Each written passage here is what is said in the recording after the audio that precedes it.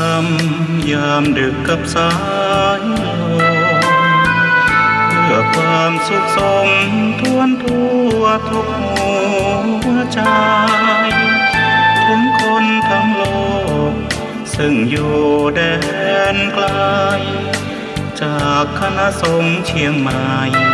ที่ได้ตั้งใจเทศกลอนป่านนี้ศรัทธาลับหรือยังหรือกำลังฟังคลื่นนี้กันอยู่หนอขอจงตั้งใจฟังให้เพียงพอฟังด้วยหัวใจจดจ่ออย่าท้อและถอยเลยคืนไหนถ้ามีเวลาว่างจดหมายมาบ้างอย่าทำเงียบเฉยหรือโทรศัพท์เข้ามาติชมเชยถามปัญหาเถิดเอ่ยจะเฉลยให้สุนทรฝากธรรมนี้มาช่วยย้ำเตือนอย่าลืมอย่าเลือนน้ำคำที่พร่ำสอนสังคมวุ่นวายสุดแสนอาวรณ์วันกลัวโลกจะรุ่มร้อนวันคำจะลับลอย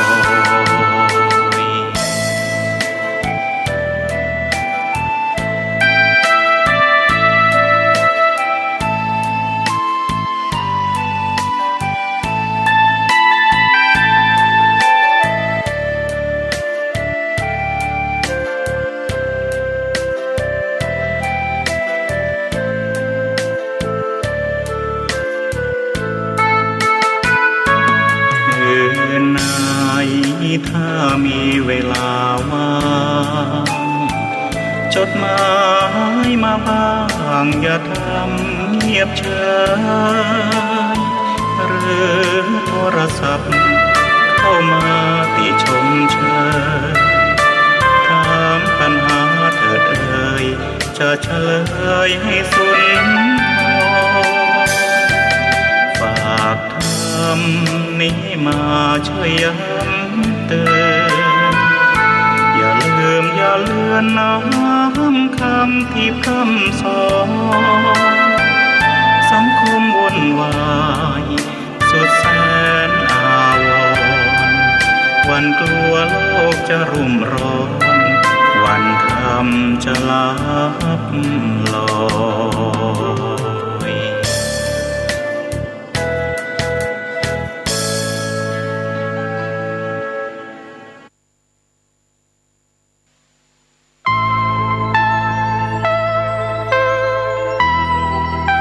ขอเชิญร่วมทำบุญทอดกฐินและวางศิลาฤกษ์ศาลาการประเรียนณที่พักสงฆ์เหล่ามนทาหมู่ที่ 3 ตำบลดอยหลอดอำเภอดอยหลอดจังหวัดเชียงใหม่วันที่ 12 ตุลาคม 2565 เวลา 13:39 นาทีเนื่องด้วยที่พักสงฆ์เหล่ามนทาได้เริ่มก่อสร้างมาตั้งแต่วันที่ 17 มิถุนายน 2565 เพื่อเป็นสถานที่ประกอบพิธีทางพระพุทธศาสนาและเป็นศูนย์รวมจิตใจของศรัทธาประชาชนทั่วไปโดยจะได้ทำการสร้างเสนาสนะถาวรวัตถุที่มั่นคงให้เหมาะสมกับที่จะยกฐานะเป็นวัดในพระพุทธศาสนาสืบไปดังนั้นจึงมีผู้มีจิตศรัทธาร่วมใจกันบริจาคทุนทรัพย์โดยเครือข่ายการเผยแผ่ธรรมะของคณะสงฆ์คลื่นสีขาวทั่วทุกสารทิศตลอดจนศรัทธาประชาชนทั้งหลายทั่วไปทุกคนตั้งกุศลเจตนาในการทอดกฐินสามัคคีและวางศิลาฤกษ์สร้างศาลาการประเรียนณที่พักสงฆ์เหล่ามนทาตามกำหนดการดังนี้วันที่ 5-11 ตุลาคม 2565 เป็นวันตกแต่งดาเตรียมสถานที่วันที่ 12 ตุลาคม 2565 เป็นวันทอดกฐินและวางศิลาฤกษ์เวลา 8 นาฬิกาถึง 12 นาฬิกาเปิดโอกาสให้ศรัทธาประชาชนทำบุญตามอัธยาศัยและร่วมตอกไม้มงคลตามกุศลเจตนา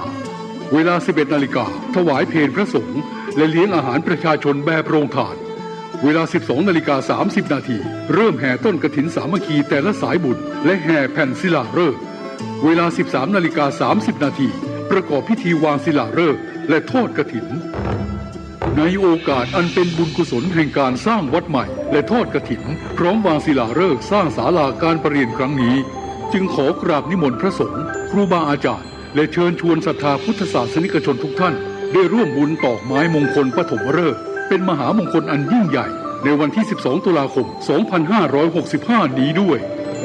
ขออำนาจคุณพระศรีรัตนตรัยและสิ่งศักดิ์สิทธิ์ทั้งหลายตลอดจนพระสยามเทวาธิราชด้วยอำนาจเดชเดชะเทวาอารักษ์รุกขเทวดาภูมิเทวะพระแม่ธรณีคุณพ่อคุณแม่จงแผ่ไพศาลด้วยบุญแห่งการให้ทานของท่านทั้งหลายจงเป็นพลวะปัจจัยส่งเสริมสนับสนุนให้เศรษฐีใจบุญนายทุนใจดีและผู้มาร่วมงานทุกท่านจงมีอายุวันนะสุขะปฏิภาณสมบูรณ์ตลอดกาลนานเถิดสาธุวัดดอนจันทร์อำเภอเมืองจังหวัดเชียงใหม่ขอเชิญร่วมงานพิธีเทวาพิเศษกวันปิยมหาราชรัชกาลที่ 5 ระหว่างวันที่ 21 ถึง 23 ตุลาคม 2565 ขอเชิญผู้มีจิตศรัทธาร่วมบริจาคดอกกุหลาบสีแดงขาวชมพูเพื่อจัดถวายที่วิหารร.5 และวันที่ 23 ตุลาคม 2565 ขอเชิญร่วมพิธีทำบุญตักบาตรสืบชะตาพิธีพุทธาภิเษกตะกรุดดินเผาปีที่ 3 ตั้งแต่เวลา 7:30 น.เป็นต้นไปติดต่อถวายโรงทานณวัดดอนจันทร์อำเภอเมืองจังหวัดเชียงใหม่โทร 053-240-184 053-240-184กฐินทานคือสังฆทานบุญทานยิ่งใหญ่1 เดือนท่านกำหนดไว้นับตั้งแต่วันพิธีทำบุญทอดกฐินมหาวิทยาลัยเชียงใหม่ประจำปี 2565 ทอดถวายวันเสาร์ที่ 29 ตุลาคม พุทธศักราช 2565 ณ วัดฝายหินตำบลสุเทพอำเภอเมืองเชียงใหม่ จังหวัดเชียงใหม่ 13 นาฬิกาพร้อมกันที่ศาลาธรรมมหาวิทยาลัยเชียงใหม่ตั้งขบวนแห่องค์กฐินและบริวารหน้าศาลาธรรมมหาวิทยาลัยเชียงใหม่เคลื่อนขบวนแห่องค์กฐินและบริวารออกจากศาลาธรรมมีกำหนดไปตามเส้นทาง 13:30 น.ขวงวัฒนธรรมมหาวิทยาลัยเชียงใหม่ขบวนแห่องค์กฐินและบริวารทุกคณะสถาบันสำนักและส่วนงานต่างๆพร้อมกันมีการแสดงของชมรมพื้นบ้านล้านนาสโมสรนักศึกษามหาวิทยาลัยเชียงใหม่ 14 นาฬิกา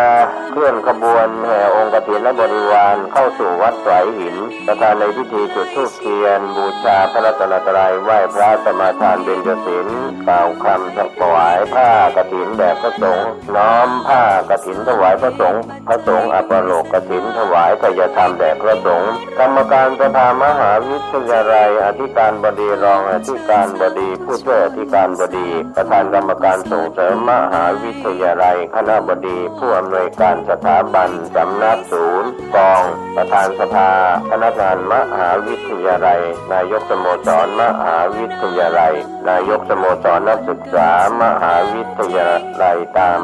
ลำดับถวายทายธรรมแด่พระสงฆ์อนุโมทนากรวดน้ำรับก่อนลาพระสงฆ์ 15:30 น.ประกาศผลรางวัลการประกวดขบวนกฐินก็เป็นข่าวสารงานทำบุญทอดกฐินมหาวิทยาลัยเชียงใหม่ประจำปี 2565 ตรงกับวันเสาร์ที่ 29 ตุลาคม 2565 ก็ถวายกับพระคุณเจ้าที่จำพรรษาท่วนไตรมาสวัดฝายหินตำบลสุเทพอำเภอเมืองเชียงใหม่จังหวัดเชียงใหม่ขอเชิญท่านร่วมบุญร่วมกุศลติดต่อได้ที่มหาวิทยาลัยเชียงใหม่และวัดฝายหินที่จะร่วมทำบุญในคราวครั้งนี้ได้ความสุขกายสุขใจโดยทั่วหน้ากันสร้างเหตุปัจจัยด้วยศรัทธาด้วยปัญญารู้เห็นทำตามจริงขอเชิญสาธุชนสร้างบุญกุศลยิ่งใหญ่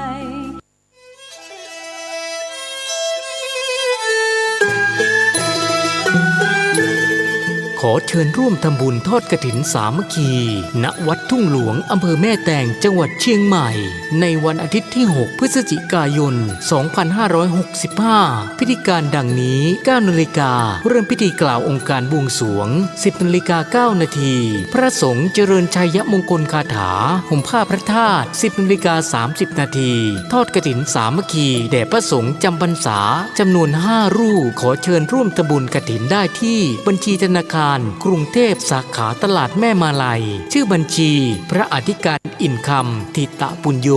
เลขที่ 458-016-9367 หรือสอบถามเพิ่มเติมได้ที่พระสมศักดิ์ปัญญาวโรโทร 0819196632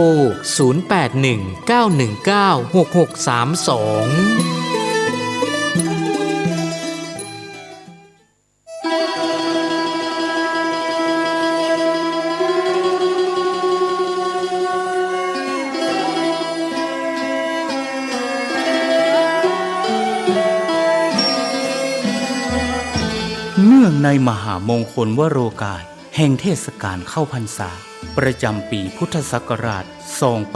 2565 อันเป็นปีมหาปีติยินดียิ่งของมหาชนชาวล้านนาและชาวไทยผู้มีจิตเลื่อมใสเปี่ยมล้นด้วยพลวะศรัทธาในบวรพระพุทธศาสนาอีกทั้งเป็นปีที่เวียนรอบมาบรรจบครบ 144 ปีชาตการ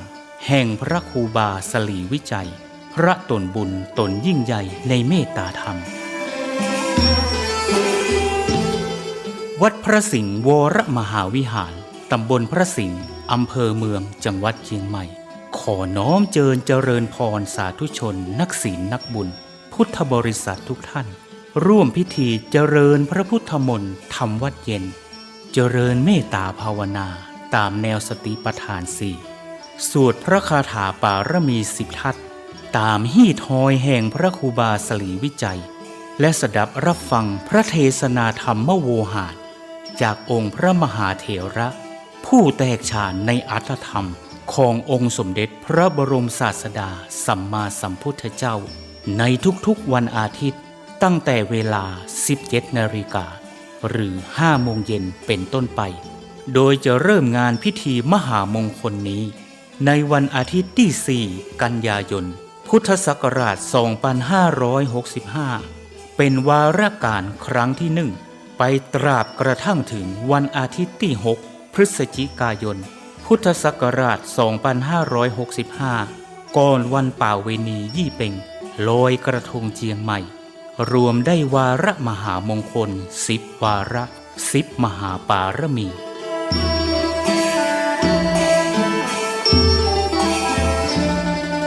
ปวงท่านมหาศรัทธานาบุญผู้มีความสนใจเข้าร่วมพิธีทำวัดเย็นเจริญเมตตาภาวนาสั่งสมปารมีทั้ง10 ทัศอันมีทานปารมีเป็นต้นและมีอุเบกขาปารมีเป็นที่สุดนั้นขอน้อมเจริญพรร่วมพิธีได้ที่พระวิหารหลวงวัดพระสิงห์วรมหาวิหารตำบลพระสิงห์อำเภอเมืองจังหวัดเชียงใหม่และท่านที่มีจิตเจตจำนงประสงค์ใคร่ร่วมบำเพ็ญมหาทานปารมีถวายกันเทศแด่พระมหาเถระผู้แสดงพระธรรมเทศนาและถวายน้ำปานะแด่พระภิกษุสงฆ์สามเณรนั้นขอน้อมร่วมทำบุญหรือแจ้งความประสงค์ของท่านได้ที่พระเดชพระคุณหลวงพ่อพระเทพสิงหวราจารย์เจ้าอาวาสวัดพระสิงห์วรมหาวิหารโทรศัพท์081-883-8752หรือที่ท่านพระครูปริยัติกิจจาภิวัตรผู้ช่วยเจ้าอาวาสวัดพระสิงห์วรมหาวิหารโทรศัพท์089-264-2485ได้ตั้งแต่วันนี้เป็นต้นไป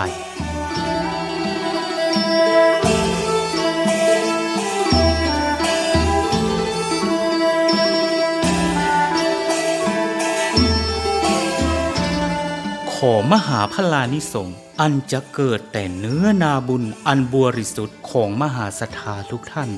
อีกทั้งพระพุทธปารมีแห่งองค์หลวงพ่อพระศรีสันเพชรหรือหลวงพ่อโตที่สถิตสถาพรเป็นองค์พระประธานอยู่ ณพระวิหารหลวงวัดพระสิงห์วรมหาวิหารอีกทั้งอานุภาวะแห่งองค์พระพุทธสิหิงค์พระสิงห์หลวงและอำนาจแห่งพระบารมีทั้ง10ทัศของพระครูบาสลีวิจัยจุงเป็นพลวะปัจจัยอันยิ่งโยชน์นำมาซึ่งความรุ่งโรจน์แห่งดวงจิตพิสุทธิ์น้อมนำทุกท่านฮืออิ่มเอมเอิบอิ่มดำดิ่งสู่วิมุตติธรรมแห่งองค์พระสัมมาสัมพุทธะกอบด้วยทั้งสัพพสันลภากายอันบริสุทธิ์บริบูรณ์ด้วยอายุการอันเป็นทิพย์มีวรรณพิสิทธิ์พันพุทธผ่องใสมีความสุขกายสบายใจด้วยทั้งพลานามัยพรั่งพร้อมสรรตาบรอดเถิงเติงตันยังอมตะมหาเนรพานอันเป็นที่สุดเสี่ยงแห่งอาสวะกิเลสในวัฏสงสารต่อการภายหน้านั้นจงทุกท่านทุกคนแด่เตอสา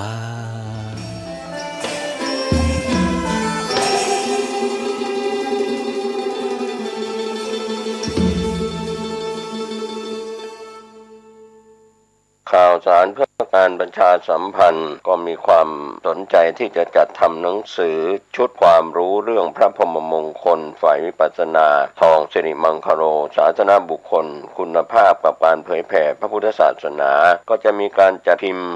2,500 เล่มภาษาไทย 2,000 เล่มภาษาอังกฤษ 500 เล่มท่านที่สนใจร่วมบุญบริจาคได้ที่บัญชีธนาคารกรุงไทยเลขที่บัญชี 5111714383 ชื่อบัญชีพระครูภาวนาโสภิตบุญ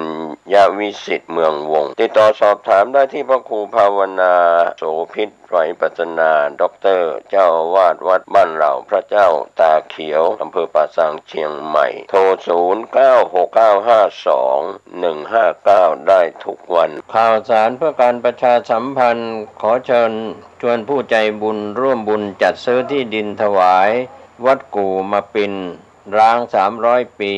บ้านป่าขุยหมู่ที่3ตำบลสันปุเรยอำเภอดอยสะเก็ดจังหวัดเชียงใหม่เพื่อขยายพื้นที่วัดเพิ่มขึ้นเนื่องจากวัดมีพื้นที่น้อยจะทำการสร้างเป็นศาสนสถานที่ปฏิบัติธรรมสืบสานศาสนาต่อไปร่วมบุญได้ที่ธนาคารกรุงเทพเลขที่บัญชี772-015-2391ชื่อบัญชีวัดชัยสถานเพื่อบูรณะวัดกู่มาปินหรือร่วมบุญติดต่อโดยตรงที่พระธวัชชัยธีรปัญโย0801732709 065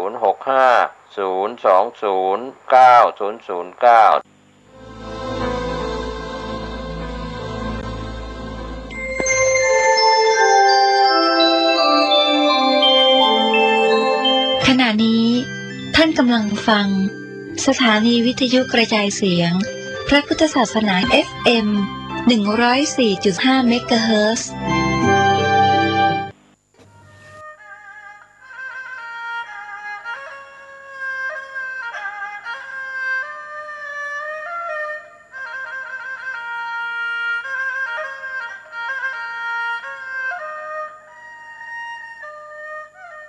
พระร้องเพลงจะผิดศีลหรือไม่ผิดขึ้นอยู่กับเจตนาอาตมาร้องเพื่อประกอบการบรรยายถือว่าเป็นการเรียนรู้แต่ถ้าอยู่ดีๆอาตมาเกิดครึ้มอกครึ้มใจขึ้นมาก็เลยนั่งครวญเพลงแบบนี้ผิดศีลแน่นอนผู้ที่สงสัยพากันขจัดความสงสัยออกไปทันทีเพราะแค่สงสัยท่านก็ยังรู้เกิดมาไม่เคยพบเคยเห็นพระที่เก่งอย่างพระอาจารย์องค์นี้แม่พินหรืออาจารย์ยุพินบำเรอจิตรู้สึกแปลกใจที่พระอาจารย์เทศสอนผิดแผกแตกต่างไปจากแต่การก่อนนั่นคือเมื่ออ้างคำตรัสของพระพุทธเจ้าท่านจะบอกที่มาอย่างละเอียดเมื่อก่อนท่านไม่เป็นอย่างนี้ท่านบอกว่าไปอินเดียมาไปดูสถานที่อันเป็นที่อุบัติของพระพุทธเจ้าไม่น่าเชื่อว่าเวลาผ่านไปไม่กี่วันท่านเก่งกว่ามหาปรริญญาเสียอีกพระอาจารย์อ่านใจศิษย์รุ่นแรกออกจึงตอบว่าที่อาตมาต้องอ้างภาษาบาลีในการบรรยาย ราะอาตมาพบหลวงพ่อในป่าอาจารย์ของอาตมาเมื่อตอนตี 1เศษท่านบอกว่าต่อไปในอนาคตจะมีพระแผลงเซ่อซนมาเปลี่ยนคำทรงสอนของพระพุทธเจ้าให้ผิดไปจากความจริงจะทำสมมุติสัจจะให้เป็นปรมัตถสัจจะ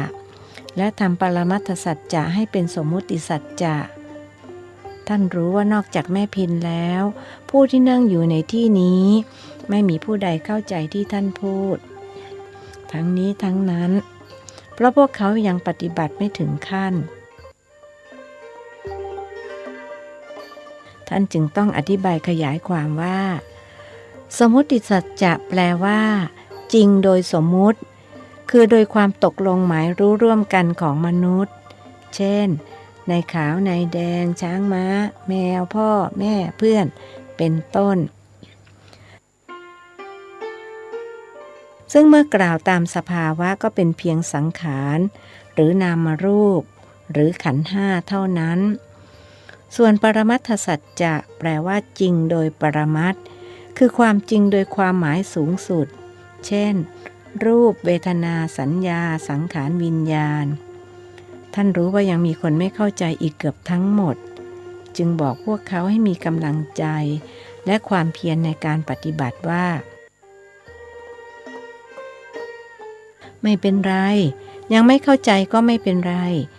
ปฏิบัติถึงขั้นเมื่อไรก็จะเข้าใจเมื่อนั้นเอาละพูดเรื่องอื่นมามากแล้วก็ขอกลับไปที่หลวงพ่อในป่าอาจารย์ของอาตมาที่ท่านบอกว่าจะมีผู้พยายามเปลี่ยนคำทรงสอนของพระพุทธเจ้าหลวงพ่อในป่าก็เลยให้อาตมาช่วยจันลงอายุพระพุทธศาสนาให้ยืนยาวต่อไปด้วยการอ้างคำตรัสของพระพุทธเจ้าที่เรียกว่าพระพุทธพจน์หรือพระพุทธวจนะมาเป็นหลักฐานจะได้ตรวจสอบได้ว่าเป็นคำทรงสอนของพระพุทธเจ้าหรือเป็นคำทรงสอนของพวกเดียรถีซึ่งเป็นนักบวชภายนอกพระพุทธศาสนาถ้าเป็นอย่างหลังเราก็ไม่ต้องไปสู้รบตบมือด้วยเพราะพวกเขาไม่ได้เป็นพุทธสาวก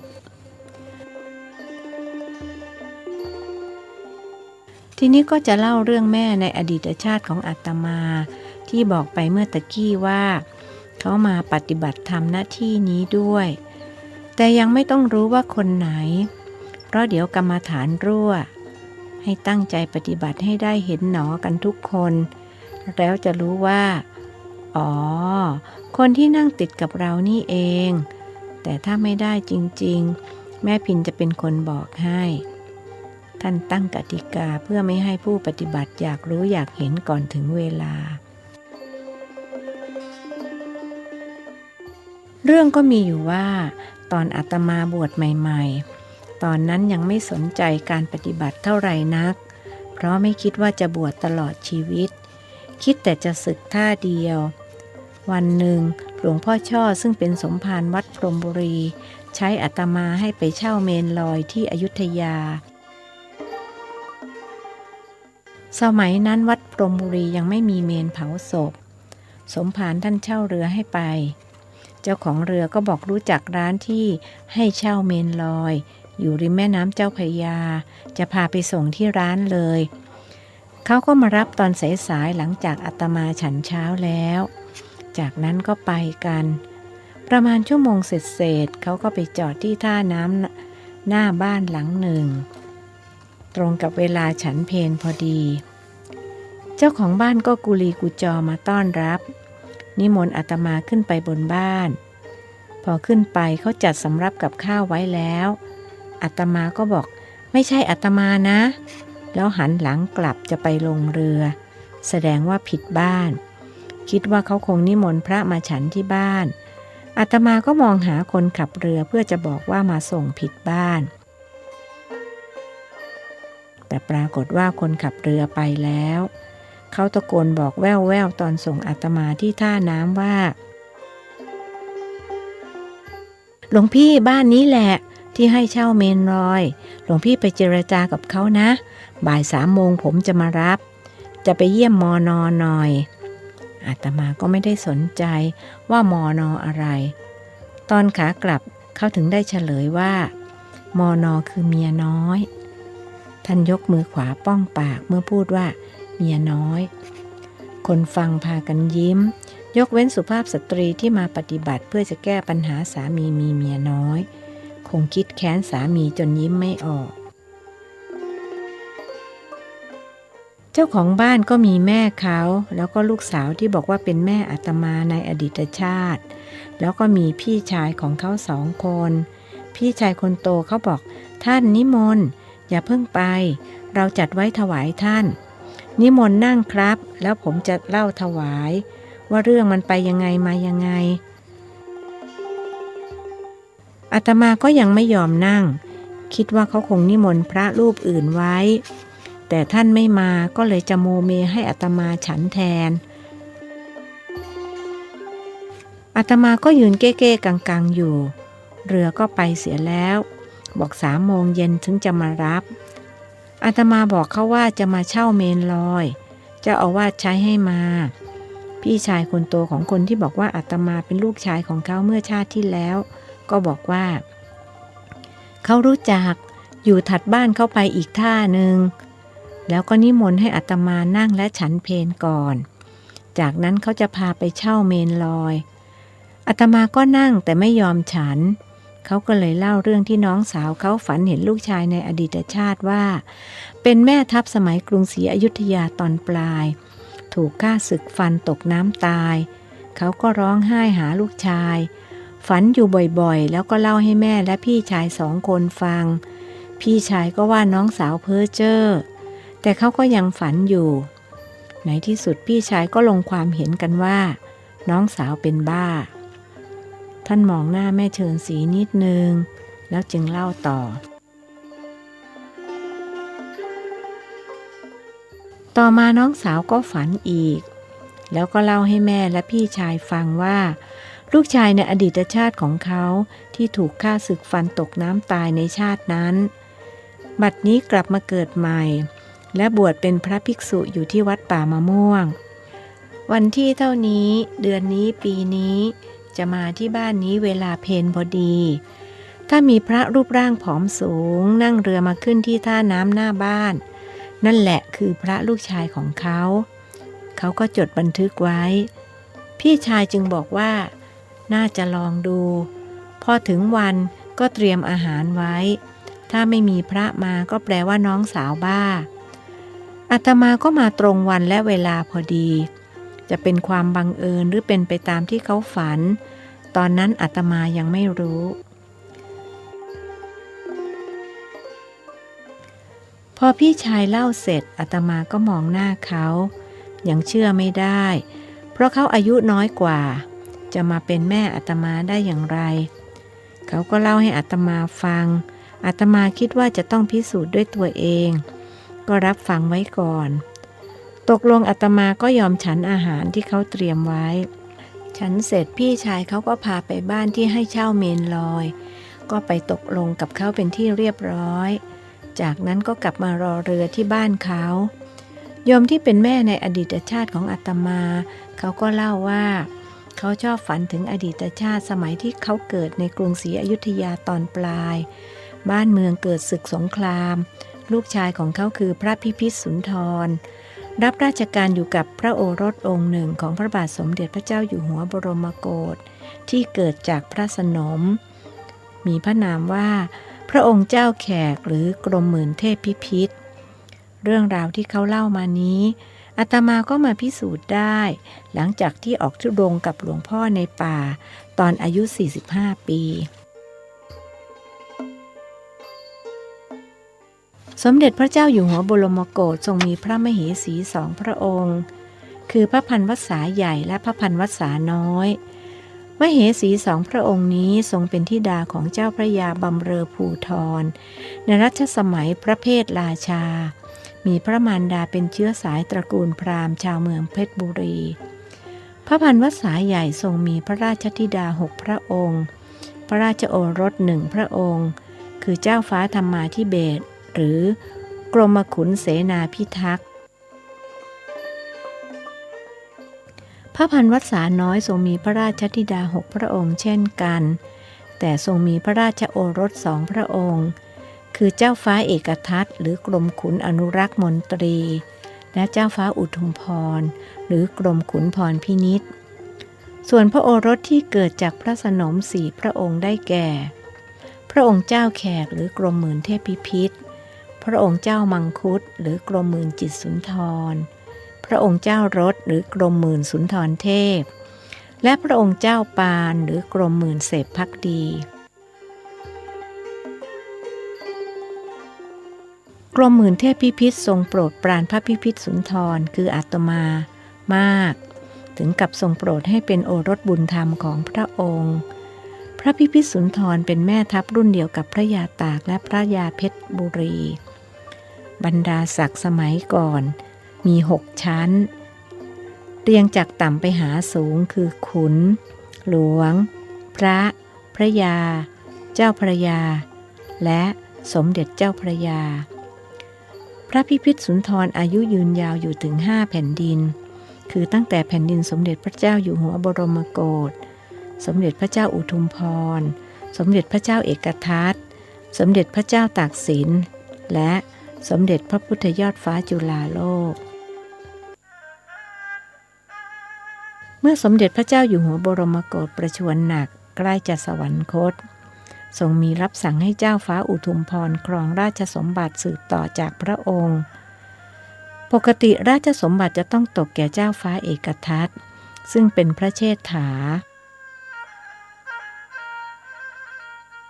แต่สมเด็จพระเจ้าอยู่หัวบรมโกศทรงมีพระราชดำรัสว่าเจ้าฟ้าเอกทัตนั้นโฉดเขลาเบาปัญญาหากเป็นพระเจ้าแผ่นดินแล้วต่อไปในเบื้องหน้าบ้านเมืองก็จะเกิดภัยพิบัติฉิบหายเสียเป็นอันว่าเจ้าฟ้าอุทุมพรได้ครองราชสมบัติตามที่สมเด็จพระราชบิดาทรงมีรับสั่งอย่างไรก็ตามสมเด็จพระเจ้าอุทุมพรทรงครองราชสมบัติได้เพียง10 วันพระเชษฐาคือพระเจ้าเอกทัตก็ทรงสำแดงเดชด้วยการเสด็จไปประทับณพระที่นั่งสุริยาตอมรินทร์แสดงพระองค์เป็นพระเจ้าแผ่นดินโดยไม่มีการเชื้อเชิญอย่างเป็นทางการสมเด็จพระเจ้าอุทุมพรทรงอึดอัดขัดข้องพระราชหฤทัยในการครองราชสมบัติจึงทูลถวายราชสมบัติแด่พระเชษฐาแล้วเสด็จออกผนวดณวัดศรีอโยธยาจากนั้นเสด็จประทับจำพรรษาณวัดประดู่โรงธรรมครั้นเกิดสงครามกับพม่าและอยุธยากำลังจะเสียเอกราชพระเจ้าเอกทัตก็ส่งคนของพระองค์ให้มาทูลนิมนต์ไปประจำพรรษาณวัดราชประดิษฐานเมื่อสมเด็จพระเจ้าเอกทัตเป็นพระเจ้าแผ่นดินเหตุการณ์ก็เป็นไปตามที่พระเจ้าอยู่หัวบรมโกศทรงมีพระราชดำรัสไว้กรุงศรีอยุธยาที่เคยเจริญรุ่งเรืองโดยเฉพาะพระพุทธศาสนาซึ่งกล่าวได้ว่าเจริญสูงสุดในสมัยอยุธยาทั้งนี้เพราะสมเด็จพระเจ้าอยู่หัวบรมโกศทรงเป็นพระธรรมราชาแห่งกรุงศรีอยุธยาทรงสนับสนุนให้มีการเผยแผ่พระพุทธศาสนาไปยังเกาะลังกาแต่เมื่อพระเจ้าเอกทัตครองราชสมบัติกรุงศรีอยุธยาและพระพุทธศาสนาก็ถูกพม่าทำลายอย่างย่อยยับวังและวัดถูกเผาผลาญจนแทบจะสูญสิ้นจากแผ่นดินไทยพระยาตากซึ่งเป็นแม่ทัพในสมัยนั้นต้องรวบรวมพรรคพวกซึ่งมีจำนวนน้อยขุดอุโมงค์ลอดกำแพงเมืองไปตั้งหลักที่ธนบุรีและกลับมากู้ชาติได้สำเร็จภายใน7 เดือนกระนั้นก็ไม่สามารถทำให้กรุงศรีอยุธยาฟื้นคืนชีพกลับมาได้จึงจำต้องทิ้งกรุงศรีอยุธยาและตั้งกรุงธนบุรีเป็นเมืองหลวงแทนจากนั้นจึงกระทำพิธีปราบดาพิเศษขึ้นเป็นกษัตริย์ครองกรุงธนบุรีมีพระนามว่าสมเด็จพระเจ้าตากสินหรือสมเด็จพระเจ้ากรุงธนบุรี สมเด็จพระเจ้าตากสินทรงครองราชสมบัติตั้งแต่พ.ศ. 2310 ถึง 2325 รวม 15 ปี หลังจากทรงรับกรรมฐานจากหลวงพ่อในป่าแล้วก็ทรงสละราชสมบัติให้พระสหายที่ช่วยกันกอบกู้ชาติมาคือสมเด็จเจ้าพระยามหากษัตริย์ศึกครองราชสมบัติแทนทรงพระนามว่าพระบาทสมเด็จพระพุทธยอดฟ้าจุฬาโลกซึ่งหลังจากทำพิธีปราบดาภิเษกแล้วก็ได้ย้ายเมืองหลวงจากธนบุรีมาอยู่ฝั่งเหนือของแม่น้ำเจ้าพระยาตั้งชื่อพระนครใหม่ว่ากรุงเทพมหานครพระบาทสมเด็จพระพุทธยอดฟ้าจุฬาโลกทรงเป็นปฐมกษัตริย์แห่งบรมราชจักรีวงศ์ความจริงเรื่องราวการเสียกรุงครั้งที่2นั้นมีเหตุปัจจัยหลายอย่างหลายประการเวลานั้นมีชาวต่างชาติเข้ามาเผยแผ่ศาสนาแล้วและที่น่าประทับใจก็คือเขาเหล่านั้นได้มีส่วนในการช่วยพระยาตากกู้ชาติมีทั้งชาวคริสต์และชาวมุสลิมทั้งที่พวกเขามิได้เกิดในแผ่นดินไทยก็ยังมีใจกตัญญูรู้คุณแผ่นดินถิ่นอาศัยอุทิศกายและใจช่วยปกปักรักษาแต่ที่น่าเสียดายและเสียใจสุดจะกล่าวก็คือมีคนไทยใจอำมหิตที่คิดร้ายต่อแผ่นดินถิ่นเกิดของตนไปเข้าข้างพม่าฆ่าฟันคนไทยด้วยกันเพราะความลุ่มหลงมัวเมาบวกกับความโง่เขลาเบาปัญญาเห็นแก่ตัวเห็นแก่ได้อย่างร้ายกาจมิได้เห็นแก่ชาติและแผ่นดินถิ่นเกิดแต่อย่างใดที่พูดอย่างนี้เพราะอาตมาเจอมากับตัวเองไม่เช่นนั้นก็จะพูดไม่ได้ด้วยเหตุนี้อาตมาจึงไม่เคยคิดรังเกียจเดียดฉันญาติโยมที่นับถือศาสนาอื่นเลยทั้งยังยินดีต้อนรับเข้ามาเรียนวิชาแก้ปัญหาชีวิตโดยไม่ต้องเสียค่าเล่าเรียนแต่ประการใดเพราะอาตมากตัญญูรู้คุณบรรพบุรุษของท่านจึงต้องการตอบแทนท่านพูดพลางกวาดสายตาไปยังชาวคริสต์ชาวมุสลิมและชาวฮินดูที่พากันมาเรียนวิชาแก้ปัญหาชีวิตส่วนชาวซิกนั้นแม้บรรพบุรุษของพวกเขามิได้ช่วยกู้ชาติเพราะสมัยนั้นศาสนาซิกยังไม่มีแต่ปัจจุบันชาวซิกในประเทศไทยก็ได้ช่วยอุปถัมภ์ค้ำจุนสถาบันชาติ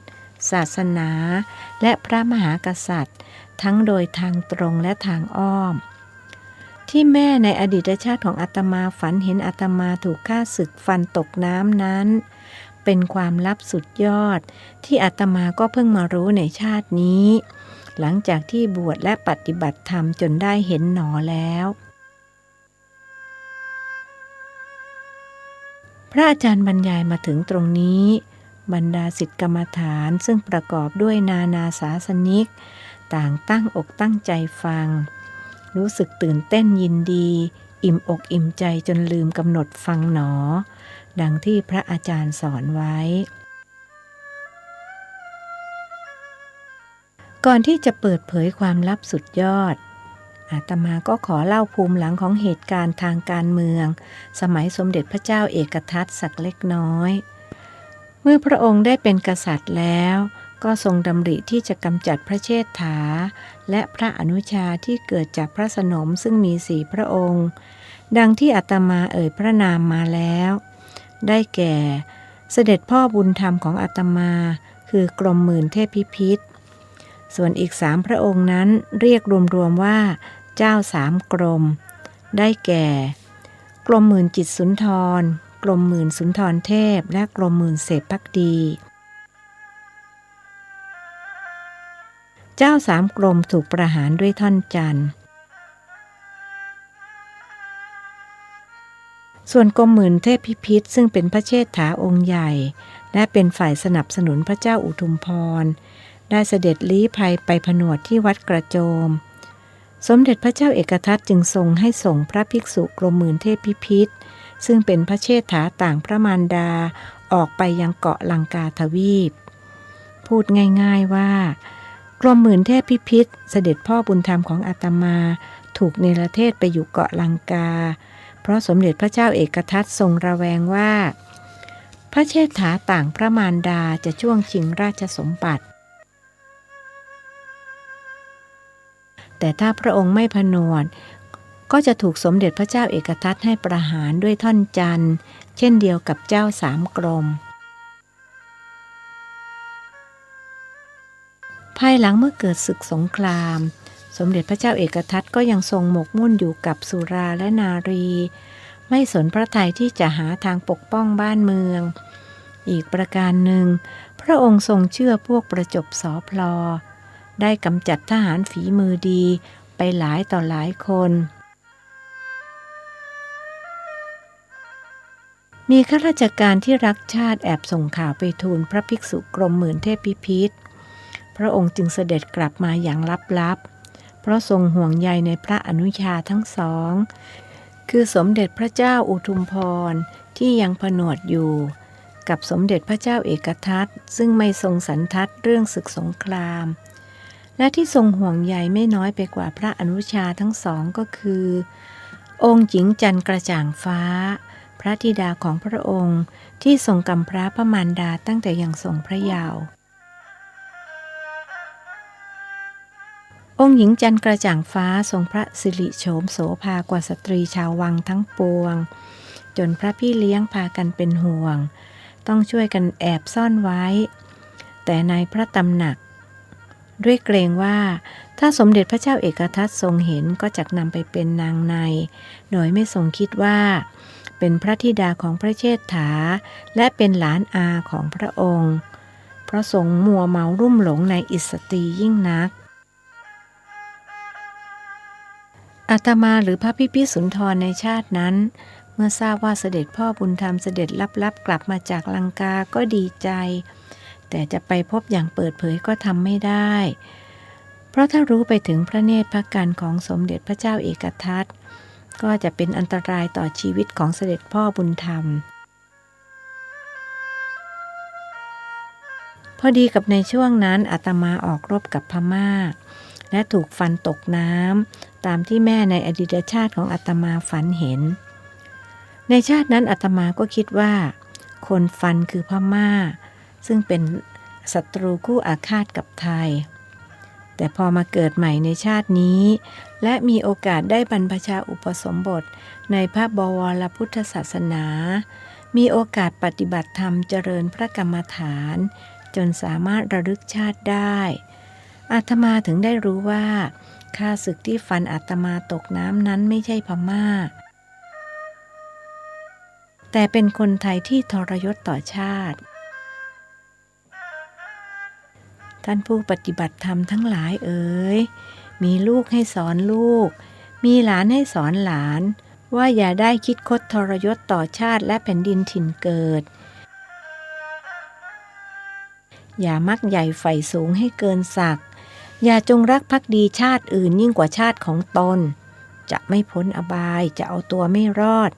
เพราะกรรมจะตามติดไปตลอดกาลนานการให้ผลของกรรมนั้นถ้ากรรมดีที่เคยทำไว้ยังให้ผลอยู่กรรมชั่วก็จะรอโอกาสกรรมดีให้ผลหมดเมื่อไรกรรมชั่วมาให้ผลทันทีเพราะฉะนั้นอย่าไปคิดว่าทำดีได้ดีมีที่ไหนทำชั่วได้ดีมีถมไปถ้าคิดอย่างนี้จะเสียอกเสียใจต่อภายหลังเชื่ออาตมาเถิดอาตมารับกรรมมาหนักหนาสาหัสเหลือเกินจะต้องใช้หนี้กรรมที่ทำไว้ให้หมดใช้หมดเมื่อไรก็จะเป็นอิสระเมื่อนั้น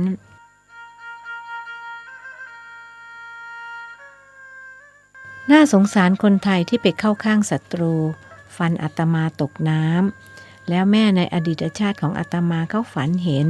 และจำติดตามมาจนถึงชาตินี้แต่โปรดทราบไว้ณที่นี้ว่าอาตมาไม่ได้ตายทั้งที่จะต้องตายอย่างหลีกเลี่ยงไม่ได้อะไรทำให้อาตมาไม่ตายรู้ไหมท่านถามคนฟังครั้นไม่มีผู้ใดตอบท่านจึงตอบเสียเองว่าความกตัญญูกตเวทียังไงล่ะกตัญญูกตเวทีคืออะไร ใครรู้ช่วยตอบด้วย ไม่มีผู้ใดตอบอีกตามเคยท่านจึงต้องตอบเองกตัญญูกตเวทีแยกออกเป็นสองคำคือกตัญญูกับกตเวทีกตัญญูหมายถึงรู้คุณท่านกตเวทีหมายถึงตอบแทนหรือสนองคุณท่านกตัญญูกตเวทีจึงหมายถึงผู้รู้อุปการะที่ท่านทำแล้วและตอบแทนอาตมากตัญญูกตเวทีต่อเสด็จพ่อบุญธรรมกตัญญูกตเวทีต่อชาติศาสนาพระมหากษัตริย์อานุภาพแห่งความกตัญญูกตเวทีทำให้อาตมารอดชีวิตมาได้ตอนอาตมาถูกฆ่าศึกฟันตกน้ำอาตมานึกถึงเสด็จพ่อบุญธรรมจึงรวมจิตที่กำลังจะดับนั้นให้มีพลังต่อสู้กับความเจ็บปวดตั้งจิตอธิษฐานว่าข้าพเจ้าขอโอกาสท้าวเวสสวรรณขอท้าวเวสสวรรณจงให้โอกาสแก่ข้าพเจ้าได้ตอบแทนบุญคุณของผู้มีอุปการะคุณต่อข้าพเจ้าเสียก่อนข้าพเจ้าขอตายหลังจากที่ได้ทำหน้าที่เสร็จสิ้นสมบูรณ์แล้วเมื่อสิ้นคำอธิษฐานอาตมารู้สึกมีเรี่ยวแรงขึ้นมาอย่างประหลาดประกอบกับเสด็จพ่อบุญธรรมทรงสอนเวทมนต์คาถาให้หลายอย่างหลายประการอาตมาก็ดำน้ำหนีข้าศึกมาได้พอขึ้นบกก็คิดว่าเราตายแล้วหมดหน้าที่การเป็นแม่ทัพภายใต้บังคับบัญชาของสมเด็จพระเจ้าเอกทัตแล้วชีวิตที่เหลือเราจะอุทิศให้ผู้มีพระคุณคือเสด็จพ่อบุญธรรมอาตมาไปพบพระองค์ท่านเล่าเรื่องราวถวายพระองค์ทรงดีพระทัยและมีรับสั่งว่าต่อให้ขุนพลเก่งกล้าสามารถปานใดแต่ถ้าอยู่ใต้การบัญชาของสมเด็จพระเจ้าเอกทัตก็ไม่อาจรักษากรุงศรีอยุธยาไว้ได้สิ่งที่พวกเราจะทำได้คือไปหาที่หลบซ่อนด้วยพระดำรินี้นครแลลับตาและองค์หญิงจันทร์กระจ่างฟ้าจึงเกิดขึ้นแต่ยังไม่ถึงเวลาที่จะเล่าอีก20 ปีข้างหน้าถ้าท่านทั้งหลายยังมีชีวิตอยู่อาตมาก็จะเล่าให้ฟังอย่าพากันกลับบ้านเก่าเสียก่อนก็แล้วกันกินข้าวกับหายใจเข้าไว้ท่านพูดยิ้มพลางกวาดสายตาไปยังผู้ปฏิบัติธรรมเพื่อสำรวจตรวจสอบสัมมโนประชากรในอีก20 ปีข้างหน้าเห็นหนอกระซิบข้างหูว่าเหลืออยู่ครึ่งเดียวอีกครึ่งไปเป็นเทพบุตรเทพธิดาในสวรรค์ชั้นดาวดึงส์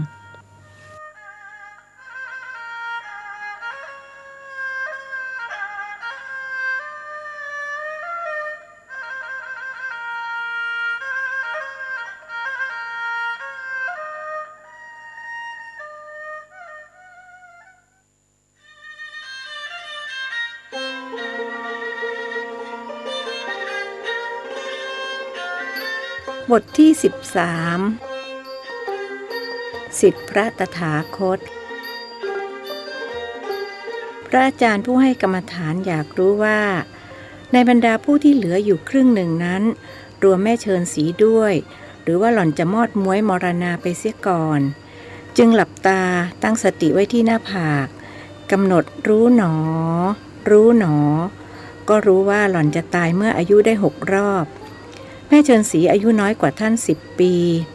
เวลานี้ท่านอายุ57หล่อนก็ต้องอายุ47แสดงว่าหล่อนจะมีอายุยืนยาวต่อไปได้อีก25 ปีส่วนมารดาหล่อนจะอยู่ต่อไปได้อีก5 ปีนอกจากนี้ท่านยังต้องการรู้อีกว่าผู้ปฏิบัติกว่า100 คนเหล่านี้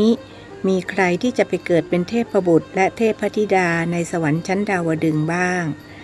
จึงกวาดสายตาไปยังทุกคนอย่างรวดเร็วภาพที่ท่านเห็นปรากฏเป็นเทพธิดามากกว่าเทพบุตรที่เป็นดังนี้เพ ราะบุรุษที่นั่งอยู่เบื้องหน้าท่าน80%จะไปเกิดเป็นเทพธิดาส่วนสตรีที่จะไปเกิดเป็นเทพบุตรมีเพียง1%เท่านั้นมิน่าเล่าพวกเทพบุตรแต่ละองค์ในสวรรค์ชั้นต่างๆจึงมีเทพธิดาเป็นบริวารกันองค์ละเป็นร้อยเป็นพันเพราะเทพธิดามีมากกว่าเทพบุตรนี่เองท่านคิดในใจพระอาจารย์ครับจำเป็นด้วยหรือครับที่คนเคยเป็นพ่อแม่เราในอดีตชาติพอมาพบกันในชาตินี้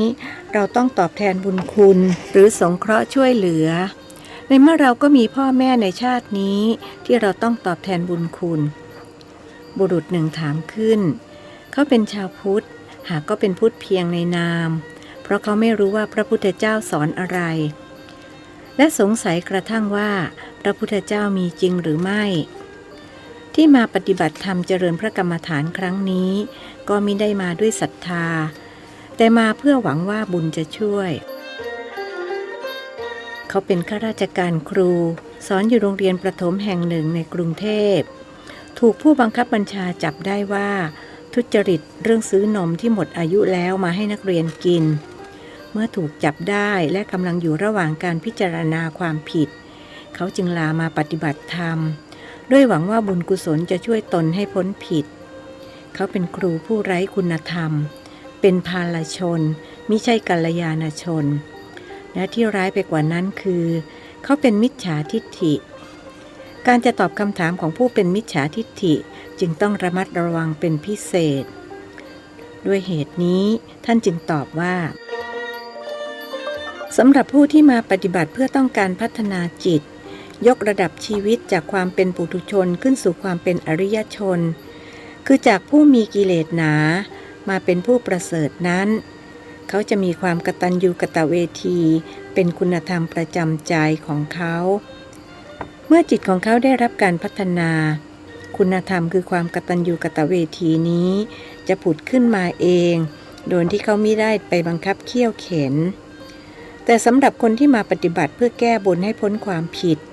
จิตใจของเขาจะมืดมิดมัวหมองมองไม่เห็นคุณธรรมความดีงามคิดเอาแต่ได้ไม่ยอมเสียคนประเภทนี้จะมีจำนวนเพิ่มขึ้นทั้งในสังคมไทยและสังคมโลกคนดีจะมีน้อยลงคนชั่วจะเพิ่มมากขึ้นแล้วโลกก็จะสับสนวุ่นวายฆ่ากันตายเป็นเบื่อทั้งเหนือใต้คนที่มาหลบภัยภายใต้ร่มเงาของพระศาสนาเท่านั้นจึงจะอยู่รอดปลอดภัยบุรุษนั้นฟังแล้วรู้สึกร้อนตัวเหมือนตุ๊กแกกินปูนร้อนท้องเขารู้สึกโกรธพระอาจารย์คิดว่าพรุ่งนี้จะหนีกลับบ้านมาเจอพระบ้าบอแบบนี้เสียเวลาเปล่าๆเห็นจะต้องไปเสาะแสวงหาพระเกจิอาจารย์ให้ช่วยจะได้ไม่ม้วยมรณาถ้าพรุ่งนี้หนีกลับรับรองมอดม้วยมรณาชีวาวายแวบเป็นปลาแปบปิ้งอย่างแน่นอนพระอาจารย์พูดกับเขาตรงๆท่านเป็นศิษย์พระตถาคตจึงเดินตามรอยบาทของพระองค์ท่านพระเทวทัตคิดร้ายพยายามจะปรงพระชนพระบรมศาสดาหลายต่อหลายครั้งพระพุทธองค์มิทรงถือโทษโกรธเคืองกลับตรัสว่าพระองค์ทรงเอ็นดูพระเทวทัตเท่ากับเอ็นดูพระราหุลผู้เป็นพระโอรสท่านเป็นศิษย์ตถาคตจะโกรธบุรุษผู้นี้ได้อย่างไรกันแค่เขาด่าว่าท่านเป็นพระบ้าบอเขาก็บาปพออยู่แล้วหากท่านถือโทษโกรธเคืองก็เท่ากับไปเอี่ยวบาปกับเขาทางที่ดีหาทางช่วยเขาจะดีกว่าแต่ก่อนอื่นต้องตรวจสอบก่อนว่าเขาเป็นมิจฉาทิฏฐิแบบชั่วคราวหรือว่าเป็นมิจฉาทิฏฐิแบบถาวรถ้าเป็นแบบแรกก็จัดอยู่ในประเภทเวนยสัตว์คือสัตว์ที่พอดัดได้สอนได้แต่ถ้าเป็นแบบหลังคือเป็นอเวนยสัตว์ก็จบกันพระอาจารย์วานเห็นหนอช่วยตรวจสอบเห็นหนอรายงานในบัตรดลนั้นว่าดัดได้สอนได้แต่ต้องใช้ไม้แข็งท่านจึงสัพยอกเห็นหนอว่าแข็งขนาดไหนล่ะไม้หน้าสามหรือว่ากระบองไม้ประดู่เมื่อไม่มีเสียงตอบกลับท่านจึงพูดกับบุรุษนั้นว่าพรุ่งนี้ถ้ากลับต้องตายอย่างแน่นอนเพราะเจ้ากรรมนายเวรเขารออยู่เจ้ากรรมนายเวรที่ไหนครับ รูนอกรีดย้อนถามเพราะต้องการจะลองภูมิท่านอยากรู้ว่าพระบ้าบอรูปนี้จะเก่งจริงหรือเก่งปลอมกันแน่เจ้ากรรมนายเวรนมหมดอายุไงล่ะจะเรียกว่าเจ้ากรรมนายเวรนมบูดก็ได้เพราะเมื่อนมมันหมดอายุมันก็บูดเด็กนักเรียนกินเข้าไปก็ท้องเสียถึงอาตมาจะเป็นพระบ้าบอก็รู้ว่านมหมดอายุนำมาให้นักเรียนกินไม่ได้ครูนอกรีดตกใจนักคิดในใจว่าตายจริงเรารบหลู่พระอรหันต์เขาแล้วท่านรีบบอกเขาว่าอาตมาไม่ใช่พระอรหันต์อาตมาเป็นพระอรเหเอาละขอสรุปสั้นๆว่าพรุ่งนี้โยมไม่ต้องกลับบ้านแล้วก็ไม่ต้องไปเสาะแสวงหาพระเกจิอาจารย์ที่ไหนมาช่วยโยมต้องช่วยตัวเองให้ได้80%เหลืออีก20พระอรเหจะช่วยขอให้ตั้งใจปฏิบัติแล้วก็อย่าคิดอะไรที่ไม่ดีไม่เช่นนั้นจะต้องติดคุกแน่นอนท่านไม่ได้ขู่เพราะถ้าเขาไม่มาปฏิบัติธรรมที่วัดนี้จะต้องถูกไล่ออกจากราชการและต้องติดคุก2 ปีผู้ปฏิบัติธรรมคนอื่นๆพากันอยากรู้ว่าเหตุใดบุรุษนี้จะต้องติดคุกจึงถามคนที่นั่งข้างๆต่างคนต่างอยากรู้เลยถามกันไปถามกันมาเสียงอึงคนึงญาติโยมทั้งหลายโปรดอยู่ในความสงบไม่ต้องไปอยากรู้เรื่องของคนอื่นเขาเอาตัวเราให้รอดก่อนผู้ที่นั่งอยู่ณที่นี้ไม่ได้เป็นคนดีเหมือนกันหมดแล้วก็ไม่ได้เป็นคนชั่วเหมือนกันหมดถึงตัวอาตมาเองก็ไม่ได้ดีไปเสียหมดอาตมาเคยก่อกรรมทำเวรมามากมายหลายอย่างและก็ได้ชดใช้ไปหมดแล้วญาติโยมทั้งหลายก็เช่นกันเราเกิดมาเพื่อสร้างความดีใช้หนี้กรรมการใช้หนี้กรรมที่ดีที่สุดก็คือการมาเจริญวิปัสสนากรรมฐานเพราะฉะนั้นไม่ต้องไปอยากรู้ความดีความชั่วของใครรู้ของตัวเราเองเท่านั้นพอเมื่อเสียงพูดคุยสงบลงพระอาจารย์จึงพูดขึ้นว่าอาตมาจะอุปมาอุปไมยให้ท่านฟังว่าเราทุกคนที่นั่งอยู่ณที่นี้กำลังแสดงละครชีวิตกันรวมทั้งอาตมาด้วยหอประชุมแห่งนี้เปรียบเหมือนโรงละครอาตมารับบทพระอาจารย์สอนกรรมฐานคือเป็นพระเอกญาติโยมหญิงชายที่นั่งอยู่ณที่นี้กว่า100ชีวิตต่างก็คิดว่าตัวข้าเป็นพระเอกนางเอกด้วยกันทุกคนไม่มีใครคิดว่าตัวข้าเป็นพระรองนางรองตัวโกงนางโกงหรือตัวร้ายนางร้ายตอนกำลังจะตายนั่นแหละจึงจะรู้ว่าตัวข้าเล่นบทตัวร้ายนางร้ายมาทั้งเรื่องเปรียบเหมือนคนที่เดินทางผิดคิดชั่วทำชั่วมาตลอดชีวิตตอนที่ยังสุขสบายก็คิดหลอกตัวเองว่าตัวข้าทำความดีช่วยชาติช่วยสังคมครั้นจวนจะหมดลมจึงได้รู้ว่าตัวข้าทำความชั่วไว้มากมายหลายเล่มเกวียนเอาล่ะทีนี้ก็มาฟังอาตมาเล่านิทานชีวิตสักเรื่องหนึ่งคือมีนายทหารยศพลตรีคนหนึ่งมาเล่าให้อาตมาฟังว่าเจ้านายของเขาเป็นพลเอกได้ทำโครงการของงบประมาณแผ่นดิน30 ล้านไปสร้างถนนเข้าวัดเมื่อได้เงินมาก็แจกจ่ายให้ภรรยาคนที่2 3 4 5เงินไม่ถึงวัดถึงวาสักบาทเดียวภรรยาทั้งหลายได้เงินมาก็เที่ยวไปจ้างพวกหนุ่มๆมาเป็นสามีลับๆไม่ให้นายพลรู้แต่ความลับไม่มีในโลกในที่สุดนายพลก็รู้จนได้พวกเมียก็โกหกบอกว่าเป็นหลานบ้างน้องบ้างญาติบ้างนายพลก็เชื่อทำไมถึงเชื่อรู้ไหมท่านถามคนฟังเพราะเขาโง่เง่าเจ้าชู้ค่ะคนตอบเป็นสตรีโอ้โหขนาดนั้นเชียวหรือโง่ด้วยเง่าด้วยเจ้าชู้ด้วยอย่างนั้นหรือจ๊ะท่านถามยิ้มรู้ว่าสามีหล่อนก็โง่เง่าแล้วเจ้าชู้ที่หล่อนมาปฏิบัติก็เพื่อจะมาหาวิชาไปปราบสามีที่โง่เง่าเจ้าชู้คนนั้นค่ะพระอาจารย์ผู้ชายเจ้าชู้โง่เง่าทุกคนแต่ผู้ชายโง่เง่าบางคนไม่เจ้าชู้ก็มีหล่อนอ้างเหตุผลตามหลักตรรกวิทยาเพราะเป็นอาจารย์สอนปรัชญาแต่นายพลคนนี้เขาโง่เง่าเพราะไม่สามารถแยกแยะได้ว่าใครเป็นกัลยาณมิตรใครเป็นปาปมิตร กล่าวคือนายทหารยศพลตรีที่เป็นผู้ใต้บังคับบัญชาของคนเป็นพลเอกก็พยายามพูดให้สติเจ้านายแต่นอกจากไม่เชื่อลูกน้องซึ่งหวังดีอย่างจริงใจแล้วเขายังลงโทษด้วยการไม่ขึ้นเงินเดือนให้2 ปีติดกันทำไมเขาชั่วอย่างนั้นแล้วลูกน้องไม่โกรธแย่หรือคะถ้าเป็นดิฉันจะจ้างมือปืนไปเก็บเลยเชียวคนชั่วๆอย่างนี้อยู่ไปก็หนักแผ่นดินสตรีคนเดิมว่าโอ้โหทำไมโยมใจร้ายจังเลยเสียชื่อผู้ปฏิบัติธรรมหมดพระอาจารย์พูดยิ้มด้วยรู้ว่าหล่อนพูดไปอย่างนั้นเองปากร้ายแต่ใจดีดิฉันพูดเล่นค่ะถึงจะไม่มีใครฆ่าวันหนึ่งเขาก็ต้องตายอยู่ดีดิฉันเองก็ต้องตายเหมือนกันแล้วเผลอพูดในใจว่ารวมทั้งพระอาจารย์ด้วยจริงของโยมวันหนึ่งอาตมาก็ต้องตายเหมือนกับที่โยมแอบพูดในใจนั่นแหละสตรีนั้นตกใจนักรีบคุกเข่ากราบขอขมาแทบไม่ทันเอาละทีนี้ก็มาพูดเรื่องนายพลเอกต่อหลังจากเขาลงโทษผู้ใต้บังคับบัญชาแล้วกรรมก็ให้ผลเป็นกรรมที่เขาทำไว้เองไม่มีใครทำให้ญาติโยมอย่าลืมนะว่าไม่มีใครหนีกรรมพ้นท่านจิบน้ำชาที่ทำจากลูกต้นใต้ใบและต้นไมยราบเพราะรู้สึกเจ็บคอจากนั้นจึงเล่าต่อวันหนึ่งก็มีหนังสือจากสำนักงบประมาณมาถึงเขาว่าที่เขาของบประมาณไปสร้างถนนเข้าวัดและอ้างว่ามีเจ้าหน้าที่ของสำนักงบประมาณไปตรวจรับงานเรียบร้อยแล้วนั้นบัดนี้ทางสำนักพบว่าเอกสารตรวจรับที่ส่งมานั้นไม่ได้ออกโดยสำนักงบประมาณทางสำนักได้ส่งเจ้าหน้าที่ไปตรวจสอบพบว่าดินสักก้อนหนึ่งก็ยังไปไม่ถึงวัดไม่ต้องพูดถึงถนน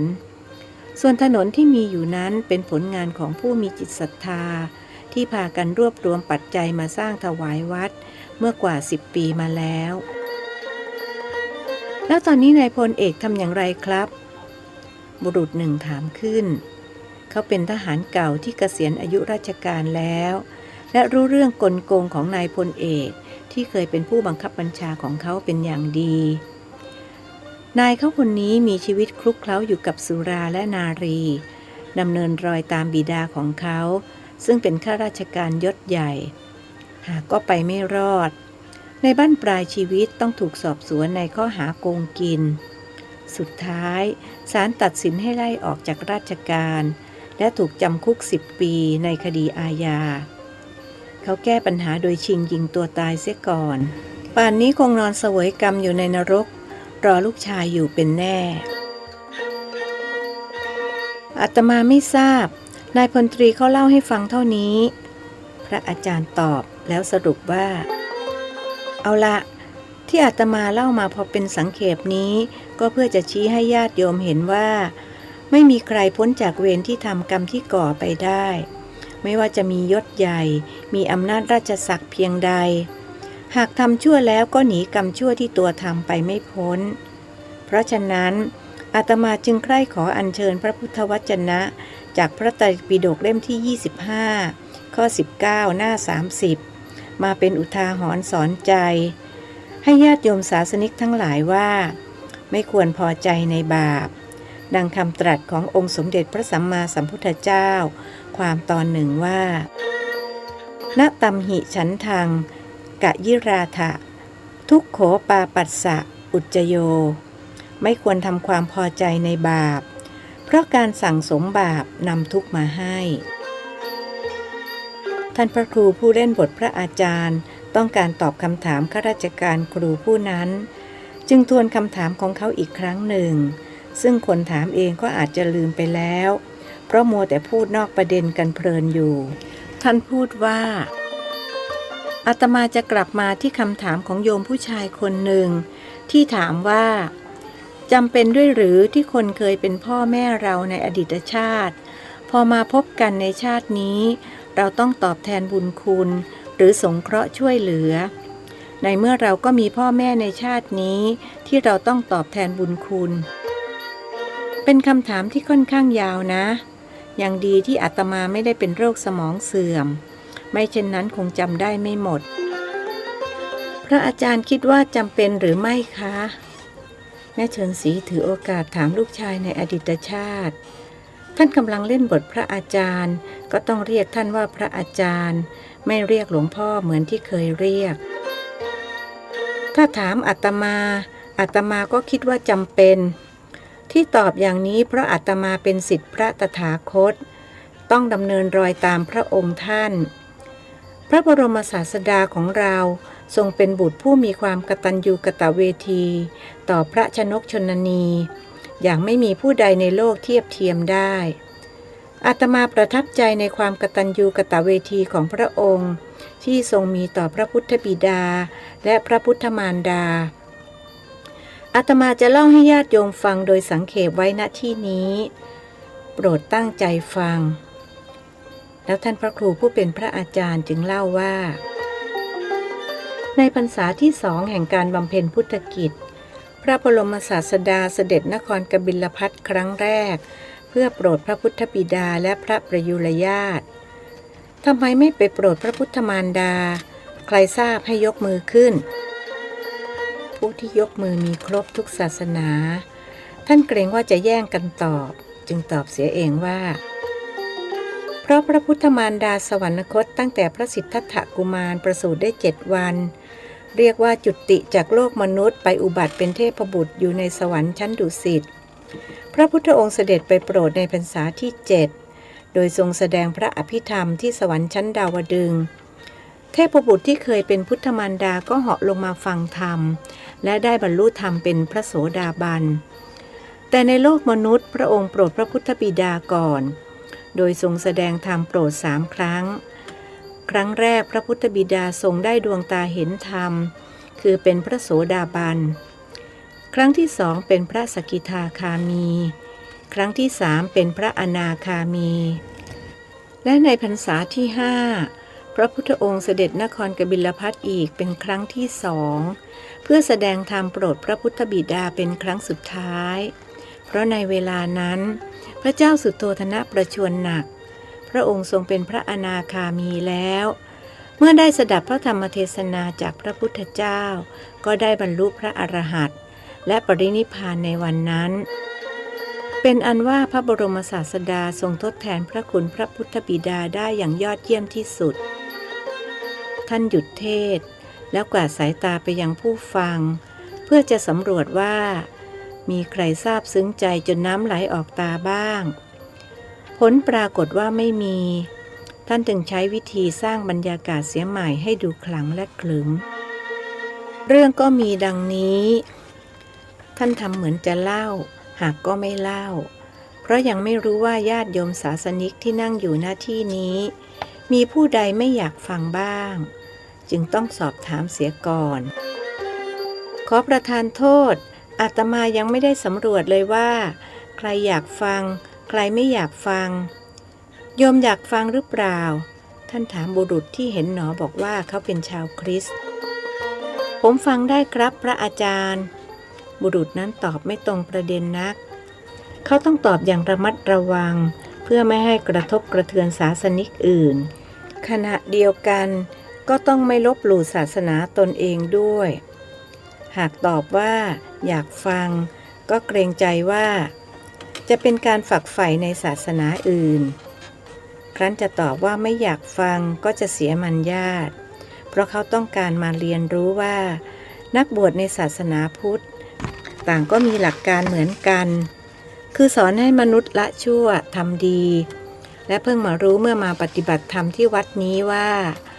ศาสนาพุทธมีหลักการเพิ่มมาอีก1 ข้อคือนอกจากสอนให้มนุษย์ละชั่วทำดีแล้ว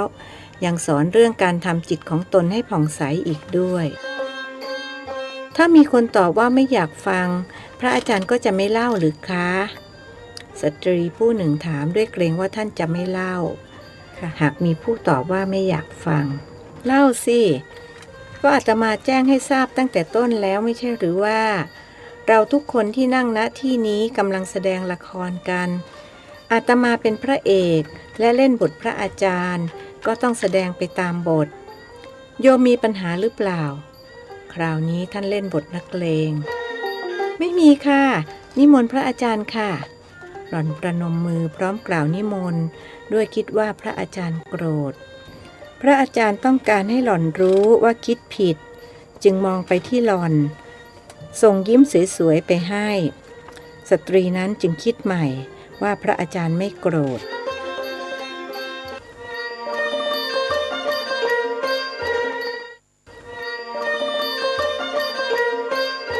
ท่านพระครูเห็นว่าญาติโยมทุกคนพร้อมที่จะฟังแล้วจึงเล่าถึงพระพุทธจริยาอันงามของพระบรมศาสดาที่ทรงมีกตัญญูกตเวทิตาธรรมต่อบุคคลที่เคยเป็นบิดามารดาในอดีตชาติของพระองค์ความว่าพระบรมศาสดาเมื่อประทับอยู่ในอัญชนวันเมืองสาเกตในตอนเช้าได้เสด็จพร้อมด้วยภิกษุสงฆ์เข้าไปในเมืองเพื่อบิณฑบาตพราหมณ์เฒ่าชาวเมืองสาเกตคนหนึ่งกำลังเดินออกไปนอกเมืองได้พบพระทศพลที่ระหว่างประตูเมืองจึงเข้ามาหมอบลงตรงพระบาททั้งสองจับข้อพระบาทไว้มั่นแล้วกล่าวว่าพ่อธรรมดามารดาและบิดาที่ชราแล้ว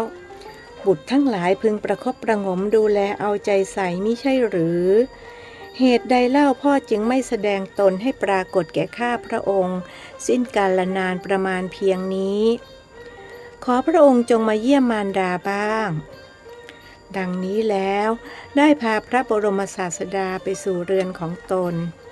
พระศาสดาเสด็จไปสู่เรือนนั้นพร้อมด้วยภิกษุสงฆ์ประทับนั่งเหนืออาสนะที่เขาปูลาดไว้ฝ่ายนางพรามณีภรรยาพราหมณ์ก็ได้มาหมอบลงที่พระบาททั้งสองของพระศาสดาแล้วทูลว่า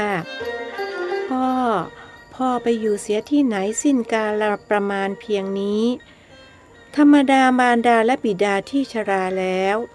บุตรธิดาควรอุปถัมภ์บำรุงมิใช่หรือแล้วเรียกบุตรธิดาของนางมาถวายบังคมพระผู้มีพระภาคเจ้าด้วยคำว่าพวกเจ้าจงมาถวายบังคมพระพี่ชายของพวกเจ้าพราหมณ์สองสามีภรรยามีใจยินดีเลี้ยงดูภิกษุสงฆ์มีพระพุทธเจ้าเป็นประมุขแล้วทูลว่าพระเจ้าค่ะ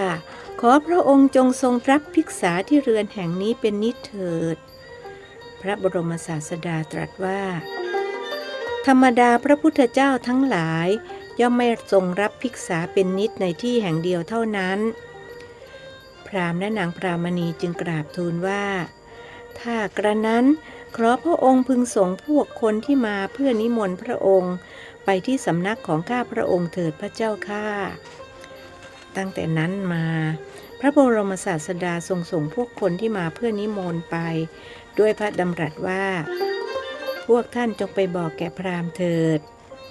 คนที่มานิมนต์เหล่านั้นย่อมไปบอกแก่พราหมณ์ว่าเราทั้งหลายนิมนต์พระบรมศาสดาเพื่อเสวยในวันพรุ่งนี้ในวันรุ่งขึ้นพราหมณ์ได้ถือภาชนะใส่อาหารจากเรือนของตนไปสู่สถานที่ที่พระบรมศาสดาประทับนั่งอยู่และวันใดไม่มีผู้นิมนต์ในไปฉันบ้านอื่นพระบรมศาสดาย่อมทรงทำภัตกิจที่เรือนของพราหมณ์และนางพรามณีนั้นพราหมณ์สองสามีภรรยาได้ถวายทายธรรมของตนแด่พระตถาคตอยู่ฟังธรรมกถาอยู่ตลอดกาลเป็นนิจได้บรรลุโสดาปัตติผลสกิทาคามิผลและอนาคามิผลตามลำดับในการอันสมควรวันหนึ่งภิกษุทั้งหลายนั่งสนทนากันในโรงธรรมว่าผู้มีอายุทั้งหลายพราหมณ์คนนั้นรู้ว่าพระเจ้าสุโธทนะเป็นพระบิดาของพระตถาคตพระนางมหามายาเป็นพระมารดาแต่ทั้งที่รู้พราหมณ์และนางพรามณีก็ยังเรียกพระตถาคตว่าบุตรของเราฝ่ายพระบรมศาสดาก็ทรงรับรองอย่างนั้นเหมือนกันจักมีเหตุอะไรหนอ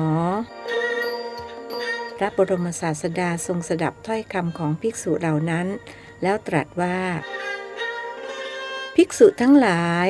พราหมณ์และนางพรามณีนั้นย่อมเรียกบุตรของตนว่าบุตรดังนี้แล้ว ทรงนำอดีตนิทานมาแสดงความที่พระองค์เป็นบุตรของสองสามีภรรยารวมทั้งสิ้น 3,000 ชาติว่าภิกษุทั้งหลายพราหมณ์และนางพรามณีมิได้กล่าวตู่ตถาคตว่าเป็นบุตรในอดีตการพราหมณ์นี้ได้เป็นบิดาของเรา500 ชาติติดกันเป็นอาของเรา500 ชาติเป็นลุงของเรา500 ชาติถึงนางพรามณีก็ได้เป็นมารดาของเรา500 ชาติติดกันเป็นน้าของเรา500 ชาติเป็นป้าของเรา500 ชาติเราเป็นผู้เจริญแล้วในมือของพราหมณ์ 1,500 ชาติเจริญแล้วในมือของนางพรามณี 1,500 ชาติดังนี้แล้วได้ทรงภาษิตพระคาถาซึ่งมาในสาเกตชาตกังพระไตรปิฎกบาลีเล่มที่27ข้อ68และ324หน้า22และ91ดังนี้ยัสมิงมโนนิวีสติจิตตัญจาปิปสีทติอทิฏฐปุพพเกโปเสกามังตัสมิงปิวิสเสติปุเพวะสันนิวาเสนะปัจจุปันนะหิเตนวาเอวันตังชายเตเปมังอุปลังวะยะโถเกติใจย่อมจดจ่อแม้จิตก็เลื่อมใสในบุคคลใดเขาย่อมสนิทสนมในบุคคลนั้นซึ่งตนไม่เคยเห็นโดยแท้ความรักนั้นย่อมเกิดเพราะอาศัยเหตุ2 ประการอย่างนี้คือเพราะการอยู่ร่วมกันในการก่อนหนึ่งเพราะการเกื้อกูลกันในปัจจุบันหนึ่งเปรียบเหมือนดอกบัวเกิดในน้ำได้เพราะอาศัยเปลือกตมและน้ำฉะนั้นพระบรมศาสดาทรงอาศัยตระกูลนั้นประทับอยู่แล้วสิ้นไตรมาสฝ่ายพราหมณ์และนางพรามณีหลังจากบรรลุอนาคามิผลเป็นพระอนาคามีแล้วในเวลาไม่นานนักก็ได้ทำให้แจ้งซึ่งพระอรหันต์แล้วปรินิพพานในวันที่บรรลุพระอรหันต์นั้นครั้งนั้นชนทั้งหลายทำสักการะอย่างมากมายแก่พราหมณ์และนางพรามณียกสรีระของคนทั้งสองขึ้นสู่เรือนยอดหลังเดียวกันนำไปสู่ป่าช้าแม้พระศาสดาก็ได้เสด็จพร้อมด้วยภิกษุ500เป็นบริวารไปยังป่าช้ากับชนเหล่านั้นมหาชนเหล่านั้นคิดว่าพระมารดาและพระบิดาของพระพุทธเจ้าทำกาละเสียแล้วพระบรมศาสดาได้เสด็จเข้าไปยังศาลาแห่งหนึ่งในที่ใกล้ป่าช้าประทับยืนอยู่มหาชนถวายบังคมพระศาสดาแล้วยืนณส่วนข้างหนึ่งทำปฏิสันถานกับพระบรมศาสดากราบทูลว่าพระเจ้าข้าขอพระองค์อย่าทรงคิดว่าพระมารดาและพระบิดาของพระองค์กระทำกาละแล้วพระบรมศาสดาไม่ทรงห้ามคนเหล่านั้นเลยว่าพวกเธออย่าได้กล่าวอย่างนั้นทรงตรวจดูอัธยาศัยของบริษัทแล้วเมื่อจะทรงแสดงธรรมให้เหมาะแก่กาลสมัยจึงตรัสชราสูตรซึ่งมาในพระไตรปิฎกบาลีเล่มที่29ข้อ181หน้า141โดยในเป็นต้นว่าอัปปังวัตตะชีวิตังอีทังโอรังวัสสตาปิมียติโยเจปิอติจจะชีวติอัตโคโสชระสาปิมียติชีวิตนี้น้อยหนอสัตว์ย่อมตายหย่อนแม้กว่า100 ปีแม้หากผู้ใดเป็นอยู่เกินไปผู้นั้นย่อมตายแม้เพราะชราโดยแท้ในเวลาจบเทศนาธรรมาภิสมัยคือการสำเร็จมรรคผลได้มีแก่มหาชนจำนวน 84,000 อธิบายขยายความว่าเมื่อพระบรมศาสดาทรงแสดงพระธรรมเทศนาชื่อชราสูตรจบลงมหาชนที่ฟังอยู่ได้บรรลุธรรมเป็นพระโสดาบันบ้างพระสกิทาคามีบ้างพระอนาคามีบ้างพระอรหันต์บ้างรวมทั้งสิ้น 84,000 คนหากผู้ใดบรรลุธรรมสูงสุดคือเป็นพระอรหันต์ จักต้องปรินิพพานในวันนั้น คือวันที่บรรลุพระอรหันต์นั้น ตัวอย่างเช่นพระเจ้าสุโธทนะพระพุทธบิดาและพราหมณ์กับนางพรามณีเป็นต้นเพราะพระอรหันต์ไม่อาจดำรงเพศคฤหัสถ์ได้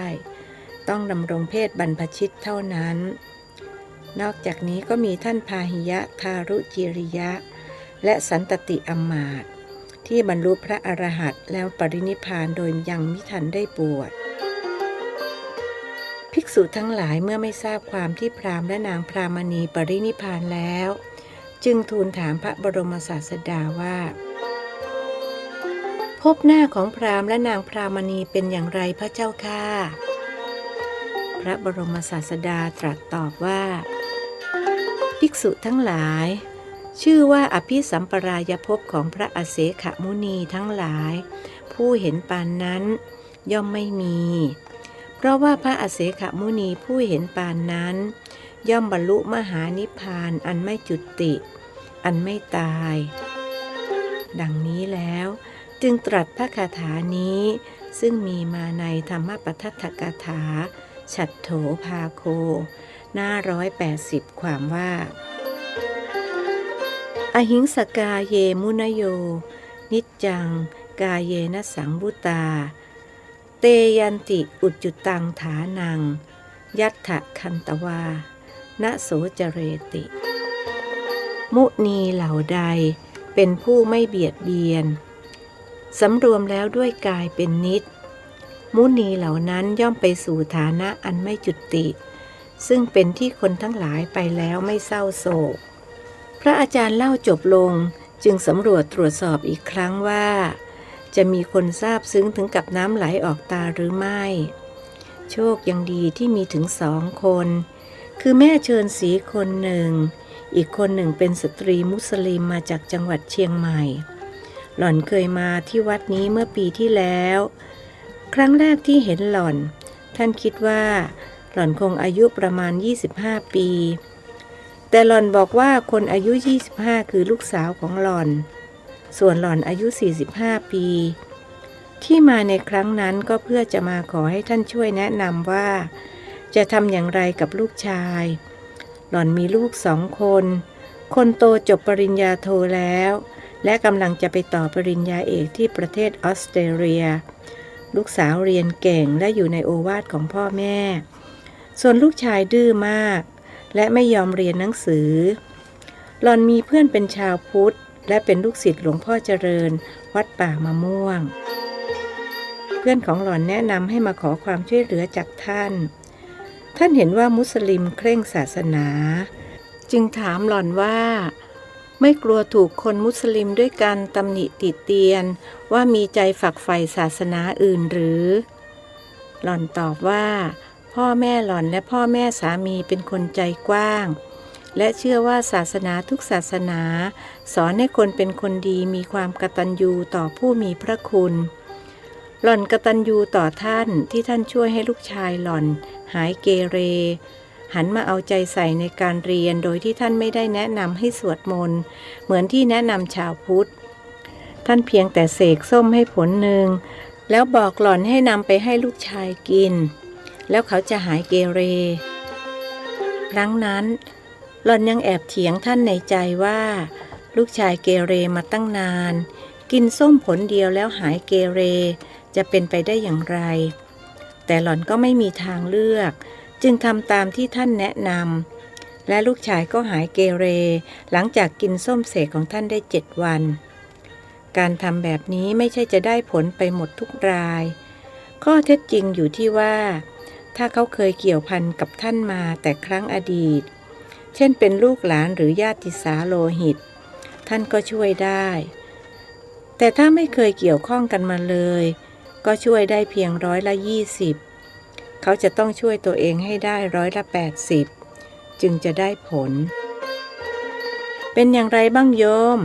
ทราบซึ้งใจจนน้ำไหลออกตาเลยใช่ไหมล่ะท่านถามอย่างรู้สึกภาคภูมิใจในความสำเร็จหลวงพ่อพระอาจารย์จำหนูไม่ได้หรือคะหล่อนเรียนถามจำได้สิหายไปปีเต็มๆเลยนะ แล้วเป็นอย่างไรบ้างลูกชายกินส้มเสกของหลวงพ่อแล้วหายเกเรเลยใช่หรือเปล่าใช่ค่ะหล่อนตอบทั้งน้ำตาแล้วพูดต่ออีกว่าตอนนี้เขาไปเรียนที่ประเทศออสเตรเลียกับพี่สาวหนูคิดถึงลูกเลยนั่งร้องไห้ต้องกราบขอโทษหลวงพ่อด้วยที่หนูไม่ได้ฟังที่หลวงพ่อเล่าเพราะใจไปอยู่ออสเตรเลียโน่นกราบขอโทษค่ะหล่อนก้มลงกราบท่าน1 ครั้งท่านพระครูผู้เล่นบทพระอาจารย์รู้สึกผิดหวังอย่างแรง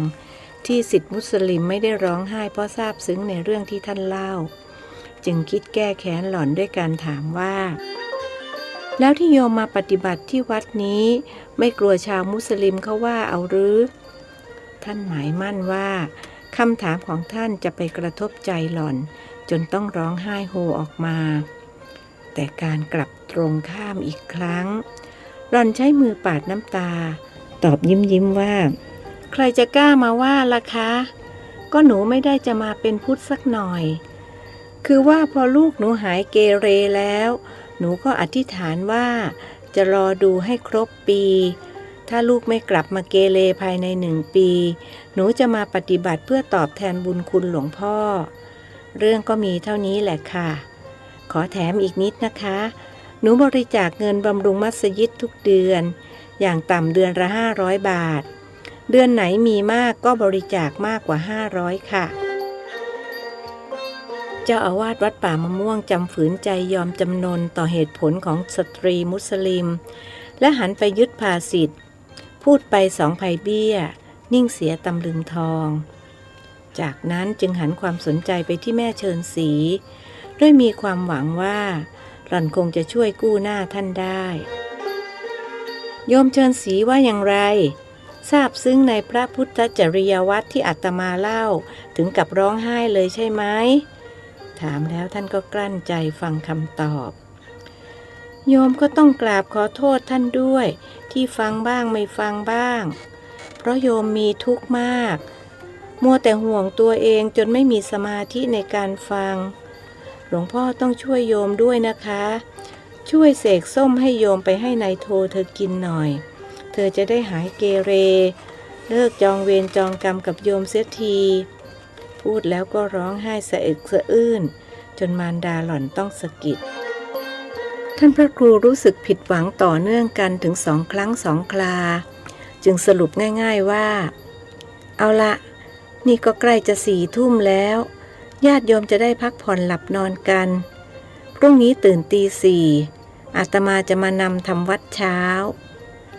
แล้วท่านจึงนำกราบพระรัตนตรัย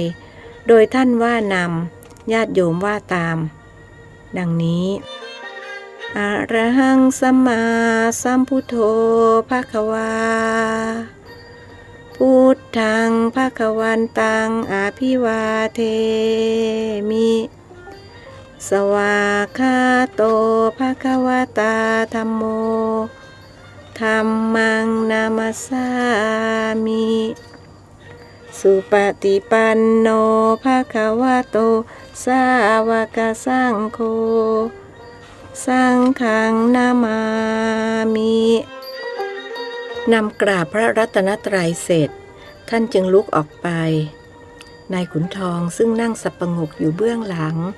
เมื่อได้ยินท่านขึ้นอรหังก็รีบคุกเข่าประนมมือแล้วว่าตามจากนั้นจึงหิ้วย่ามเดินตามท่านไปยังกุฏิเขารู้สึกสงสารหลวงลุงจับใจท่านมาถึงเมื่อตอนสายแล้วก็ทำหน้าที่สงเคราะห์ญาติโยมมากมายหลายอย่างหลายประการจนแทบไม่มีเวลาหายใจเขารู้สึกว่าตัวเองโชคดีที่ไม่ได้เกิดมาเป็นท่านไม่เช่นนั้นก็จะต้องถูกรบกวนทุกเวลานาทีจนไม่มีเวลาเป็นของตัวเองเรื่องขี้หมูราขี้หมาแห้งก็มารบกวนให้ท่านช่วยอย่างเรื่องเมื่อตอนหัวค่ำเป็นต้นอยู่เป็นโสดมาจนแก่เกิดจะอยากมีผัวเขาหมายถึงอาจารย์สุขุมพรแต่เมื่อนึกถึงค่าจ้างตั้ง1,000 บาทที่ได้มาก็คิดว่ามีอย่างนี้ทุกวันขุนทองก็ทนได้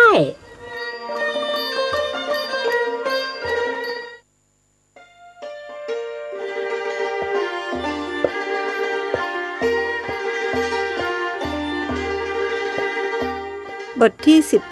14 งานสร้างคน เวลาตี 4 สมภารวัดป่ามะม่วงเดินจากกุฏิไปยังหอประชุมเพื่อนำญาติโยมที่มาปฏิบัติธรรมทำวัดเช้านายขุนทองถือย่ามตามมาส่งโยมชาญกรศรีทิพาเป็นเจ้าภาพใหญ่สร้างหอประชุมหลังนี้เสร็จสิ้นลงก่อนที่ท่านจะประสบอุบัติเหตุรถคว่ำคอหักเมื่อปี 2521 ก่อนหน้านี้มีเศรษฐี4 คนมาจาก4 ทิศจะสร้างให้และได้ตั้งชื่อไว้ล่วงหน้าว่าหอประชุมเจริญชัยโดยนำชื่อของท่านมาต่อกับชื่อของพวกเขาซึ่งมีคำว่าชัยลงท้ายชื่อทุกคนครั้นเศรษฐีทั้ง4ถูกท่านลองใจก็เกิดศรัทธาสั่นคลอนพากันหายหน้าหายตาไปโยมชาญจึงชักชวนญาติสนิทมิตรสหายผู้มีศรัทธามั่นคงมาร่วมบุญกันสร้างบังเอิญปีนั้นท่านได้รับพระราชทานเลื่อนสมณศักดิ์เป็นพระครูชั้นเอกที่พระครูภาวนาวิสุทธิ์โยมชาญจึงขออนุญาตใช้ชื่อว่าหอประชุมภาวนากรศรีทิพาท่านเดินไปยังโต๊ะหมู่บูชาที่นายขุนทองซึ่งทำหน้าที่เป็นพิธีกรจุดเทียนชนวนรอไว้กราบพระรัตนตรัย3 ครั้งแล้วจึงรับเทียนชนวนจากพิธีกรจุดเทียนเล่มขวามือของพระพุทธรูปแล้วจุดเล่มซ้ายมือเทียนเล่มแรกที่ท่านจุดเป็นสัญลักษณ์แทนพระธรรมเล่มที่2แทนพระวินัยที่ต้องจุดเล่มขวามือของพระพุทธรูปก่อนเพราะพระธรรมเกิดก่อนพระวินัยพระธรรมหรือธรรมมีความหมายหลายอย่างคือหมายถึงสภาพที่ทรงไว้ธรรมดาธรรมชาติสภาวธรรมสัจธรรมความจริงเหตุต้นเหตุปรากฏการณ์ความถูกต้องความดีความประพฤติชอบหลักการแบบแผนธรรมเนียมหน้าที่ความยุติธรรมและเมื่อเจ้าชายสิทธัตถะตรัสรู้ธรรมแล้วนำมาเผยแผ่สั่งสอนแก่มวลมนุษยชาติธรรมจึงมีความหมายอีกอย่างหนึ่งคือหมายถึงคำสั่งสอนของพระพุทธเจ้าซึ่งแสดงธรรมให้เปิดเผยปรากฏขึ้นพระวินัยคือพุทธบัญญัติเกี่ยวกับความประพฤติความเป็นอยู่ขนบธรรมเนียมและการดำเนินกิจการต่างๆของภิกษุสงฆ์และภิกษุณีสงฆ์จุดเทียนแล้วจึงจุดธูป3 ดอกเรียงจากขวาไปซ้ายธูป3 ดอกเป็นสัญลักษณ์แทนพุทธคุณ3ได้แก่พระปัญญาคุณพระวิสุทธิคุณและพระกรุณาคุณเมื่อจุดธูป3 ดอกแล้วจึงส่งเทียนชนวนคืนพิธีกรกราบอีก3 ครั้งจากนั้นจึงกล่าวคำบูชาพระรัตนตรัยโดยกล่าวนำทีละบรรทัดผู้ปฏิบัติธรรมว่าตามจบแล้วต่อด้วยปุพพภาคณมการพระอาจารย์นำว่าหันธรรมยังพุทธัสสะภะคะวะโตปุพพภาคณมการังกโรมาเสผู้ปฏิบัติรับตั้งแต่นะโมตัสสะภะคะวะโตไปจนถึงสัมมาสัมพุทธัสสะโดยว่าอย่างนี้3 ครั้งจากนั้นเป็นพุทธาภิถุติพระอาจารย์นำว่าหันธรรมยังพุทธาภิถุติงกโรมาเสผู้ปฏิบัติรับตั้งแต่โยโสตถาคโตไปจนถึงตะมหังภคะวันตังศิรสานามามิแล้วต่อด้วยธรรมาภิถุติพระอาจารย์นำว่าหันธรรมยังธรรมาภิถุติงกโรมาเสผู้ปฏิบัติรับตั้งแต่โยโสสวาคาโตภควตาธัมโมไปจนถึงตะมหังธัมมังศิรสานามามิแล้วต่อด้วยสังฆาภิถุติพระอาจารย์นำว่าหันธรรมยังสังฆาภิถุติงกโรมาเสผู้ปฏิบัติรับตั้งแต่ โยโซสุปฏิปันโนภควโตสาวกสังโฆไปจนถึงตามหังสังฆังศิรสานามามิ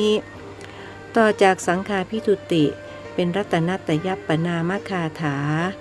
พระอาจารย์นำว่าหันธรรมยังรัตนัตยัปปนามคาถาโยเจวะสร้างเวคาปริกิตนาปาทันจะปานามาเสผู้ปฏิบัติรับตั้งแต่พุทโธสุสุโธการุณามหันนโว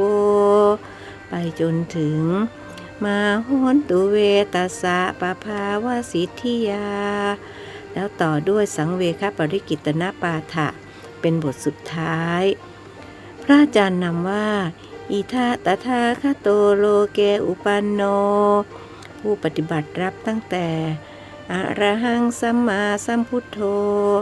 ไปจนถึงอิมัสสเกวลาสทุกขคันทัสสะอันตกิริยายาสังวัตตุลำดับสุดท้ายเป็นบทกรวดน้ำตอนเช้าคือเทวตาที่ปฏิทานคาถาหรือที่รู้จักกันทั่วไปว่ากรวดน้ำยาเทวตาพระอาจารย์นำว่าหันธรรมยังเทวตาที่ปฏิทานคาถาโยพนามาเสผู้ปฏิบัติรับตั้งแต่ยาเทวตาสันติวิหารวาสินีไปจนถึงเอวังธรรมเมนราชาโนปะทางราคันตุสัพพทาเป็นอันจบคำทำวัดเช้าก่อนให้ผู้ปฏิบัติธรรมเดินจงกรมพระอาจารย์ถามพวกเขาว่าอาจารย์ยุพินสอนการเดินจงกรมระยะที่เท่าไหร่แล้วระยะที่1ครับระยะที่1ค่ะผู้ปฏิบัติชายหญิงตอบพร้อมกันแล้วเดินกันได้หรือยังได้แล้วครับได้แล้วค่ะถ้าเช่นนั้นเดินระยะที่2กันเลยดีไหมดีครับดีค่ะไม่ดีใจเย็นๆโยมใจเย็นๆช้าๆได้พระ2เล่มงามท่านรีบเบรกเมื่อเห็นญาติโยมตอบพร้อมเพรียงกันมากเกินไปจนไม่ปกติทำไมถึงไม่ดีคะผู้ปฏิบัติหญิงถามพระอาจารย์ตอบว่าก็จะเดินเกินหน้าเกินตาพระอาจารย์น่ะสิสมัยที่อาตมาเรียนที่คณะ5วัดมหาธาตุอาจารย์ของอาตมาชื่อมหาหนูท่านให้เดินระยะที่1นานเท่าไหร่รู้ไหมกว่าท่านจะยอมให้ขึ้นระยะที่3วันหรือครับผู้ปฏิบัติชายทั้งตอบทั้งถามมากกว่านั้น7วันครับมากกว่านั้นอีก1เดือนค่ะผู้ปฏิบัติหญิงตอบยังไม่ถูก2เดือนครับบุรุษหนึ่งตอบแบบตั้งใจประชดหากท่านกลับชมว่าถูกต้องโยมทายแม่นมากอาจารย์มหาหนูให้อาตมาเดินระยะที่1อยู่ถึง2เดือนอาตมาแอบคิดในใจว่าท่านอิจฉาลูกศิษย์กลัวลูกศิษย์เก่งเกินแล้วพระอาจารย์โกรธท่านไหมคะไม่โกรธแต่ไม่พอใจอาตมาไม่พอใจและรู้สึกเสียใจที่อาจารย์อิจฉาลูกศิษย์คิดจะหนีกลับวัดก็หลายครั้งแต่ก็ทำไม่ได้เพราะถ้ากลับก็จะอับอายขายหน้าเพื่อนพระด้วยกันและที่สำคัญกว่านั้นคือถูกสมภารเล่นงานแน่นอนตอนนั้นอาตมาเป็นพระลูกวัดยังไม่ได้เป็นสมภารแต่ไม่ใช่วัดนี้นะอาตมาบวชที่วัดพรหมบุรีซึ่งมีหลวงพ่อชอบเป็นสมภารพอพระอาจารย์ได้ขึ้นระยะที่2แล้วอีกกี่เดือนจึงได้ขึ้นระยะที่3ครับบุรุษคนที่ตั้งใจประชดถามแบบตั้งใจประชดอีกเขาเริ่มท้อแท้และไม่อยากจะสร้างความดีด้วยรู้สึกว่าการสร้างความดีนี้แสนยากการอ่านใจศิษย์ออกจึงบอกมิให้ศิษย์คิดท้อแท้อย่าท้อแท้ถ้าท้อแท้ก็จะแพ้ตลอดชีวิตการสร้างความดีนี้แสนยากก็จริงแต่อาตมาอยากจะนำคำสอนของโยมยายที่สอนอาตมาว่ายากแท้แต่ไม่เคยแต่ถ้าเคยเสร็จแล้วก็ไม่ยากหมายความว่าอย่างไรครับศิษย์รู้สึกทึ่งที่พระอาจารย์อ่านใจเขาออก ก็หมายความว่าที่เราเห็นว่ายากเพราะเราไม่เคยแต่ถ้าเราเคยเสียแล้วก็ไม่ยากจริงไหมผมยังตอบไม่ได้ว่าจริงหรือไม่จริงเพราะผมยังไม่เข้าใจครับผมต้องกราบขอโทษพระอาจารย์ที่ผมเกิดมาโง่แต่ถ้าพระอาจารย์จะกรุณายกตัวอย่างผมอาจจะเข้าใจก็ได้ครับถ้าอาตมายกตัวอย่างแล้วโยมยังไม่เข้าใจอีกล่ะจะให้อาตมาทำอย่างไรพระอาจารย์ถามยิ้มนึกเอ็นดูศิษย์ท่าทางซื่อๆคนนี้ถ้าเป็นเช่นนั้นพระอาจารย์ก็ไม่ต้องทำอะไรแล้วล่ะครับผมจะทำตัวเองโยมจะทำอะไรจะฆ่าตัวตายหรืออย่านะบาปมากเชียวละถ้าทำอย่างนั้นเพราะนอกจากตายไปตกนรก500 ชาติแล้วภายหลังเมื่อกลับมาเกิดเป็นมนุษย์อีกก็ยังต้องฆ่าตัวตายติดกันถึง7 ชาติท่านพูดด้วยความเป็นห่วงผมไม่เคยคิดฆ่าตัวตายหรอกครับพระอาจารย์อย่าคิดมากผมเพียงแต่จะบอกว่าถ้าพระอาจารย์ยกตัวอย่างแล้วผมยังไม่เข้าใจผมก็จะทำตัวเองด้วยการเป็นควายให้เขาใช้ไถนาครับเขาเว้าซื่อๆพระอาจารย์ออกเป็นห่วงสุขภาพจิตของเขาจึงถามด้วยน้ำเสียงอาทรว่าเครียดเกินไปหรือเปล่าทำใจสบายๆอย่ายึดมั่นถือมั่นอะไรจนเกินไปพระพุทธองค์ทรงสอนว่าสัพเพธัมมานารังอภินิเวสายะธรรมทั้งหลายทั้งปวงไม่ควรยึดมั่นถือมั่นนี่มาในพระไตรปิฎกเล่มที่12ข้อ434หน้า464นะพระอาจารย์อัญเชิญพระพุทธวจนะมาหมายช่วยด้วยความหวังดีแต่ท่านไม่รู้ดอกว่าความหวังดีของท่านกลับทำให้เขาไม่เข้าใจมากขึ้น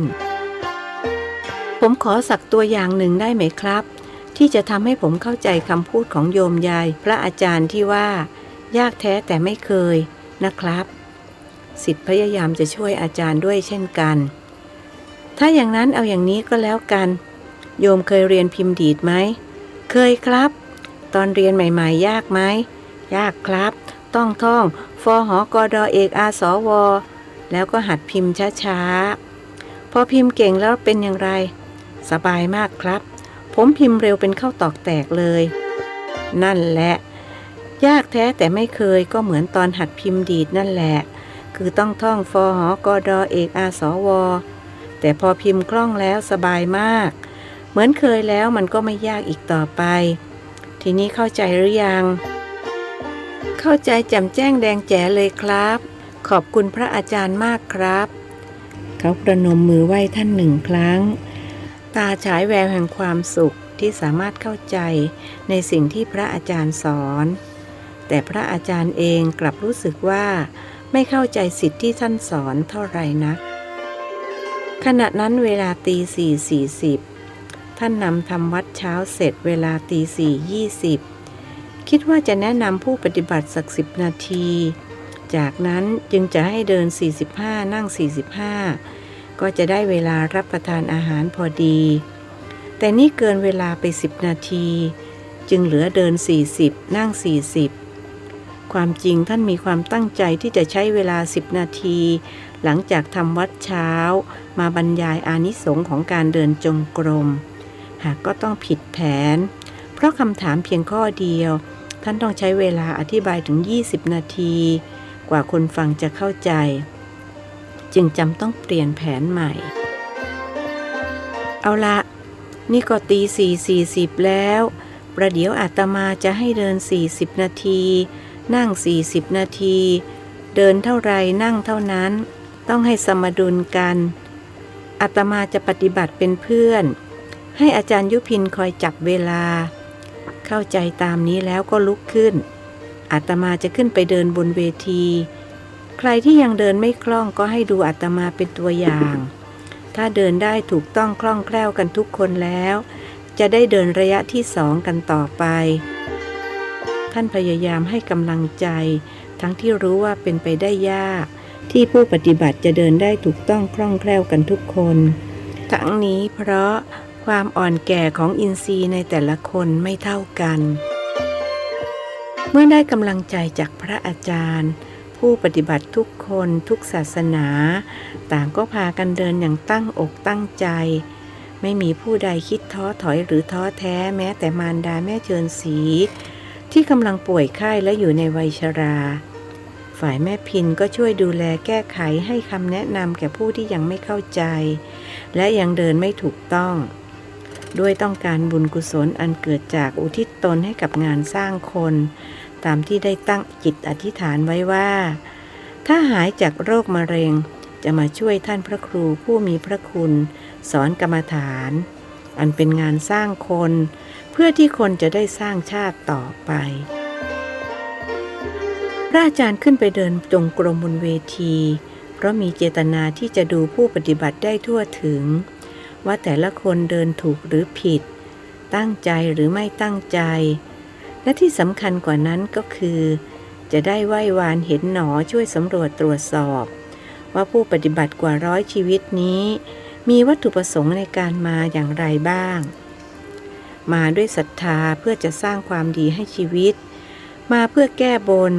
มาเพื่อเรียนวิชาแก้ปัญหาชีวิตมาเพื่อจะดูเลขเอาไปแทงหวยหรือมาเพื่อวัตถุประสงค์อื่นนอกเหนือจากที่กล่าวมานี้เห็นหนอบอกในฉับพลันว่ามาด้วยศรัทธา50%มาเพื่อแก้บน20%มาเพื่อเรียนวิชาแก้ปัญหาชีวิต15%มาเพื่อจะดูเลข10%ส่วนมาเพื่อวัตถุประสงค์อื่นมีน้อยที่สุดคือ5%พระอาจารย์รู้สึกพอใจที่ผู้มาด้วยศรัทธามีจำนวนมากที่สุดท่านจึงเดินอย่างเชื่องช้าและมีสติเพราะต้องทำตนเป็นแบบอย่างของคนกว่า100ชีวิต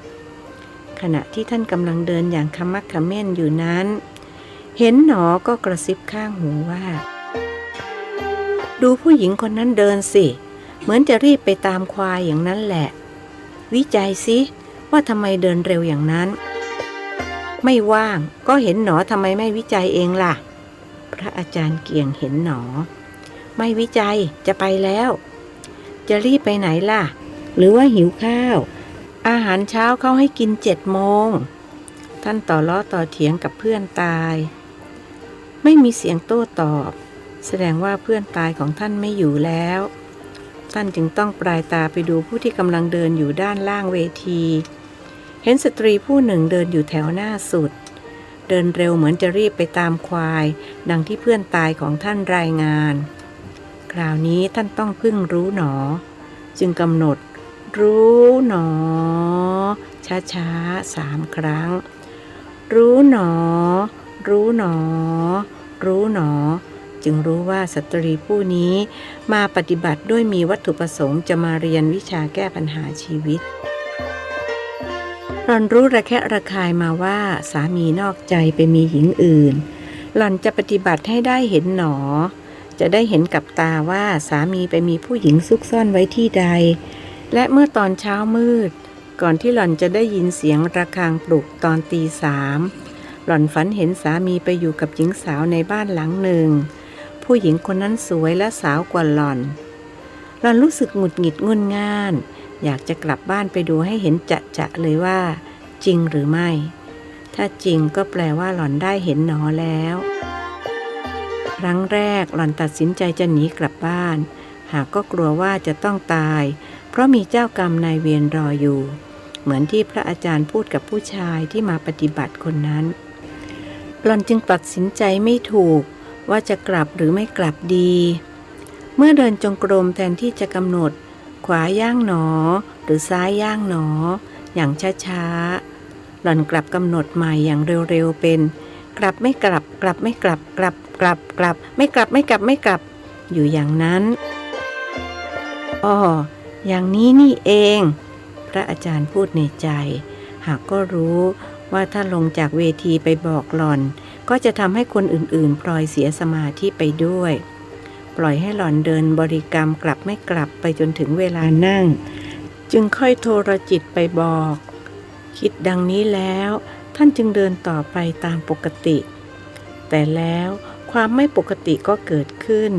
เพราะผู้ปฏิบัติคนอื่นๆพากันมองมายังสตรีคนนั้นจนทำให้เสียสมาธิไปตามๆกัน